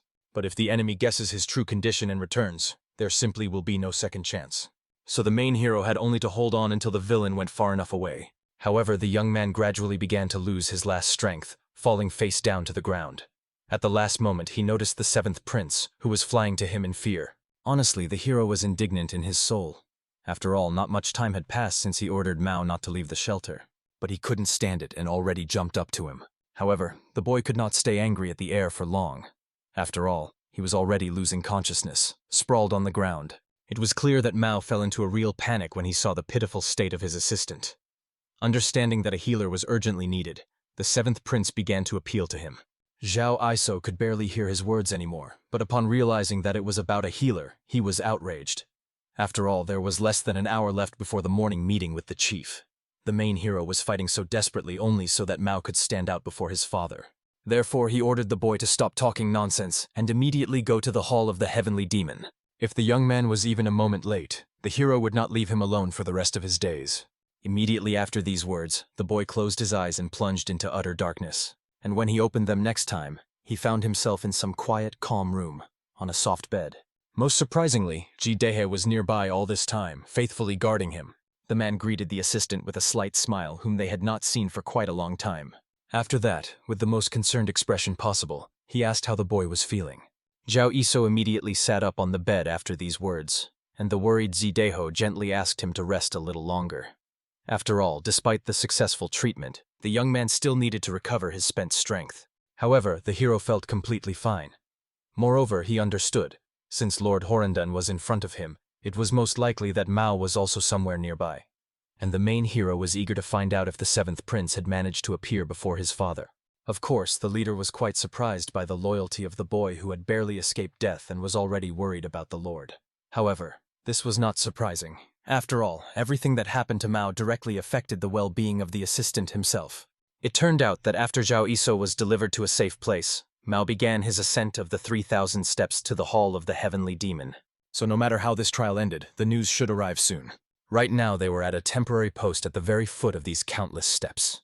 Initially, the main hero was supposed to be sent to the official Horenden infirmary. However, the decision was influenced by Mao himself. When the seventh prince appeared to the warriors, he insisted that Lord Zhao Iso must go with them, otherwise he himself would not go anywhere. And because of this direct rebellion, the knights had to drag the hero straight up the mountain. The boy barely held back laughter, imagining this scene in his head. It was frightening to imagine what incredible nonsense Mao was spouting to make the proud warriors drag him to this infirmary. However, in reality, Jideho felt pleasant surprise seeing how the seventh prince was striving with all his might for someone. After all, after the young man lost friends and hearing at the hands of Boini in the past, he never worried about anyone again. And yet, despite this warm mood, Zideho had a special proposal for the hero. He wanted the boy to join the ranks of the Hall of Horendan. It turned out that while Zhao Yisou was unconscious, the leader studied his dossier. There were details about the boy's body indicated there, but the man wanted to see it with his own eyes. In the dantian of the main character, there were indeed 9 ruptures. Something hard to believe existed. However, obviously, the guy was extremely displeased that the leader, taking advantage of his helplessness, was so brazenly testing him. But still, he could not understand the connection between the state of his dantian and Zideho's offer to enter the hall. The hero felt that the man pitied him. And indeed, he felt pity for Zhao Yisou. After all, the boy's entire potential in martial arts was locked in his unfortunate body.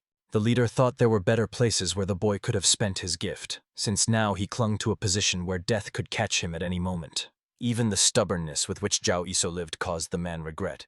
Judging by the wounds on the hero's body, he was attacked by a serious master.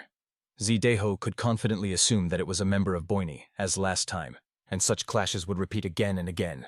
Behind Boini stood the Ma clan, so as long as Zhao Yisou remained a member of the palace family, there would be an endless vicious circle of dangers in his life. But if he became a person under the patronage of Zideho, everything would change. For just as the Ma clan stood behind Boini, so the entire Horadin would stand behind the main character. The man was even ready to swear by the name of the Great Horan that the hero's safety would be guaranteed. Honestly, the guy was amazed that for someone like him, Zideho was ready to swear by his own name. It seemed the man overestimated him too much, although he was well aware of the deplorable state of the boy's body. However, the leader believed that the hero could use his innate gift differently, to train disciples or create new martial arts. In any case, his work would be much more worthy than rotting in the palaces. Honestly, Zhao Yisou was touched that Zideho valued his insignificant flesh so highly. But still, he was forced to refuse even such a tempting offer. Of course, the leader was curious to know the reason. After all, if the hero was worried that Lord Mao would be left alone, then the man could help him protect against the butchery. However, Zhao Yisou hastened to explain that the butchery had absolutely no influence on his decision. Simply, the values the hero aspired to could only be achieved alongside the Lord. Moreover, he could say no more to Zideho. After all, it was his personal little secret. Therefore, the young man hurried to apologize to the man for disappointing him with his answer, and went to take care of his lord. But it turned out the leader was not surprised at all. After all, he expected such an answer from such an extraordinary youth. At that time, the hero approached the tall mountain where the Hall of the Heavenly Demon was located. However, without climbing up, the young man pondered for a long time how his ward was doing there and whether everything was all right with him.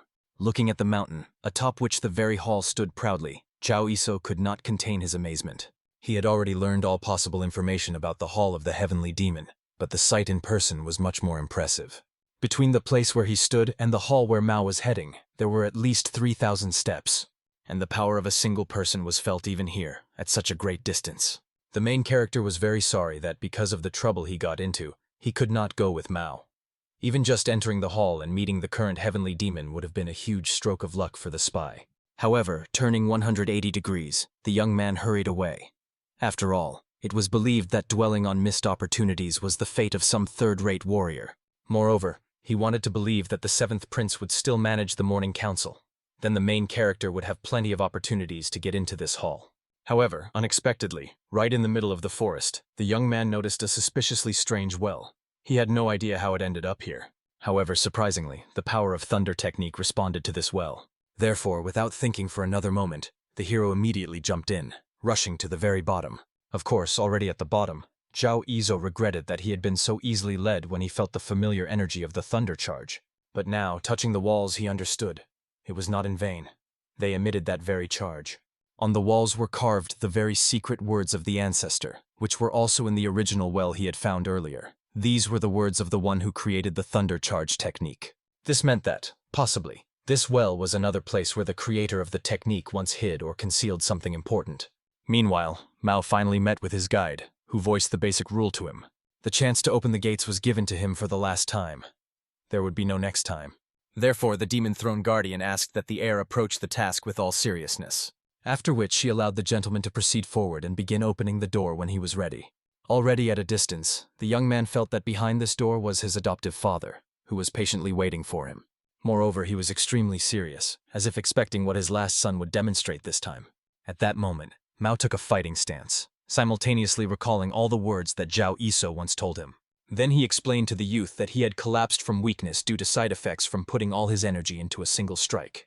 However, since Mao had come this far, he could not again throw mud in the assistant's face. This time, the seventh prince decided to control the energy and invest it moderately, without excess. The Light Guardian carefully observed all his actions, not taking her eyes off the raging energy boiling around the air. Honestly, the woman was impressed, realizing how radically Mao had changed in just the last year. The young man himself could not believe his true happiness. After all, the gates finally yielded under the onslaught of his power. They began to slowly unfold, and the young man immediately started to rejoice happily, considering himself a true genius who had finally overcome this obstacle. Now he too could, like his other older brothers and sister, taste a proper breakfast together with his father. The Guardian of Light, observing the reaction of the seventh prince, understood. A new miracle had happened today. She expected that the heir would return empty-handed once again. However, he showed even more than she could have assumed from him in case of success. The power of Mao's inner energy was unsurprising, considering that he was the vessel of the Heavenly Sun's body, chosen by the cult leader himself. But the fact that the young man fully controlled this energy and released it steadily was a completely different achievement. This meant that the seventh prince, who had been ignored by everyone until now, had reached the level of a great limit master. Now the outcome of the battle for the title of junior leader, which seemed predetermined, was once again in question. With these thoughts, the Guardian of Light's expression changed, and when Mao noticed it, his heart almost jumped out of his chest. Of course, the woman hastily apologized for interrupting the young lord's joy. She stepped closer to explain. The gates of the Heavenly Demon Hall would soon close again after opening, so he literally had a couple of seconds to slip inside. Still, even though Mao was the vessel of the Heavenly Sun's body, repeating such a feat would be difficult for him. And considering that the council was about to begin, the young man needed to hurry. And with these words, the seventh prince dashed forward. After all, as a person who opened this door for the first time, no one told him that it closes so swiftly. The guy was very angry at the Guardian of Light, because due to her silence, all his titanic effort for this moment almost went to waste. The Guardian, looking at the departing figure of the heir, sincerely congratulated him on ascending to a new level. Bowing respectfully, she only wished the young man a pleasant breakfast with the leader of their cult as a parting word. As soon as the gates slammed shut, the guy was left in complete darkness, calling out fearfully for the Guardian of Light to help him, since he was in this place for the first time. Suddenly, torches lit up on the walls one after another, and the adoptive father noted that his youngest son was too noisy. Since he had already dared to come here, he simply had to enter and greet his father properly. Mao listened carefully to this voice, which seemed to come from every corner of the corridor. It was neither too loud nor too high, but heavy, like the mountain itself. This voice did not give direct orders, but sounded like a divine command, so there was not even a thought of resistance. Only now did the young man begin to truly feel the overwhelming, deep demonic energy. This energy overflowed beyond the mountain ridges long before he entered the cave. And finally, having passed through the gates, the youth at last stood before the lord of this energy, the white-haired man, the very leader of the heavenly demon cult. And now he calmly invited the seventh son to sit down. Thus, Mao found himself at the long table, at the opposite end of which sat the heavenly demon Jin Uguan. Despite this not being their first meeting, the seventh prince still could not believe what he saw. The thing was that Jin Uguan had a youthful appearance, but the heavenly demon himself was well over 80 years old, something that was hard to get used to. Breaking the prolonged silence, Jin Uguan honestly admitted to Mao that he experienced truly new sensations during breakfast with the youngest son. After all, he thought this would never happen. Obviously, after these words, the heir felt unprecedented guilt, so he hurried to apologize for having special circumstances that prevented him from coming here earlier. But the heavenly demon did not want to hear excuses. If Mao was late until today, it meant he had exhausted his fate. After that, the man offered the youth some food, for during his entire time at the table, he had not once tried the offered dishes. Of course, the boy immediately grabbed the chopsticks and began devouring the food with both cheeks. Jin Uguan, watching him, explained that he heard a noise behind the door which Mao had made. Honestly, the energy he unleashed at that moment was impressive, but the seventh prince could never have reached that level alone. Therefore, the father assumed that either the third elder brother helped his son achieve such mastery, or some benefactor did. And so the awkward Mao explained that the person who recently became his assistant grumbled at him a lot, forcing him to work non-stop.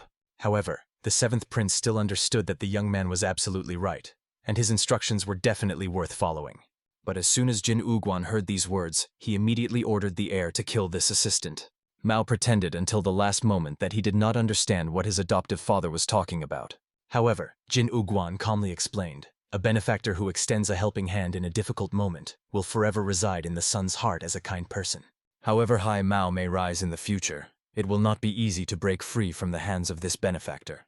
The longer they spend time together, the more difficulties they overcome together, the deeper the benefactor's hand will penetrate into the depths of his soul, of which the seventh prince himself is unaware. Then this benefactor will become a being that will sovereignly control all his will and all his choices. Jin Ugwan was sure. The usefulness of this assistant ended with the fact that he had already managed to raise Mao to the current level.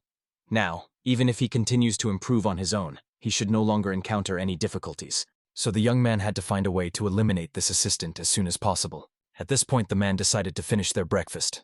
However, at the end, Jin Ugwan recalled that he gave a gift and set a challenge to all the children who came here. He expected that now it was time to choose a gift for the seventh prince as well.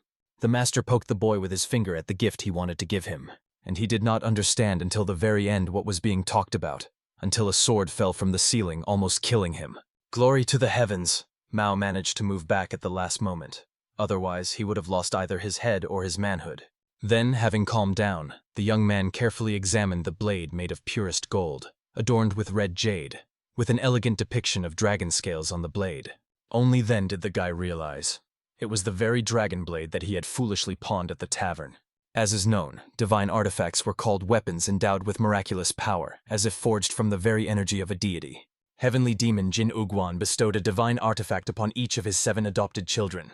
Their symbolic significance within the cult was so great that they were considered another mark of distinction, certifying the status of the demon's children. For example, the third princess, taking the hieroglyphs of her blades, Ice Ocean and Burning Sky, became known as the Ice Fire Blade Master. This shows to what extent the influence of these artifacts extended, even to the nicknames of their owners. Therefore, all adopted children usually guarded their divine artifacts as if they were their own lives, since they were their identification. All except one, the seventh Prince Mao. Now, looking at the sword, the young man could not even recall how many years had passed since he last held it. Back then, being drunk, he lost a little at dice and he ran out of money. Since the moment the guy pawned the blade in that mountain tavern, he had not seen it again. Rumors spread that the seventh prince had drunk away the divine artifact received from the leader. These rumors reached the father's ears, so the sword was confiscated forever. And now this very dragon blade was stuck right between his legs. Of course, Mao was happy, believing that his father had surely forgiven his past sins. After all, he had come this far and now gladly decided to return this artifact to him. So the heir immediately jumped up and thanked his father, who turned out to be so lenient that he forgave his worthless son. He promised that he would never forget this kindness and care, and would guard the dragon blade like the apple of his eye. However, as soon as the boy paid attention to the Lord's energy, Mao quickly realized something was clearly wrong. The thing was, the man simply doubted whether the seventh heir had matured enough to truly accept this gift. Sometimes the seventh prince resembled a sauceboat that couldn't even hold a cup of wine. And on other days, like today, he turned out to be a lake capable of absorbing the night sky. So now, by attacking the boy, Jin Ugwan wanted him to show who he really was and reveal to him the true depth of his vessel. Watching the attack fly at him, Mao felt under his skin that death was rushing towards him, from which there was no escape. And therefore, to survive, he needed to use all possible means and fight back. The youth immediately grabbed the blade, which brightly shone with crimson energy, fueled by the Lord's body. And Jin Ugwan was impressed. After all, although the seventh prince held the dragon blade at his current level for the first time, he unhesitatingly directed his inner energy into it. So one thing was clear. The benefactor his son had connected with was truly a skilled mentor. He honed this boy's instincts, which had been dulled and lowered for years, to flawless sharpness. And in the end, the boy managed to even repel the attack of the heavenly demon himself, his adoptive father. Immediately after that, the young man was thrown backward by the blast wave, where he tried to catch his breath in fear, still not understanding what sensation had overwhelmed his body. It seemed that before releasing the energy and directing it into the blade, he controlled everything himself. But what followed immediately after was clearly not something Mao was capable of alone. So it felt as if the dragon blade itself had revealed itself, protecting its master. Jin Ugwan also realized his seventh son was not a fragile sauce dish at all, since the dragon blade, albeit belatedly, still recognized him as its owner. However, to be honest, the young man had never heard of the blade recognition procedure. Therefore, Jin Ugwan hurried to explain in simple terms to his son that if his vessel was deep enough, the blade could accept him. And the head wanted to reward his son for this, so he poured the first cup of alcohol for him from his own hands. And, of course, the son accepted this wine with the greatest pride, then thanked for everything with a smile. After all, although he did not know whether it was because the wine was from his father's hands, or for some other reason, it tasted simply amazing. Jin Ugwan, watching the boy, realized his son was much more skilled in handling internal energy than he had expected. So he quickly figured out that, most likely, this was also the merit of that very benefactor. However, Mao hurried to explain that he had learned not only about energy, but many things in general from his assistant. So the prince was convinced. In the future, the hero would be able to teach him much more. So the heir believed it was still too early to kill the assistant. Therefore, he asked his father to trust him and delay his order a little. However, Jin Ugwan perfectly understood the true reason. His younger son had already become very attached to his benefactor. He did not enjoy watching this very much, but still the head decided to give the young man a chance. He wanted him to prove at the next council that Zhao Iso was indeed worth keeping close for longer. Of course, Mao was completely confused when he heard about the next trial. It consisted of deflecting exactly the same strike. However, next time to somehow survive without a blade, relying only on his own strength. Of course, next time the young man would not be attacked with a cup of wine, but by the desert wind of the heavenly demon. Thinking about this, Mao quickly realized that most likely the desert wind was a technique where the released internal energy is focused at one point and released, and the heavenly demon wanted him to block this already powerful attack, moreover created by the hands of his own father. Seeing this uncertainty, Jin Ugwan hurried to calm Mao. After all, if Zhao Iso was really as valuable as the young man assumed, then the assistant would undoubtedly suggest a way to cope with this task. If not, then the assistant would have to pay for exhausting his usefulness. But before this happens, he, as a father, will also have to take care of the corpse of his own child. All that Mao could do was simply remain shockingly silent, not understanding why everything in this cult boiled down only to death and killings. At that time, the hero was climbing a 3-step ladder. As he had suspected, those secret signs he discovered in the well were not there for nothing. When he pressed the stones in the wall of the well in the specified order, a hidden passage opened. Undoubtedly, this was a place of the same kind as his Hall of the Heavenly Demon, a creation of the hands of a master of mechanical traps. However, the difference was that the hidden room in this well was much more grandiose than what he had found before. Finally, the hero discovered another set of locked doors. Something strange. No presence was felt beyond them. Of course, on this basis alone, safety could not be guaranteed, so the main hero became cautious. However, he still decided to enter. After all, it is hardly possible to call a spy someone who has secrets right under his nose and returns empty-handed. Pulling the doors towards himself, he simultaneously apologized to his predecessor for bursting into his abode without asking. However, what was inside truly amazed the imagination. In the large hall, there were not just one but many of the same sealed doors hidden. The hero called them demonic walls. However, these demonic walls were much smaller in size than those he had encountered before. Also, the pattern carved on the demonic walls of his hall was almost identical. In total, he counted 5 such walls in this long corridor. Their construction was exactly the same. They did not open with a simple application of force. So the way to open the wall was also the same, so the hero prepared, stepping back, to attack. However, to his surprise, the door finally began to open. He had enough strength to overcome it. Soon, by a single surge of his energy, he managed to open all 5 doors at once. But blood evidently flowed from the assistant's mouth. Still, due to the demon wall's inherent ability to absorb internal energy, his chi losses were much more significant. But the young man could come to terms with it. After all, he had not wasted his efforts. And considering how much was inside the rooms, he understood that the energy spent was worth it. At first glance, it was clear that the weapons and armor here were of unknown origin, but they emanated an extraordinary aura. This meant that each of these weapons was worthy of becoming a family heirloom of some clan. A true masterpiece. Also, in one of the rooms there was an innumerable quantity of elixirs and herbs, undoubtedly comparable to precious treasures. There was also a section with manuscripts of secret martial arts techniques, where each book was priceless. In other words, this place itself was a treasure trove of gigantic size. And obviously the hero, in love with everything associated with the jingle of coins, instantly recognized this place as his own little precious hall of the Heavenly Demon No. 2. Whoever the creator of this place was, the hero was insanely grateful to the predecessor. He intended to use this gift to live the rest of his life in warmth and plenty. However, suddenly the young man noticed that the door behind him had closed. Apparently, it was designed to close after some time. What worried the hero was that applying internal energy to open it again was quite difficult. But he still had no need to return now. After all, there was no way to immediately carry all these treasures with him. So he had no choice but to move forward to one of the open doors. But strangely, when he opened the doors and walked down a dark corridor, he came to yet another corridor. Fortunately, the atmosphere in this corridor was significantly different from those spaces where there was still no hint of human presence. It was unlikely that this corridor could be kept clean without daily human presence. It turned out he had ended up in a completely different place. Otherwise, the space through which he passed was a secret passage created to secretly penetrate this corridor, or for an escape route. However, the hero had many questions about what this place actually was.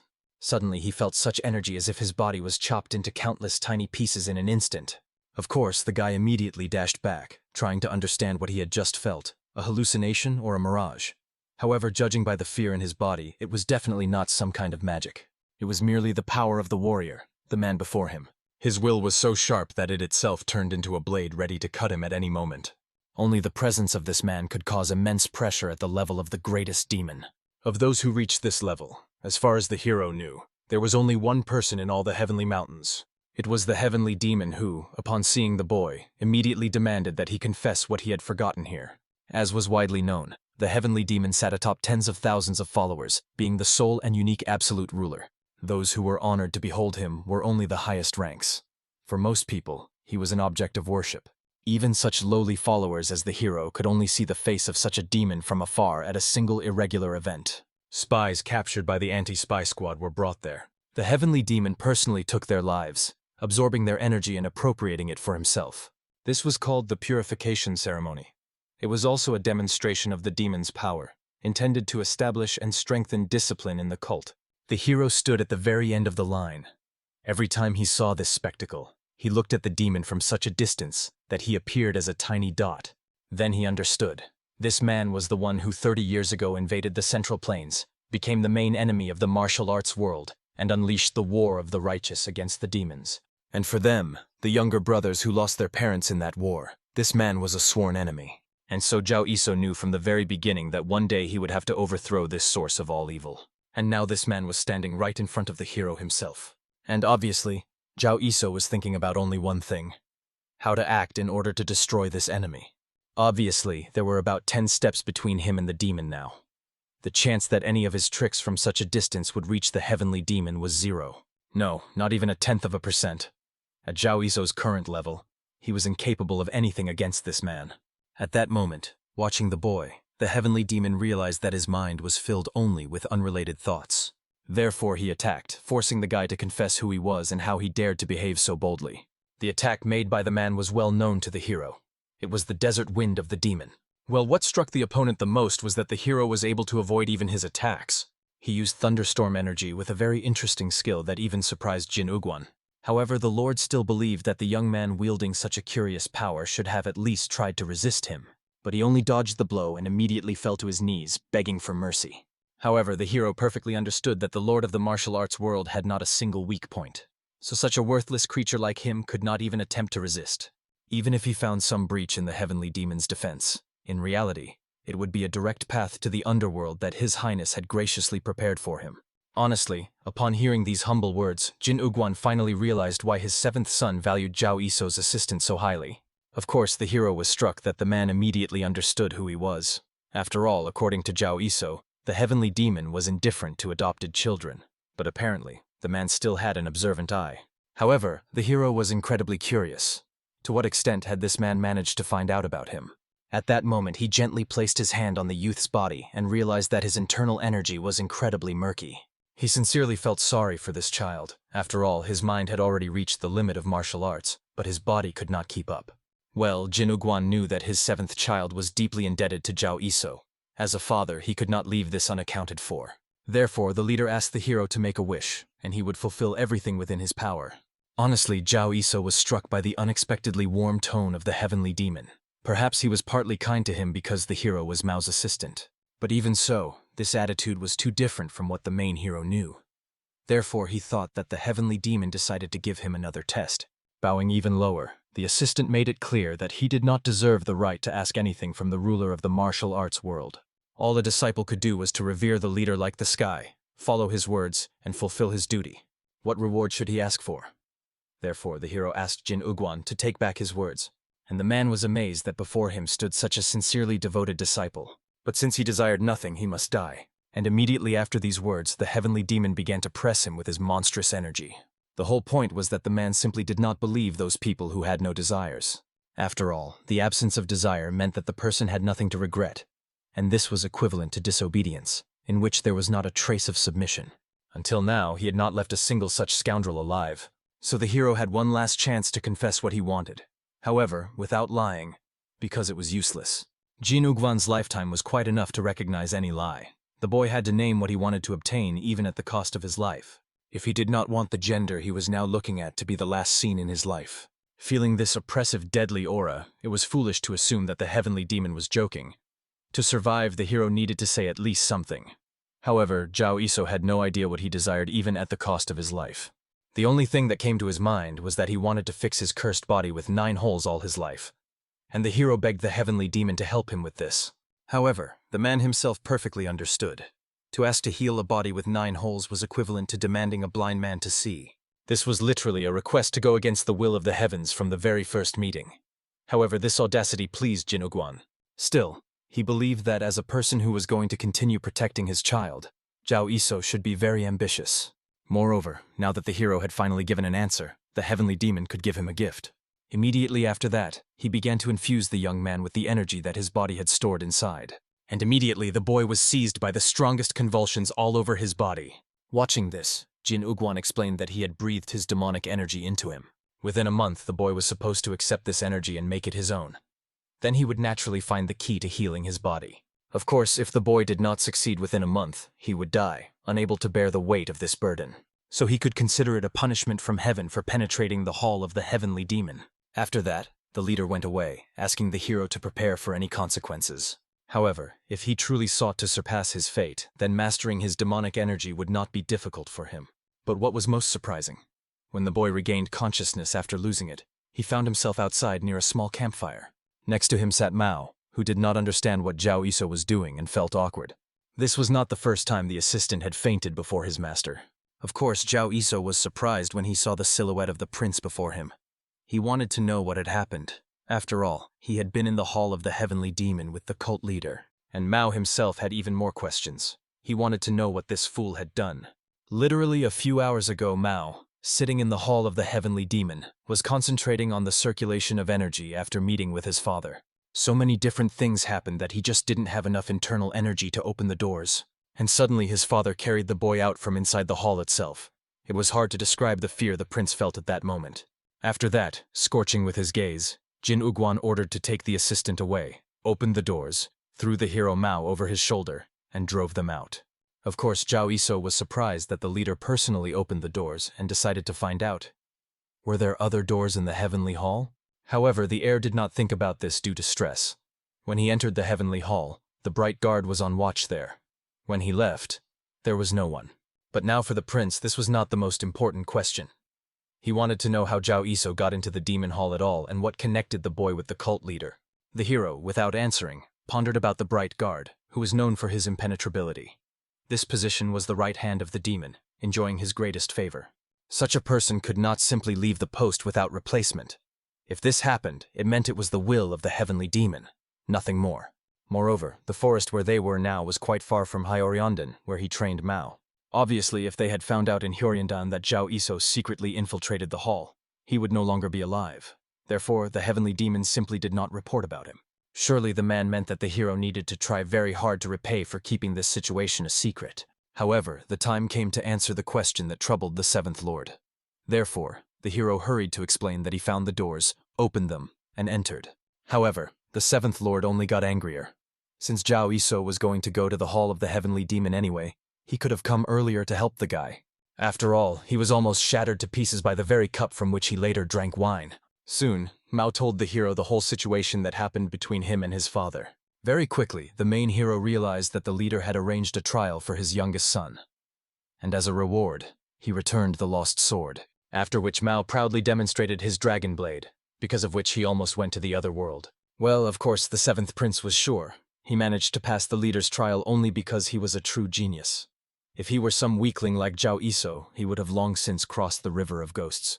Zhao Iso, however, was surprised that this was the only gift for the seventh prince and still tried to find some hidden meanings in it. As the spy heard, at the morning council, the leader gave gifts to all the children who opened the door to the hall and came out. To the first prince, he gave the greatest elixir, just a drop of which cured demon possession and allowed increasing internal energy for several cycles, the Jade Dew. To the second prince, considered absolutely the best in fist style, he gave the technique of the Lord's Elbow. To the third princess, known for her demonic art of movement, he gave the Phantom Step. And the other princes and princesses also received equivalent elixirs or techniques. But according to the gentleman, he was only returned the confiscated artifact. So the hero thought it was an overkill. Of course, the prince immediately stood up from the nonsense he heard from the assistant and reminded him that his blade was not some pathetic trifle to be so devalued, otherwise he might have taken offense. Apparently, the hero simply did not know, due to his naivety, how great his dragon blade was. He decided to demonstrate it, and drawing it from its sheath, breathed some of his energy into it. And from it, a fierce fire had already begun to burst forth. With this very sword, the air had just ignited a fire in a second. And if it weren't for this blade, Zhao Iso would have long since died of cold. Zhao Iso was puzzled in his soul that the prince decided to use the divine artifact as kindling. Such stupidity was hard to imagine, but in reality, the return of the blade was a pretty good achievement. The very fact of possessing the artifact is an unlimited pass anywhere within the cult. This significantly expanded a person's freedom of action, and if used wisely, planning further will become much easier. But the hero still lacked something. That Mao had energy was certainly wonderful, but without supporting technology it was nothing more than trickery. So Zhao Iso wanted to know what the heavenly demon Jin Uguan planned to do with his son. But at that moment, the gentleman suddenly raised his blade and attacked the assistant, who was calmly resting on the grass. Having managed to retreat, the young man immediately looked at the lord with interest to understand what had happened to the gentleman. He thought that perhaps because he slightly neglected the blade, the gentleman misunderstood him and became very angry. However, at that moment, having come to his senses, the frightened prince ordered the hero to run away as far as possible. After all, he no longer felt his body. He did not know why, but the dragon blade began to move on its own.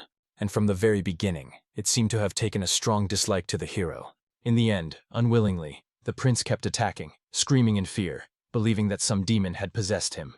And Zhao Iso found it difficult to answer the question of what was happening, but he clearly understood that no demon was involved here. At the same time, he felt perfectly that something incredible was happening with this blade. Sometimes light, smooth movements, sometimes heavy chopping strikes. Sometimes they surged like a wave.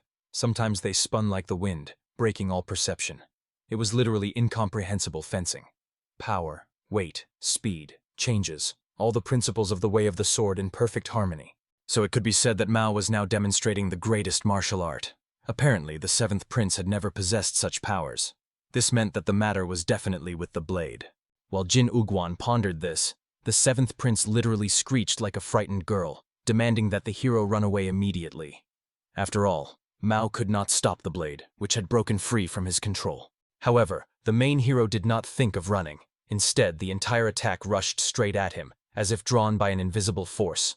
As a result, at the spot where the young man stood, a powerful burst of energy occurred. Immediately after that, thick clouds of dust rose from the ground, enveloping everything around in an impenetrable veil. Watching this disaster, Mao could only desperately hope that Zhao Iso was unharmed.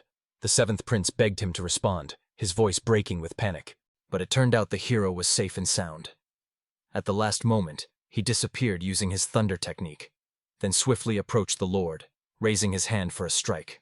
The boy asked the heir to endure this unpleasant pain a little longer. Immediately after these words, he pushed Mao away with a sharp shove. The seventh prince, from the pain that pierced his entire body, involuntarily dropped the sword that was in his hands. And, looking at this blade lying on the ground, Zhao Iso could say with full confidence, "Old man Jin Uguan gave a very prickly gift, filled with hidden problems." As is known, some weapons surpass a simple piece of metal. Having lived many years as an extension of the fighter's body, it often merges with the very soul of its owner. In such a weapon, even after the owner departs, his will and skill are deeply sealed, which are sometimes passed on to the next generation. Such a blade does not simply wield its owner. It itself controls the master, presenting a truly strange spectacle. Exactly the same as what just happened to Mao, who was now sitting on the ground, tormented by immense shame. Zhao Iso patiently explained to the heir that the leader's gift was not limited to just the dragon blade. The will of the ancestor, awakening at the moment the blade is filled with energy, was the highest art of the sword contained within it. This art of the sword was the most important gift for the seventh prince. Of course, it was very generous of Jin Uguan, as the skill of that level contained in the blade was by no means inferior to that used by other adopted children. However, this was true on the condition that the gentleman learns to fully master the art of this sword, bending it to his will. Therefore, the main character returned the blade to the young man once again. However, for now, he did not give permission. Mao must not under any circumstances fill the dragon blade with internal energy without authorization. Zhao Iso hoped that explaining the reason for such caution to the seventh prince was unnecessary. After all, he himself knew everything perfectly well after that incident. However, the heir still had no opportunity to focus on the art of the sword right now. so he simply did not intend to use it in the near future. The boy immediately explained that in the next trial he would have to survive without the dragon blade, relying only on his own strength. After that, he awkwardly added, "In a month the prince would need to try to cope with the father's desert wind." Honestly, hearing these words, Zhao Iso himself almost went mad with fear. The main character could only dodge this attack even with the help of a thunderclap, barely saving his life. And at the same time, Jin Uguan ordered Mao to do something with her, and even without his divine artifact, which would have given him at least some tiny chances. The seventh prince himself had no idea what the heavenly demon had planned. However, if he did not complete the task, he would simply die. And after that, the heavenly demon would find Zhao Iso and kill him as well. The man explained that he would execute the assistant for the fault of uselessness, or something like that. Just by the hero's face, one could understand they had gotten into yet another impossibly difficult situation.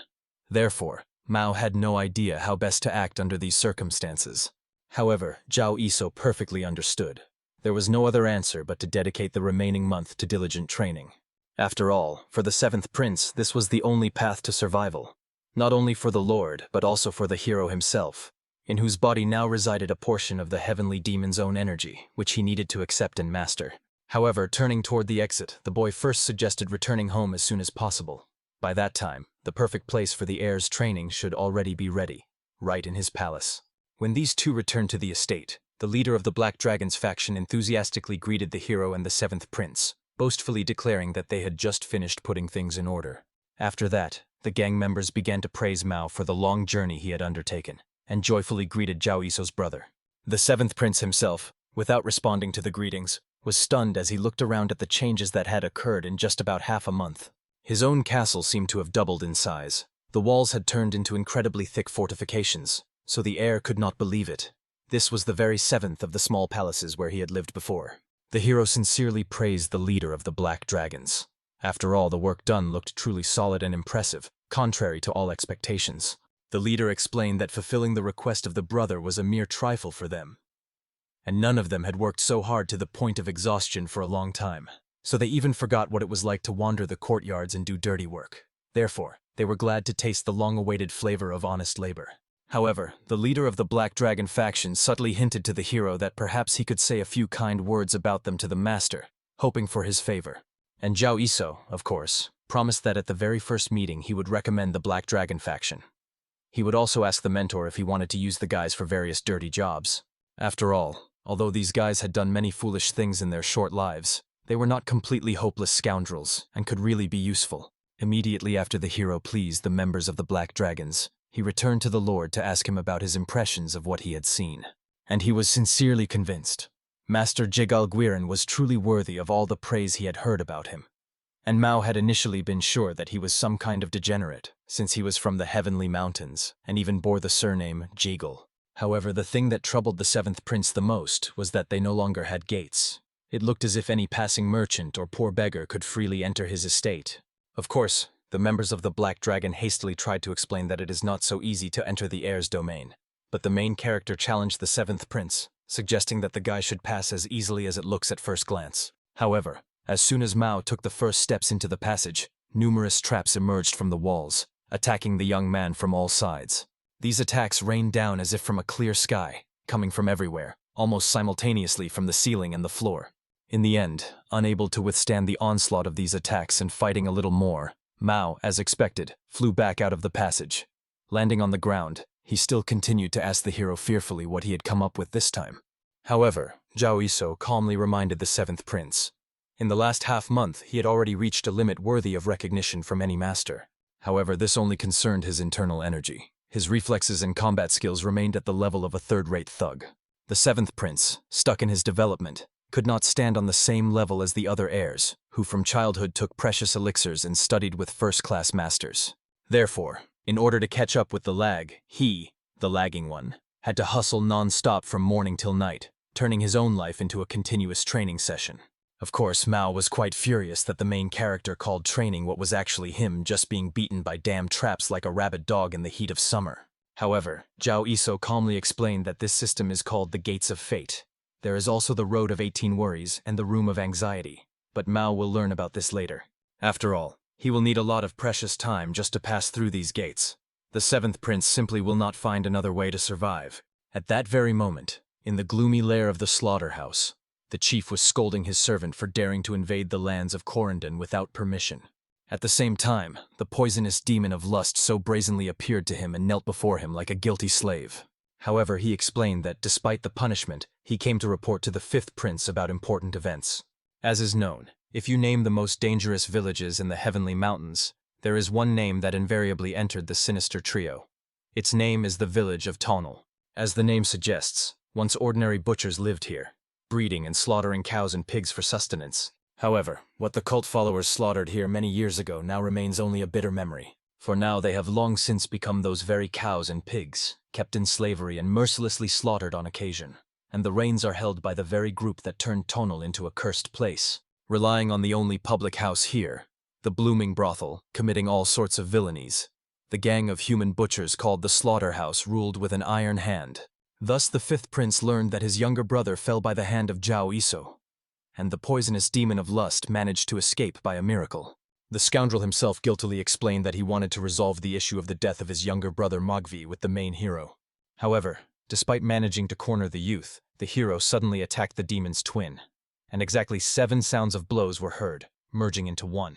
This was clearly an art inaccessible to a 7th-level ghost, incomparable mastery of the highest order. That is why the poisonous demon of lust considered the main hero already a serious obstacle to the future task of isolating the 7th prince. That is why he considered it his duty to report everything to the organization. He also explained that as a result of the fight, he had to choose desperate flight to save his own life. However, upon hearing this, the bandit sitting at the table simply laughed. The poisonous lust demon had not a single bruise on his face, yet, like a beaten puppy, without a single attempt to fight back, he fled. From the dramatics with which the poisonous demon told this story, the second of the butchery, a real mad dog, even had tears of laughter welling up in his eyes.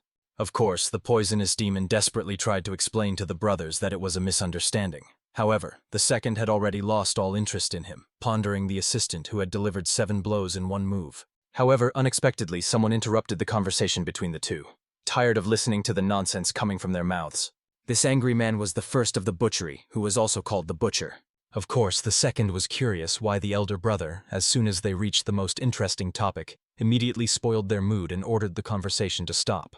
However, he became even angrier at the words of the younger brother, so he roughly ordered him to shut up while his hands and feet were still whole and unharmed.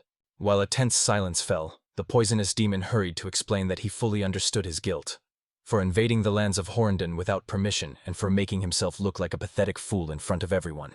He promised to atone for his guilt in the future by bringing the head of that very assistant, Zhao Yiso.